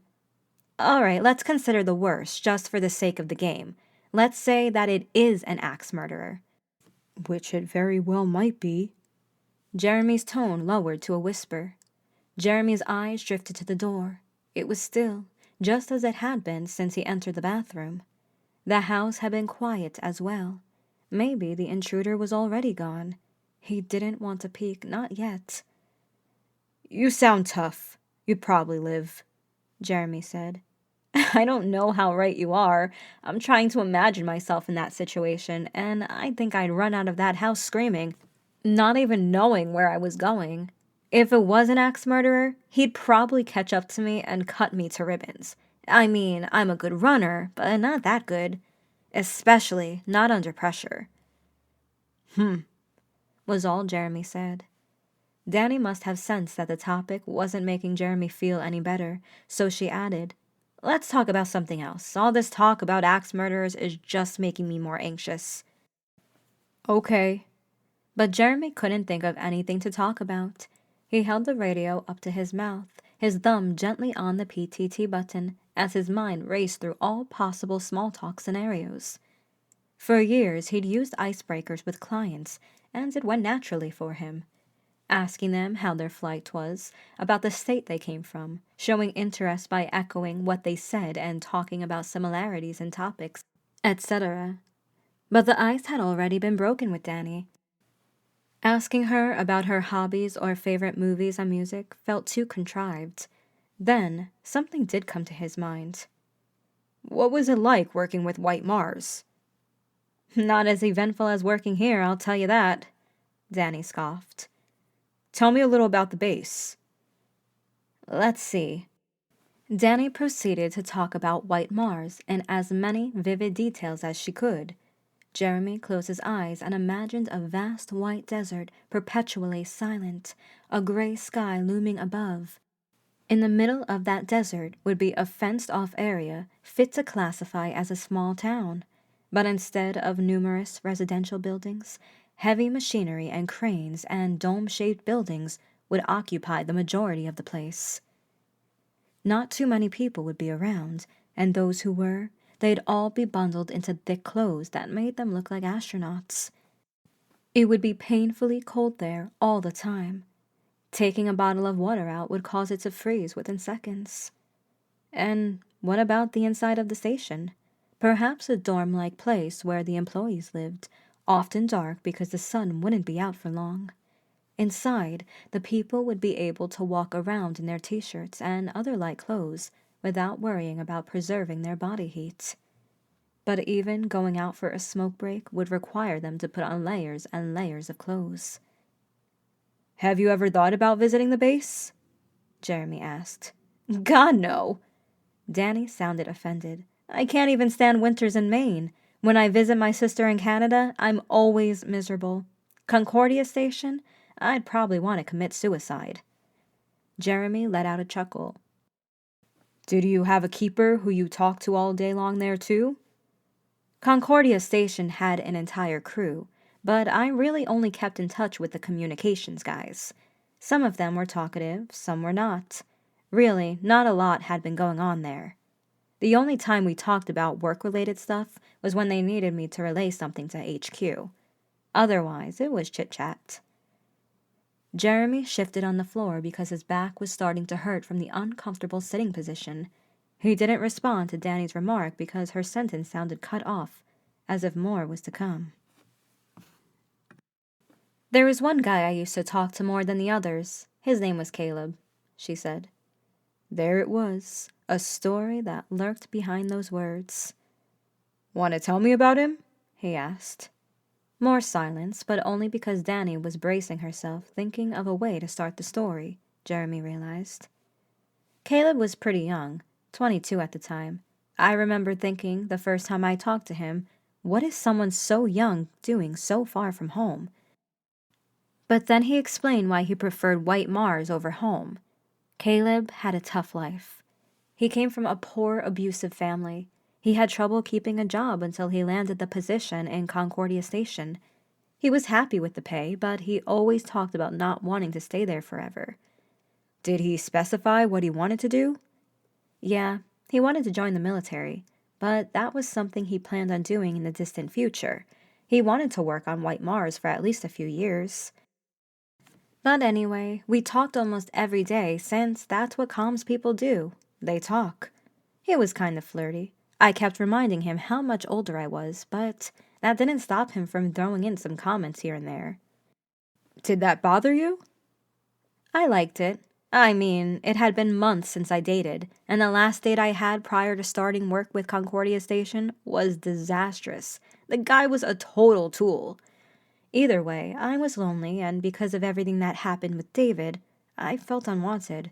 So, to have a young guy like Caleb flirt with me, it was exactly what I needed. Jeremy stared intently at the radio. Once again, he felt like Danny wasn't telling him everything. Perhaps she was ashamed of admitting what really happened? Did anything ever happen between you two? He dared to ask, not wanting to be too direct. Well, some nights there could be lonely. It was just me and Caleb, and he often went into topics that weren't work-related. So it got kind of steamy from time to time. I remember him telling me how he needed to take some of his clothes off because it was getting so hot in there. She let out a reminiscent chuckle and then quickly cleared her throat. Oh God, you must think so badly of me now. No, I don't, Jeremy said. He could go into explanations about why it was completely okay for Danny and Caleb to have an intimate relationship, but he felt that voicing it would kill it, so he just left the sentence at what it was. Well, things didn't stop there. He and I exchanged pics, and he said he would like to meet me when our shifts were over. I was reluctant at first because what could possibly go on between me and a 15 years younger kid? Because that's what he still was, a kid, no matter how mature he was. But you didn't see him as a kid. No, I mean, at first I did until I didn't. And then these feelings toward him started to form, and I hated myself for it. Anyway, I agreed to meet with him. I gave him my number and told him to call me once he was back in the States. At this point, Danny let out a deep sigh. I waited for his call, but it never came. Weeks passed and my shift started again. By then, I had gone through all these different scenarios in my head, and I figured that Caleb must have changed his mind. I was kind of hurt, but I also understood his side. Like I said, I was much older than him. Still, I was impatient to go back to work and talk to him, see what was going on. I was far too invested in this radio relationship of ours, you know? I get it, Jeremy said. But when I got back, Caleb was no longer there. I waited for his shift, but there was a new guy instead. I asked the other comms guy where Caleb was, but no one seemed to know. All they knew was that Caleb no longer worked on White Mars. Jeremy gulped. He sensed something bad upcoming. I did some digging, but I couldn't get any concrete information. The company was strict about the privacy of their employees and whatnot, so I couldn't get any information. When my shift there was over, I went to headquarters and stormed into the boss's office, demanding to know what happened to Caleb. Jeremy detected shakiness in Danny's voice. She was also speaking a little faster. It took me a while to convince him, but eventually he pulled up a news article online. Caleb and his friends all got drunk and had gone for a ride. The one who drove them pulled 120 and swerved off the ledge. All of them died. Jesus, Jeremy muttered. He heard those stories all the time, people getting drunk and crashing to their deaths. He'd even had a classmate in high school who ran over a little girl, instantly killing her before crashing into a nearby tree and breaking his neck. Jeremy never understood that. He drank in abundance, but he never once thought about driving while drunk. Not because he cared about his own well-being, but because he didn't want to kill other people by his irresponsibility. Especially not children. And to think I had been angry with him because I thought he'd ghosted me, Danny said. I didn't realize how invested I was in the whole thing Caleb and I had until I saw the article. It really made me want to go back to using meds, and I came so close to it. So close. One of my former coworkers from the hospital was willing to sell the stuff to me for cheap. I still don't know how I managed to resist the temptation. Jeremy scrunched his lips. Danny's life was comprised of a series of obstacles and tests put there to trip her and see if she could get back on her feet. Just when she recovered from the first trial, the next one would knock her down and make her wonder if it was all even worth it. She would recover from that one, only to be ambushed by the next. For Jeremy, all those obstacles and tests were put together in one huge pile, a tsunami-sized bomb that would either destroy him entirely or leave him as a broken, shambling mess. He still wasn't sure which one of the two he belonged to. You quit your job after that? Jeremy asked. No, but I did start looking for other opportunities. It wasn't just because of Caleb. As tragic as his death was, I got used to working there again pretty fast. It was empty at first, yes, but it's funny how the human brain can compensate for whenever we're missing something. The pay wasn't that great, so the whole thing was a boost for me to start looking for other jobs. And that's how I ended up here. Well, I hope you won't start looking for a new job if something happens to me tonight, Jeremy joked. The radio remained silent, so he added, Sorry. It's all right. I guess I partly felt responsible for Caleb's death. I thought that maybe there was something I could have done to prevent it, but I'm not going to linger on regrets this time. I'm going to do everything in my power to get you out of there, Jeremy. Danny was seeking redemption, another chance to prove that she wasn't the failure she considered herself to be. A reason to believe she could still make a difference in someone's life. That desire could prove to be deadly. Jeremy inhaled deeply. Listen, in case something does happen to me, it won't. But if it does, don't blame yourself. There's really nothing you can do except contact the police. And that's out of your control. So if something does happen tonight, don't beat yourself up. Danny hesitated before answering. We'll discuss it later. It was like she was mirroring her response earlier when she suggested they meet at the control tower. Jeremy decided not to call her out on her patronizing answer. Just as he opened his mouth to say something, a giggle outside the door caught his attention.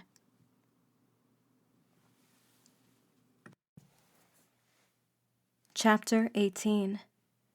Jeremy's body tensed up, all his senses on edge. His hand clenched the scissors hard as his eyes fixed on the door. Did he really hear that just now? All his anxiety was suddenly back. The veil that had given him the false sense of safety for the past 20 minutes had fallen, revealing the disgusting reality nestled behind it. Jeremy pointed the flashlight to the bottom of the door, but detected no shadows underneath. Slowly, he bent his knees, placed a palm on the wall, and clambered up to his feet. His knees painlessly cracked from the lack of movement, and he cursed them for it. Then again, no need to be sneaky since the intruder already knew he was in there.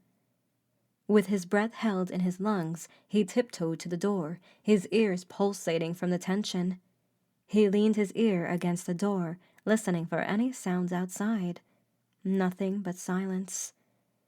Jeremy prudently detached from the door and looked down at the keyhole. It was probably pitch black out there, but it wouldn't hurt to try to take a look. He bent down, ignoring the creaking of his clothes.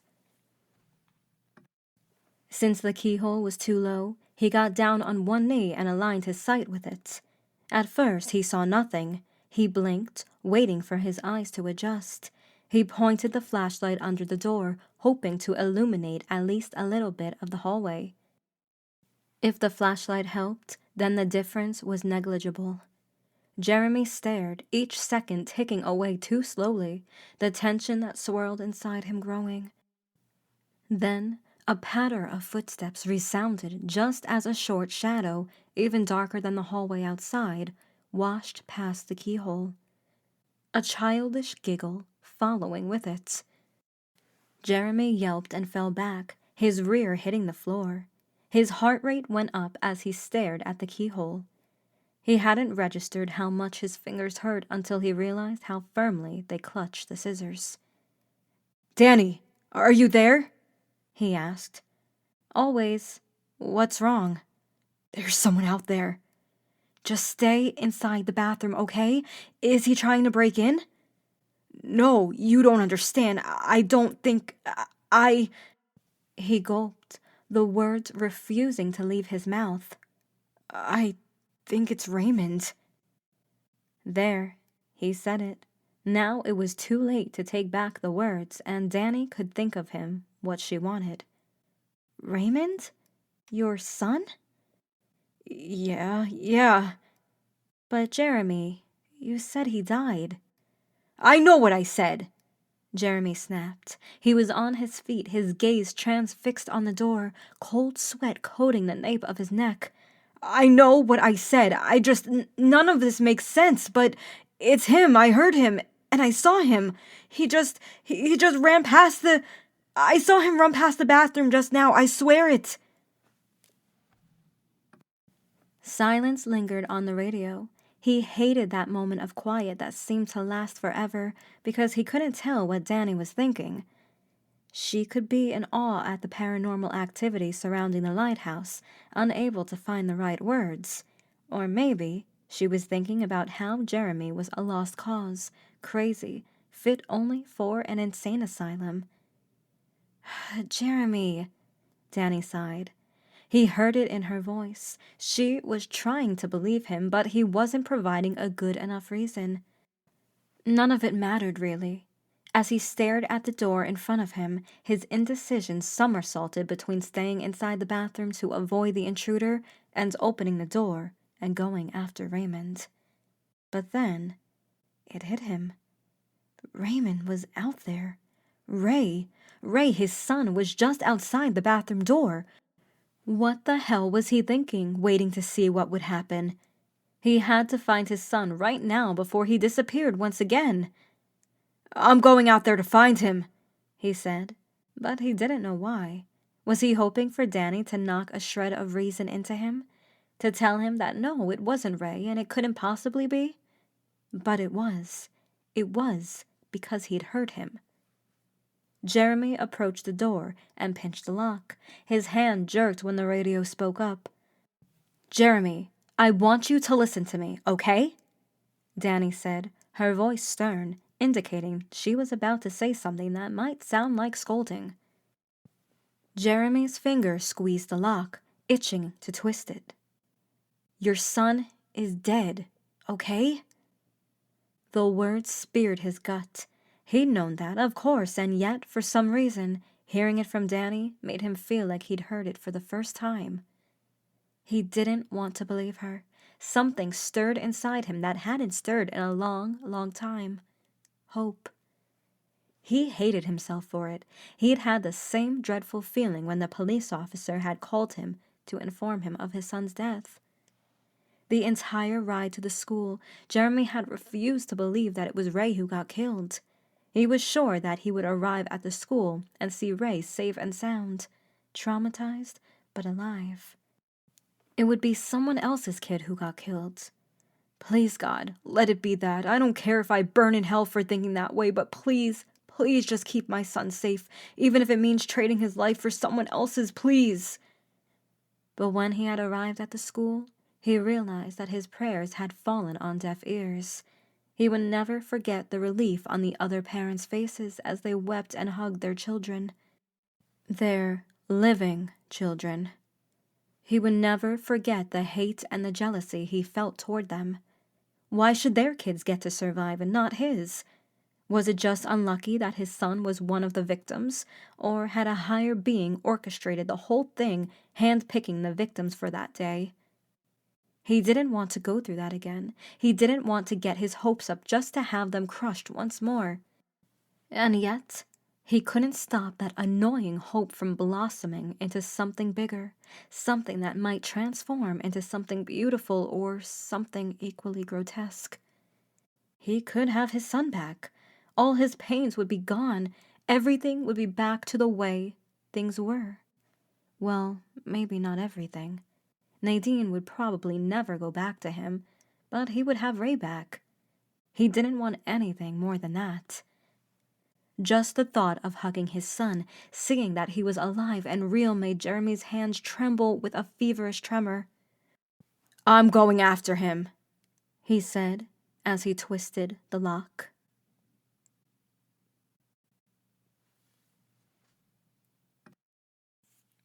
Chapter 19. "Raymond?" Jeremy opened the door wide and stepped outside, the cone of flashlight trembling violently. An unnatural cold settled into his body, causing him to shake as if sick with a fever. The pattering of the rain was too loud. "Jeremy, listen to me. I need you to go back inside the bathroom, please," Danny said.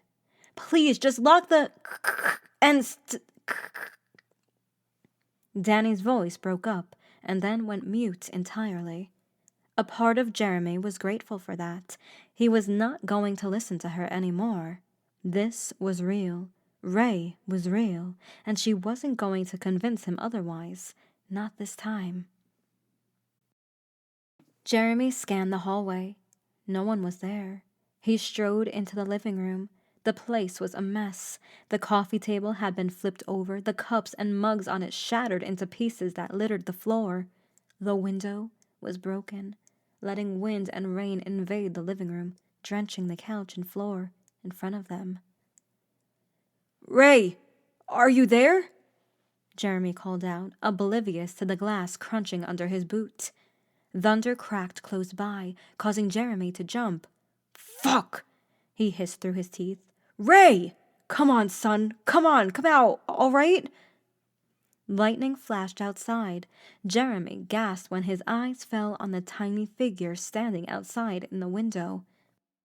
It was just for a split second before the flash was gone, engulfing the window in darkness once more.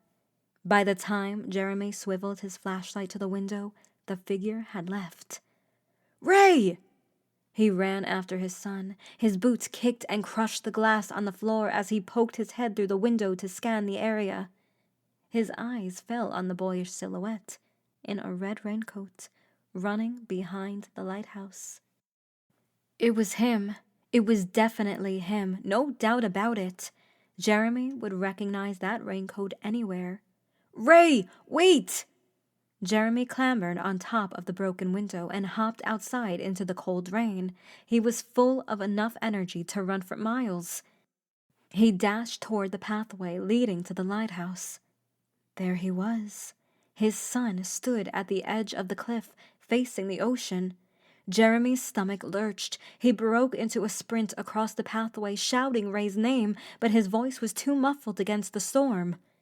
If Raymond heard him, he gave no indication of it because he continued standing stock still, his raincoat fluttering violently from the wind. "He's going to fall. Oh God, I have to stop him before that happens."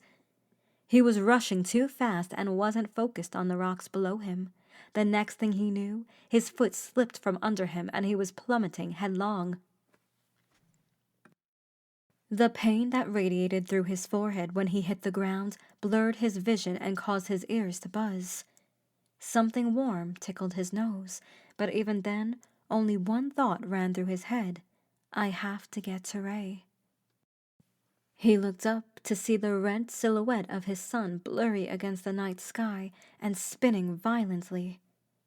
Jeremy blinked to chase the blur away. Just as his vision started to clear up, the rain-coated figure disappeared. It took Jeremy a moment to realize that Ray had jumped off the cliff. "No!" he shouted, or at least he thought he did. But the buzzing in his ears prevented him from hearing the words coming out of his mouth. He planted his palms on the uneven surface. Just before pushing himself up, he noticed a droplet of red mixing in with the wet ground before being washed away by the downpour. He propelled himself forward, panic squeezing his throat. It still wasn't too late. The cliff wasn't that tall. Ray could have hit the waters and was now treading them. Jeremy had to save him before he drowned. He just had to. "Ray!" Another pathetic shout escaped his mouth as he skidded to a halt near the edge of the cliff. He looked over the edge, completely forgetting about his acrophobia. He shouted his son's name once more as his eyes frantically scanned the roiling waves. Ray must have gone under. He must have gone. His eyes fell on the red raincoat. It was hanging off the side of the cliff, snagged by one of the pointy rocks. But it wasn't a raincoat. It was just a piece of old, tattered, crimson cloth, soaked by the rain, battered by the wind. "No, it can't be. I saw him. I saw him." "But did you?" Dr. Martell asked. "Did you really? All you saw was a silhouette."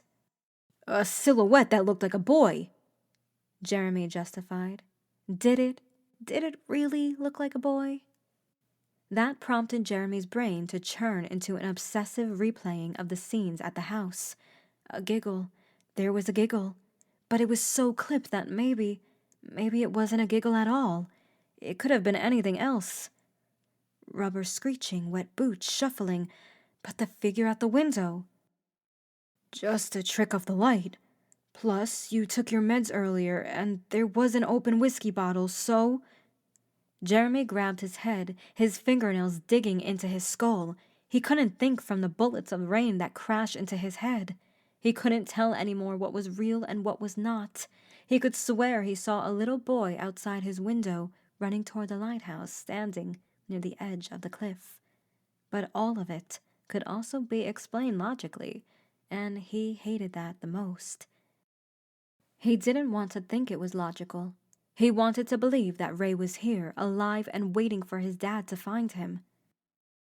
Think, Jeremy. How could that possibly be Raymond? The boy looked no older than 8. Your son was 15 when he died. That boy isn't Raymond. Snap the fuck out of it. Jeremy hit his head with the palms of his hands in a desperate attempt to chase away the thoughts plaguing him. The red piece of cloth tore free from the cliff and gyrated through the air for a bit and twirled around itself, carried by the violent winds before getting swallowed by the heavy waves below. Then, like a flip switch, his acrophobia was back at full force. Invisible weights pulled down on his neck toward the sharp cliffs. He backpedaled away from the ledge as the warmth was sucked out of his body at the realization that he could have fallen out of stupidity. All of it was for nothing. Ray was still gone, and he was stuck outside in the rain. "Fuck, fuck, fuck, fuck!" Jeremy shouted. The radio whirred and then stopped. "Danny?" Jeremy pressed the PTT button. "Danny, can you hear me?" No response. He really needed to hear her voice right now. Shit! He fought the urge to smash the radio on the ground. His eyes shifted toward the house that now seemed so far away. The broken window was a gaping black maw, open for anyone to enter. It didn't occur to Jeremy until then how stupid of him it was to put himself in such danger. Again. And now he was a sitting duck, out in the open, unprotected by the house, which was exactly what the intruder wanted him to do. If there even was an intruder. He needed to get out of the rain, but going back to the house was not an option. Not anymore. The intruder might still be in there. Just as he thought that, he caught a glimpse of something slinking away from the open window. A shadow that receded from the frame and merged with the darkness behind it. The intruder had been there the entire time, staring at Jeremy, mocking his every move. There was no rage left to fuel Jeremy.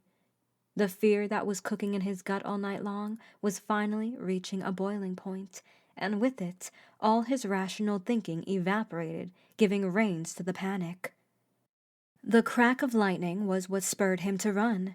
He rushed to the lighthouse door, his head turning to glance at the house every second or so, expecting to see the intruder taking menacing steps toward him, with a knife raised above his head. "Come on!" Jeremy fumbled with the keys until he found the right one and aimed at the keyhole. The key sliding in was the most beautiful sensation ever. He turned the key, pushed the door open, and fell inside the lighthouse. He glimpsed one final time at the house that no longer belonged to him, the house he was forced out of, and shut the door in front of him, making sure to lock it and double-check that it was locked. The silence had never been as soothing as then. Jeremy stepped back. His heel caught on the stairs and he fell on his rear. He didn't bother getting up. Not yet, anyway. He needed the break because his legs felt like they were mush. He would climb as high as he dared later on, but right now, he really needed a minute. It wasn't the physical exertion that knocked him down so bad. It was the despair that grew from his chest and slowly enveloped his limbs and head. It was the hope that he'd had wilting away, decaying, turning into ashes. He knew it. He knew Ray couldn't possibly be there, but he somehow convinced himself that he was. Why? Why did he think such a thing? It was so stupid of him. Now, the old wound was reopened, reminding him of all the pain he'd experienced the day he got that call from the police. Somehow, the agony was even more potent this time. What did you think, Jeremy? That Raymond would just come back from the dead, say, "Hey, Dad, I'm home, school was okay," and everything goes back to normal? Your son is dead, Jeremy. Raymond is dead. Dead! Stop! Jeremy's palm squeezed his temples as he rocked back and forth to get the voices out of his head. Just fucking stop! He became vaguely aware of the pain in his forehead, in his palm and his knee, but none of those things mattered. Physical pain he could deal with. It was the voices in his head that were the real torture. It was the urge telling him to drink to forget about his problems that posed the biggest threat to him, because he sometimes couldn't tell if the voice was a friend or a foe. Just make it stop, please, make it stop, please, please! The agony expanded until it was the only thing Jeremy knew about, until he was willing to do anything to make it go away. The radio next to him crackled, a cut-off voice tearing from it before going mute. Jeremy wiped the rain and the blood and the tears from his face and fumbled for the radio so quickly that his shaking hands almost dropped it. Danny? Danny, can you hear me? Are you there? Please, Danny, respond! He desperately needed to hear her voice. He needed her to tell him everything was going to be okay, to tell him what to do in order to stay safe, because he could no longer think straight. If she just responded to him, everything would be okay. The radio whirred its wheezy sound, but Danny's voice came through as imperceptible again. Fragments of words that Jeremy couldn't understand because of the static. Danny, can you hear me? You're breaking up. Please, just try to say something. But Danny's response was another crackle, followed by silence. Jeremy continued trying to contact her, but the ensuing result was deafening stillness, not even the familiar crackle. Frustrated and unable to think from the throbbing pain in his forehead and palm, Jeremy stood up, hoping to be able to clear his head. Okay, calm down, one thing at a time. His legs were a little steadier now. He descended the stairs into the basement and entered the bathroom. The first thing he did was take a look at himself in the mirror. The gaunt reflection that he'd seen back at the house was nothing compared to the ghost that stood in front of him. A diagonal gash adorned the middle of his forehead. It wasn't terribly deep, but enough to keep the blood trickling down the middle of his nose, tickling it annoyingly. The palm of his hand had it the worst. The cut extended across the entire length of his palm.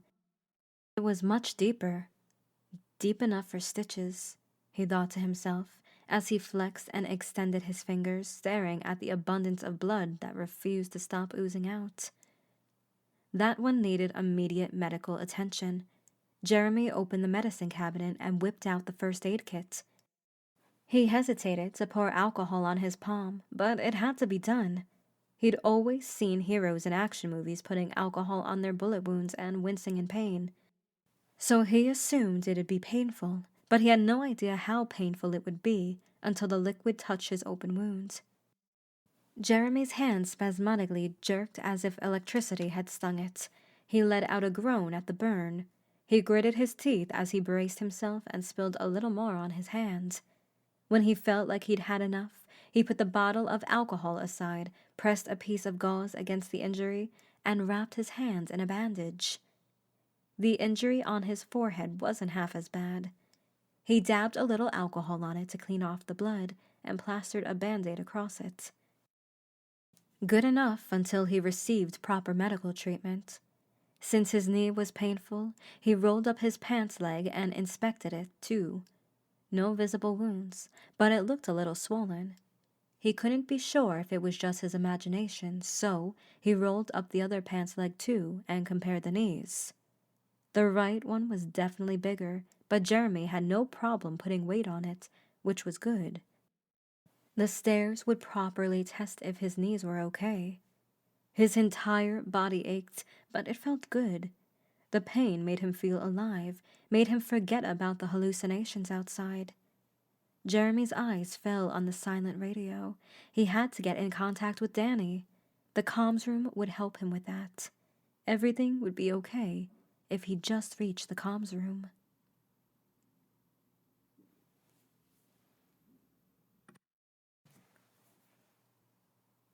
Chapter 20. Jeremy hadn't realized he was hungry until his eyes fell on the crackers on the living quarters coffee table. They'd been sitting out for days, so they would probably be bland and sand dry, but he didn't care. His stomach rumbled and he needed some food. He stuffed cracker after cracker into his mouth, his jaw working rapidly as it ground the food into powder and mush under his teeth. After the third one, swallowing became harder. He soldiered on until the entire package was gone. His eyes fell on the floorboards with the secret booze stash. It would be perfect to wash down the crackers that clung to his teeth. He averted his gaze from it, determined not to let temptation lure him into the trap. He approached the sink and washed the food down with big gulps directly from the tap water before wiping his mouth. With a less empty stomach, he felt much better. He felt like his thoughts were clearing up somewhat, the panic kept at bay for the moment. His eyes fell on the 14 dead in school shooting, suspect shot by police, newspaper on the kitchen table.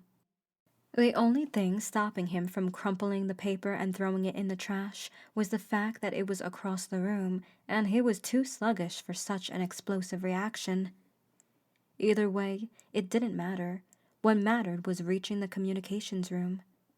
Jeremy climbed on, locking every door behind himself. If the intruder decided to go after him, and he was sure that he would, then Jeremy at least wanted to slow him down as much as possible. It couldn't be long until morning, right? As he climbed the stairs, he replayed the entire night in his head, trying to determine how much time had passed. It felt like so many things had happened, but in reality, all those things occurred in a short span of time. With that in mind, Jeremy was sure that the morning wasn't as close as he'd initially thought. As soon as he burst into the comms room, his fingers located the light switch. By then, his knee was starting to become more painful. He turned the lights on and looked at the destroyed comms devices on the desk. Smoke billowed from the electronics. Jeremy's nostrils only then registered the smell. Occasional sparks crackled from the electronics. The equipment was badly dented. Jeremy blinked, but this time he was not met with that familiar feeling of surrealism. After everything that had transpired tonight, something as innocent as destroyed communications devices struck no notes with Jeremy. "Fuck," he muttered under his breath, his eyes darting across the communications desk, his brain actively looking for a way to salvage the situation. He should have felt panic bloating his chest. He should have been angry. He should have felt something. Instead, he found that he was oddly at peace with the problem in front of him. The comms devices had been destroyed, and really, what could he do about it? He couldn't fix them, so the only other thing left to do would be despair and panic. But Jeremy didn't intend on doing that, so he simply stared. What was he going to do now?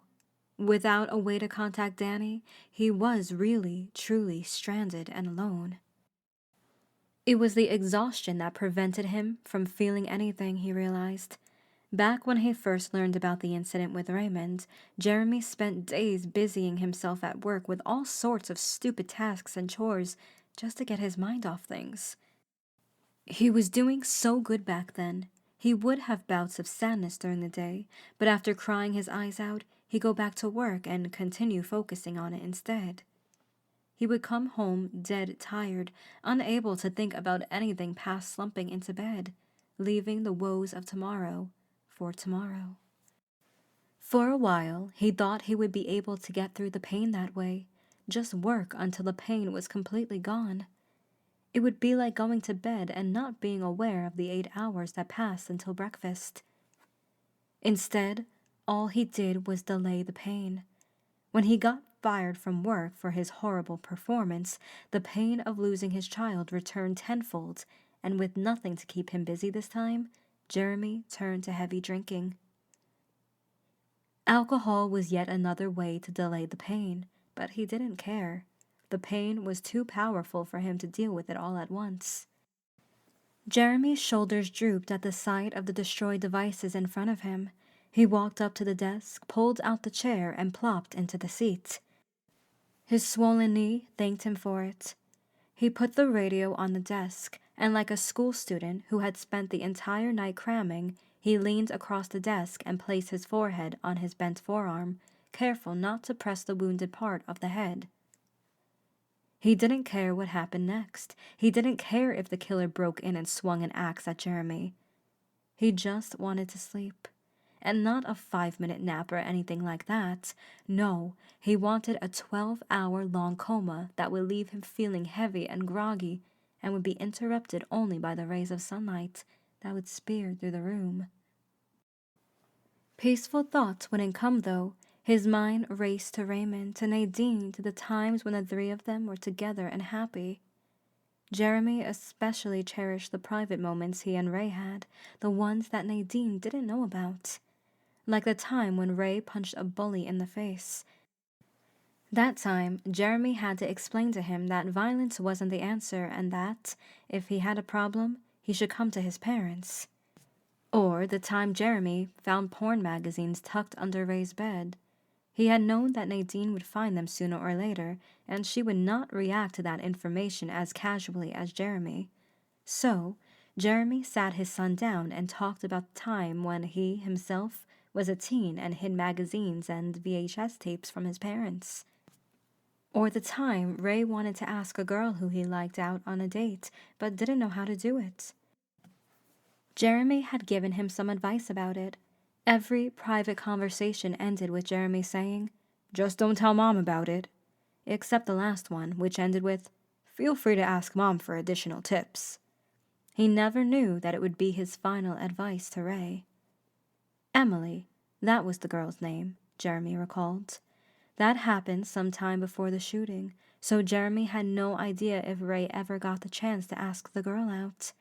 Either way, Emily was one of the victims too.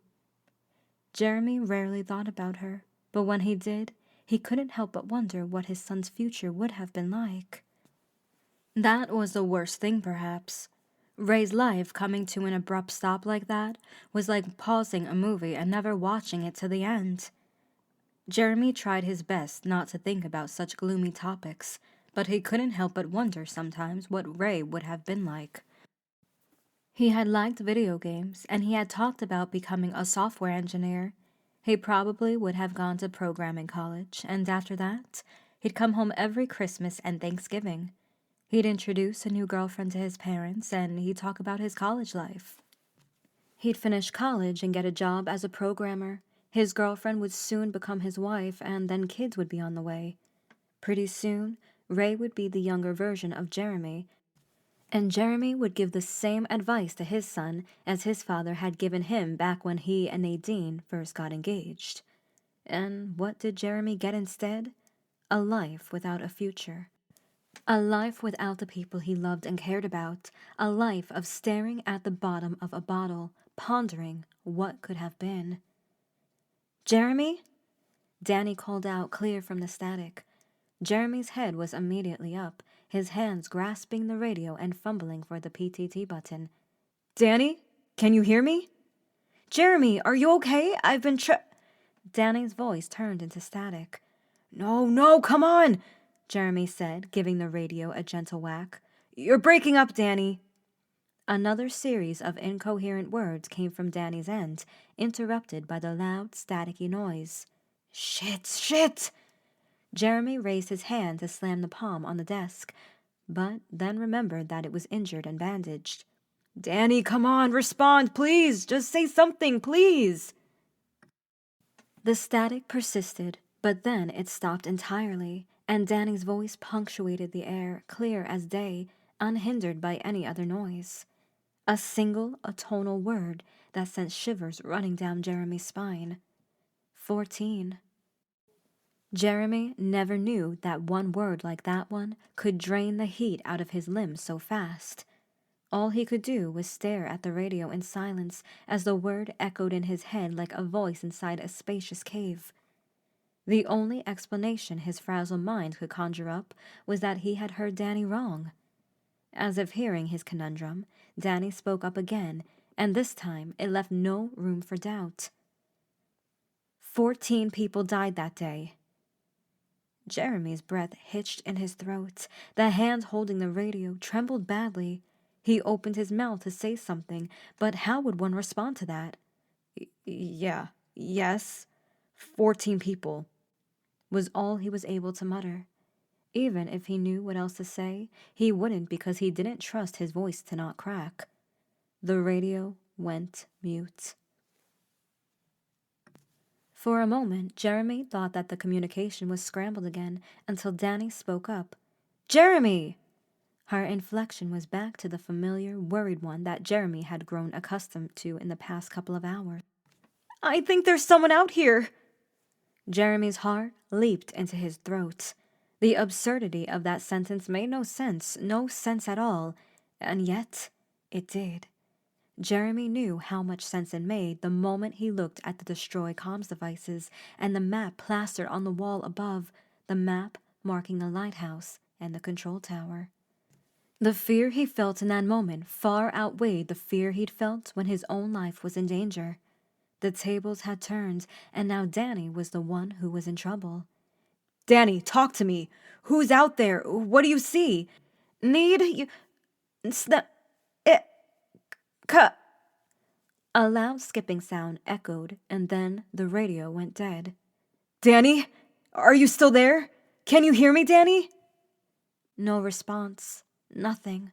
Not even static.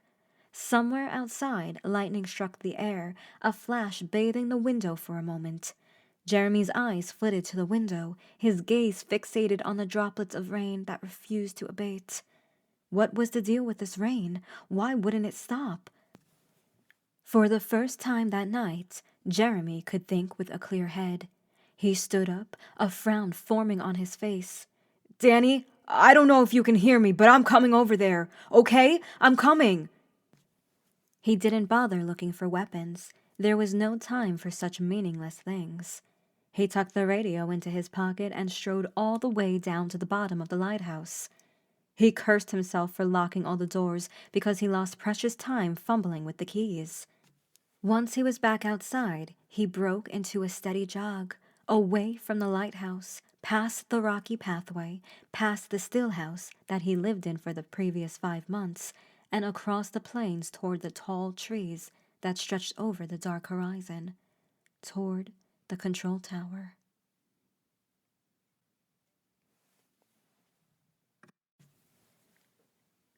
Chapter 21.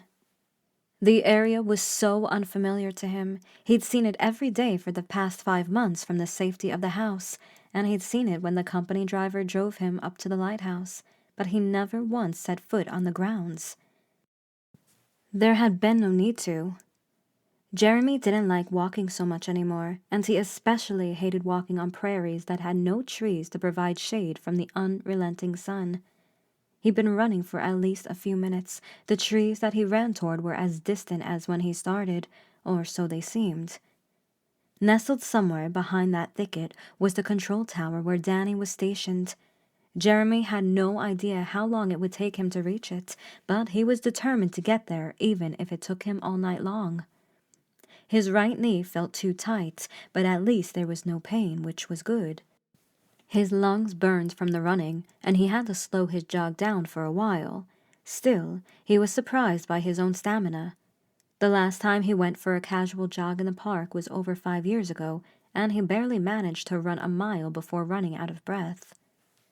Now, he was breathlessly slogging toward the trees despite the protest of his body. He was sure that it had something to do with the scenario he was in. If he were to commit himself to running to the control tower just for fun, his dash probably would have slowed him down to a meager walk by now. But Danny's life was in danger, and he was sure that was what gave him the necessary fuel. He took only one look behind himself to see if anyone was following him, perhaps a hooded figure lopping after him in a casual Michael Myers style, and still somehow managing to catch up. The prairie worked both to Jeremy's advantage and disadvantage. The intruder wouldn't be able to sneak up on him, but at the same time, Jeremy wouldn't have anywhere to hide. He couldn't shake the feeling that he was being watched from somewhere very close by. When he scanned the surrounding area, though, he saw no one there. It must have been just his jumpy mind. Every time lightning exploded, Jeremy winced, wondering if the next one was going to fry him. At the same time, it was beautiful. The white cracks that appeared momentarily above the trees illuminated the dark sky and the clouds that were otherwise invisible before merging once more with the darkness that veiled the horizon. The thicket approached, the trees towering far above Jeremy, shrouding the whole area in an inky blackness. Jeremy still had his flashlight on him. He hurriedly whipped it out, the bright beam cutting through the dark and illuminating his path. He took one final look over his shoulder and then stepped into the tree line. Jeremy had forgotten just how dark forests could get at night. The artificial city lights and the moonlight above the unobscured sky provided a constant, comforting level of light that humans got used to. But under the canopies of the trees, away from any man-made city with just a meager hand-sized tool as the only source of light, the darkness seemed thicker, more oppressive, as if trying to swallow the weak beam of the torch. The thicket couldn't be long. He remembered carefully watching it when the driver drove him through the area 5 months ago. But then again, they were in a car, and those few minutes that it took to drive past the endless trees would take a lot longer on foot, trudging through the inhospitable terrain. At least the trees are blocking the rain a little bit, Jeremy thought to himself, determined to look at things positively, just as Danny had said. "Hold on, Danny. Just hold on. I'm on my way." What was he going to do once he arrived? The only viable weapon he could use was the flashlight in his hand, and he wasn't sure how effective that would be. He tried not to think about that. He would cross that bridge when he got to it, one step at a time. A sound gave Jeremy pause. He stopped dead in his tracks, listening, panting. It took him a moment to realize that it was the radio in his pocket, causing the broken-up static. Slices of words came through, not enough for Jeremy to understand what they were saying, but enough to identify the voice as Danny's. He took the radio out and brought it to his mouth. "Danny, can you hear me?" More static. The communication should have been better by now. He was closer to the control tower after all. Then again, the trees might have been interfering. Coupled with the weather, it could scramble the communication badly. "Danny!" Jeremy repeated. "It's so lonely in here," Danny said, the static gone. Her voice was laced with sadness he hadn't heard her express up until then. "So lonely. I see him in my dreams, Jeremy. He's always running. I catch up to him, but when I spin him around, something's wrong with his face. It's not him. It's not our son." "Nadine?" Jeremy couldn't breathe. His hand almost dropped the radio. He had to lean on a nearby tree to stop himself from careening to the ground. He pressed the PTT button and then let it go. What was the point in talking? The voice he was hearing wasn't real. For the first time that night, Jeremy considered something completely uncharacteristic of him. Something so absurd and outlandish that even he himself had trouble believing. "Ghosts," he found himself speaking aloud. Even uttering that word caused the hairs on the forearms to prickle. Ghosts. Jeremy never once considered the paranormal to be true. He'd heard so many conflicted opinions about whether paranormal occurrences were real, and he always dismissed those theories as figment of imagination created by the human mind. But now, stuck in the middle of the woods at night with a radio in his hand that spoke using his wife's voice, he knew, without a shred of doubt, that something was terribly wrong with this place. Something existed in the lighthouse, no, on the entire land. Something malevolent that bid its time studying the visitors, their fears, their insecurities, and then used those against them, to drive them insane, to cause them to flee the lighthouse in the middle of the night, scared shitless. Jeremy suppressed a peal of hysterical laughter. He tucked the radio into his pocket and jackknifed into a confident gait forward. Danny needed his help. The throbbing in Jeremy's hand had turned into a steady, dull pulsating. The bandages wrapped around his hand were soaked. He figured that there was no point in keeping the useless thing on his hand, but he refused to take it off because the gauze, no matter how wet, would at least protect the wound from opening deeper or wider, especially since he was so prone to reckless actions tonight. The thicket stretched on and on like a loop. Everything looked the same, the trees and the soaked moss-covered and leaf-covered ground, and the soggy twigs and the darkness that perpetually went on for miles. It was too late to turn back. Jeremy tunnel-visioned through the forest, afraid to turn around due to 2 reasons. The first fear was that, if he turned around to look behind himself, he would get completely disoriented and would end up going in circles. Perhaps that was already happening. The second fear was that, if he did turn around, he would see nothing different, just more trees and more darkness, the safety of the prairie and the beach and the lighthouse long gone, swallowed by the blackness. If he continued going in one direction, he was bound to reach the other side, unless he was slowly and gradually being spun until he was facing the other direction without even realizing it. It felt like diving into the pool. Back in college, he had taken swimming classes, and one of the tests was to dive the entire 25 yards long lane and emerge on the other side.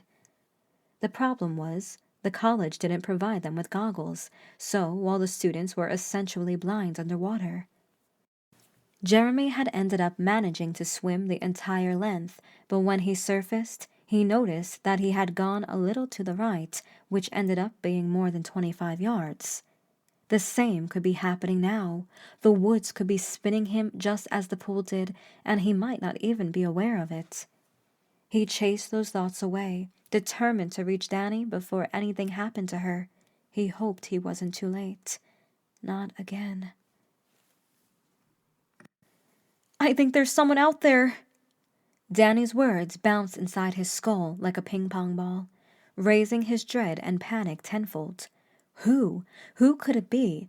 The same intruder that was messing around with Jeremy? The same entity? "Hold on, Danny. Just hold him off until I arrive. I'll be there in a bit." Just as he considered that, the trees grew sparser and sparser. Jeremy didn't know how, but he knew that this was the right way to go. He ran faster, the beam of his flashlight bombing far up and gravitating down with each swing of his hand. He was breathless, and a jolt of pain shot through his knee with each step, but it didn't matter. Just a little longer, a little longer. And then, just like that, the trees disappeared, leaving Jeremy in a large, open, grassy area, a rim of trees surrounding the clearing, and in the center was the control tower.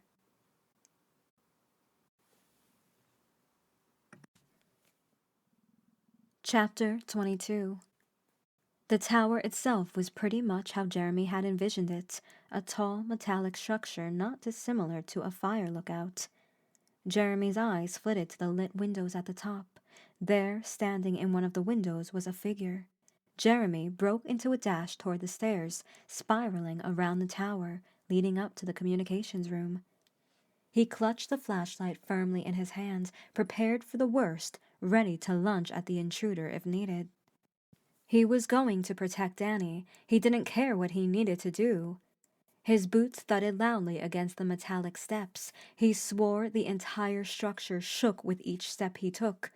Step after step he skipped up, his gaze fixated above him, fully expecting a figure to appear in front of him. A man around his age, as gaunt as him, a look of surprise on his face at the unlikely retaliation of the lighthouse keeper. He didn't stop to look when he was at the top. His body worked on autopilot as he burst through the door and inside the comms room. At the far end of the room sat a figure, but it wasn't Danny. A burly person occupied the chair in front of the communications devices, facing away from Jeremy. He was somehow oblivious to Jeremy's presence, despite him bursting through the door like a cowboy. Finally, the intruder, the person who had been causing trouble to Jeremy the entire night. He thought he could feel a lopsided smile crooking his lips because he was going to enjoy getting revenge. At the same time, a twinge of unease crashed over him because one glance around the small room was enough to determine that Danny wasn't there. What had the intruder done to her? Where was she? Jeremy's fingers squeezed the flashlight. He took a step forward and then stopped when the person on the other side of the room spoke up. "Hello? Can anyone hear me?" His voice was shaky, petulant, riddled with obvious fear, as it should be. "This is headquarters. What's your status?" A tiny, straightforward voice spoke up. "Oh, thank God." The intruder let out a nervous chuckle. "I've been trying to contact you guys all night long. This is Lighthouse. Listen, I'm at the control tower. The lighthouse comms aren't working. I need you to send someone to pick me up, ASAP." Jeremy froze, the crooked smile erased from his mouth. He couldn't will himself to move, no matter how hard he tried. "Repeat the last, Lighthouse," the person from headquarters said in a reticent tone. "I'm at the old control tower. I had to get away from the lighthouse. Something's wrong with it. Someone's there, and they've been messing with me all night long. Please, just send someone." Jeremy's stomach lurched at those words. He opened his mouth, but his throat was too closed up for him to say anything, at least for a moment. Gradually, the constriction allayed, and the flurry of words that had been stuck in his throat finally left his mouth. "What the hell do you think you're doing? Where's Danny? What did you do to her? Where is she?" The loud words abraded his throat. Spit flew from his mouth, and yet, despite the indignation that enveloped him like a python, Jeremy's feet refused to cooperate and step forward. He wanted to strangle the intruder for lying to headquarters like that. He wanted to bash his head in with the butt of the flashlight over and over until his skull was a bloody, soupy mess. But still, he couldn't move. 10-4, Lighthouse. The police are on their way. Are you in immediate danger?" the tiny voice asked. "No, not yet, at least I think not." The person in the chair leaned forward to look out the window, then swiveled his head left and right, enough for Jeremy to catch a glimpse of his chubby cheeks. He was around Jeremy's age from what he could tell. Jeremy hissed, his hands trembling from how hard he was squeezing them into fists. "What kind of danger are you in, Lighthouse?" headquarters asked. "I don't know. It could be a stalker or something. He's been messing with me all night long. But maybe it's... Where's Danny?" Jeremy shouted, panic swelling in his chest. But the intruder refused to look at Jeremy. He refused to acknowledge Jeremy's presence, and that only caused the panic that held tightly onto Jeremy to sink its claws deeper into his skin. Just then, Jeremy's radio crackled to life. Jeremy looked down at the radio in his pocket. It produced the familiar k-k-k, and then Danny's voice draped in the air. "You know where I am, Jeremy." Jeremy whipped out the radio with trembling hands. For the first time that night, he was afraid to press the PTT button. He was afraid to talk to Danny, because he knew he wouldn't like what she would tell him. And still, like driftwood carried by the ocean waves, he pressed the button because it was the only thing to do. What, Danny, what's going on?" "You know what's going on, Jeremy. You've known all along what's going on." I don't understand. I just don't understand any of this." Jeremy grabbed his head to stop the dizziness that suddenly overcame him. "Think back, Jeremy. Think really hard. I need you to do that," Danny said. No, I can't. I don't understand. I can't." Tears trickled down his face. Snot ran from his nose as he whacked his head with the palm of his hand. "I need you to think back, Jeremy. Remember? Can you do that?" No, what? Think back to when? I don't understand what you're saying. You're not making any sense." Danny let out a deep sigh, equivalent to that of a disappointed parent. Jeremy knew because he used to sigh just like that when Raymond did something to get into trouble. "I'm going to help you, okay? Because you have to remember." Jeremy shook his head. He wasn't sure if he wanted to remember, but Danny forced him to remember nonetheless. 14 dead in school shooting. Suspect shot by police. Danny proclaimed in a theatrical reading tone like a news reporter.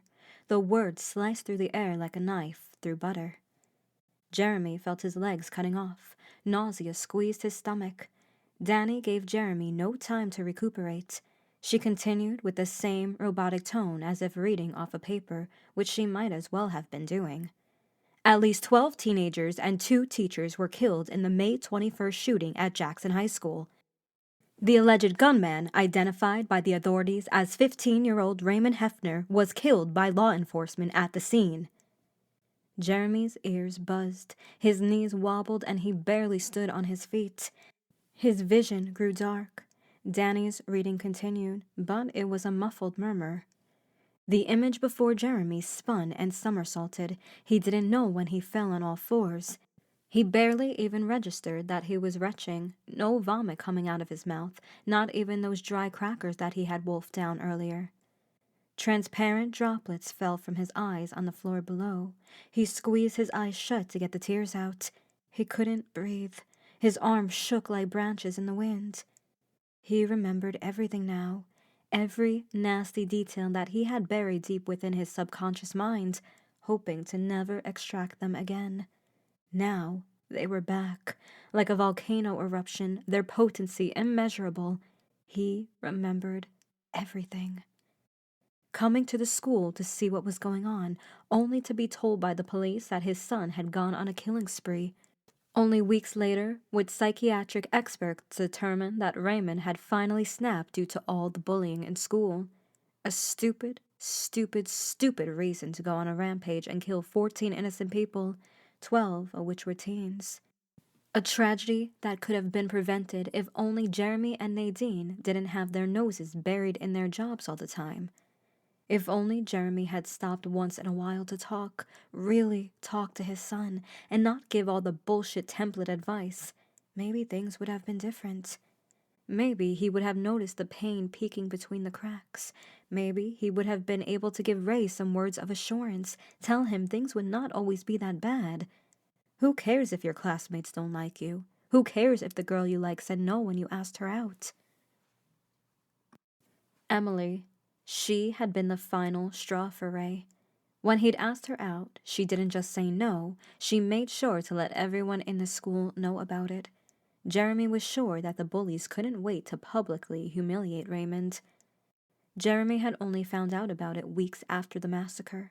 He was too busy with his stupid work to notice his son retreating and becoming a recluse. After years of being bullied, he'd had enough. He dug up Jeremy's guns, put them in the car, drove to school, and, at moments, at very tiny intervals, Jeremy found himself feeling glad that at least Ray's bullies were dead. It was their fault that Ray did what he did, if they just accepted his son for who he was. Just as quickly as those horrible thoughts would come to Jeremy, he would push them down because those teens, even if they were bullies, they were still someone's children, and they didn't deserve to die.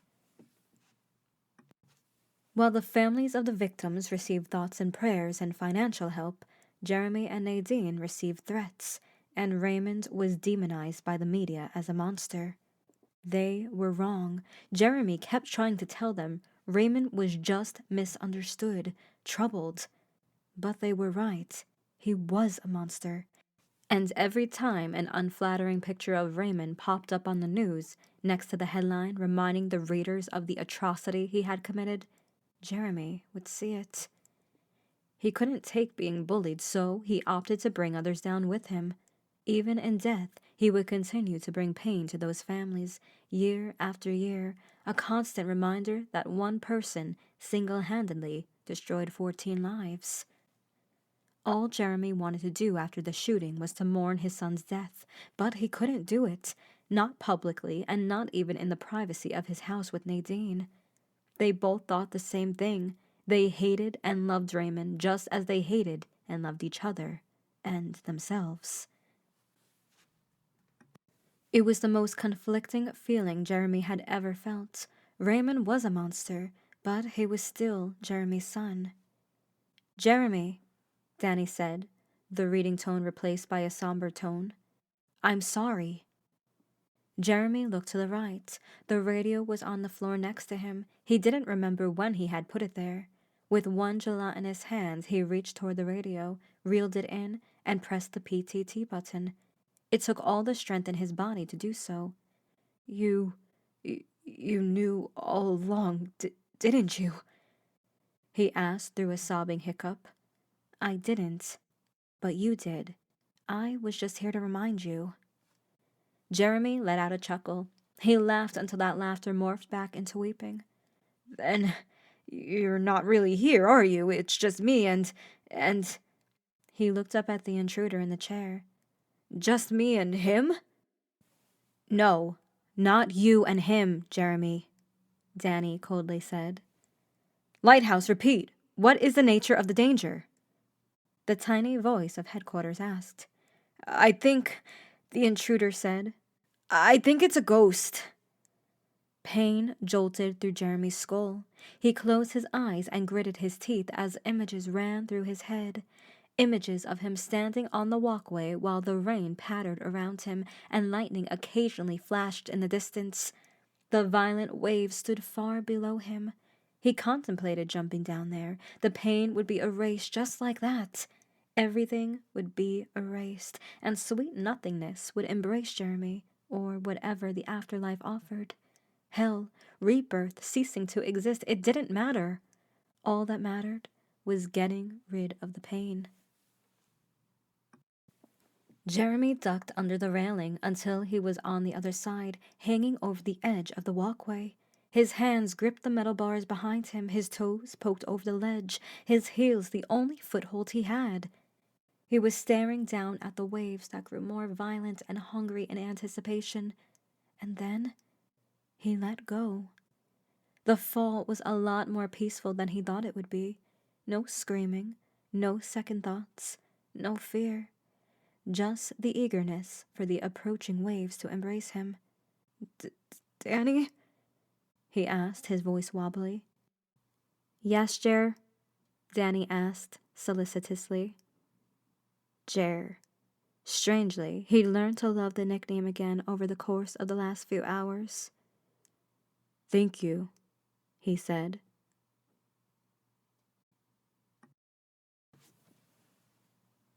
Epilogue. "A ghost?" headquarters asked. Orlando could detect mockery in the radio person's voice. He pretended not to hear that between the lines snicker as he leaned closer to the microphone. "Yes! Those stories that the lighthouse is haunted, they're all true, and I've seen them. I've seen the..." A dull sound behind him caused him to snap around. The door of the control tower was open. When had that happened? Orlando gasped, scanning his surroundings for anything unusual. But he wouldn't see anything. He already knew that much. The stalker that he was up against was invisible. Orlando's hand traced his collarbone, squeezing the cross that hung around his neck. Perhaps it was his mother's prayers that kept him alive all night long, especially when things started going crazy back at the house. "Hello? Is somebody there?" he asked, his voice boyish and scared. Nothing. He quickly broke into a gate to close the door, and his foot kicked something on the floor. His gaze gravitated to the object, and he realized that it was the radio that had gone missing from the comms room in the lighthouse earlier that day.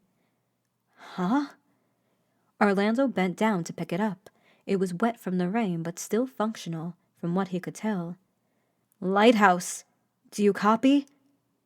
Headquarters' voice boomed from the control panel behind him. Orlando straightened his back and gave his surroundings another once-over. He only just then realized that the pattering of the rain had stopped. The chirping of the birds replaced the downpour.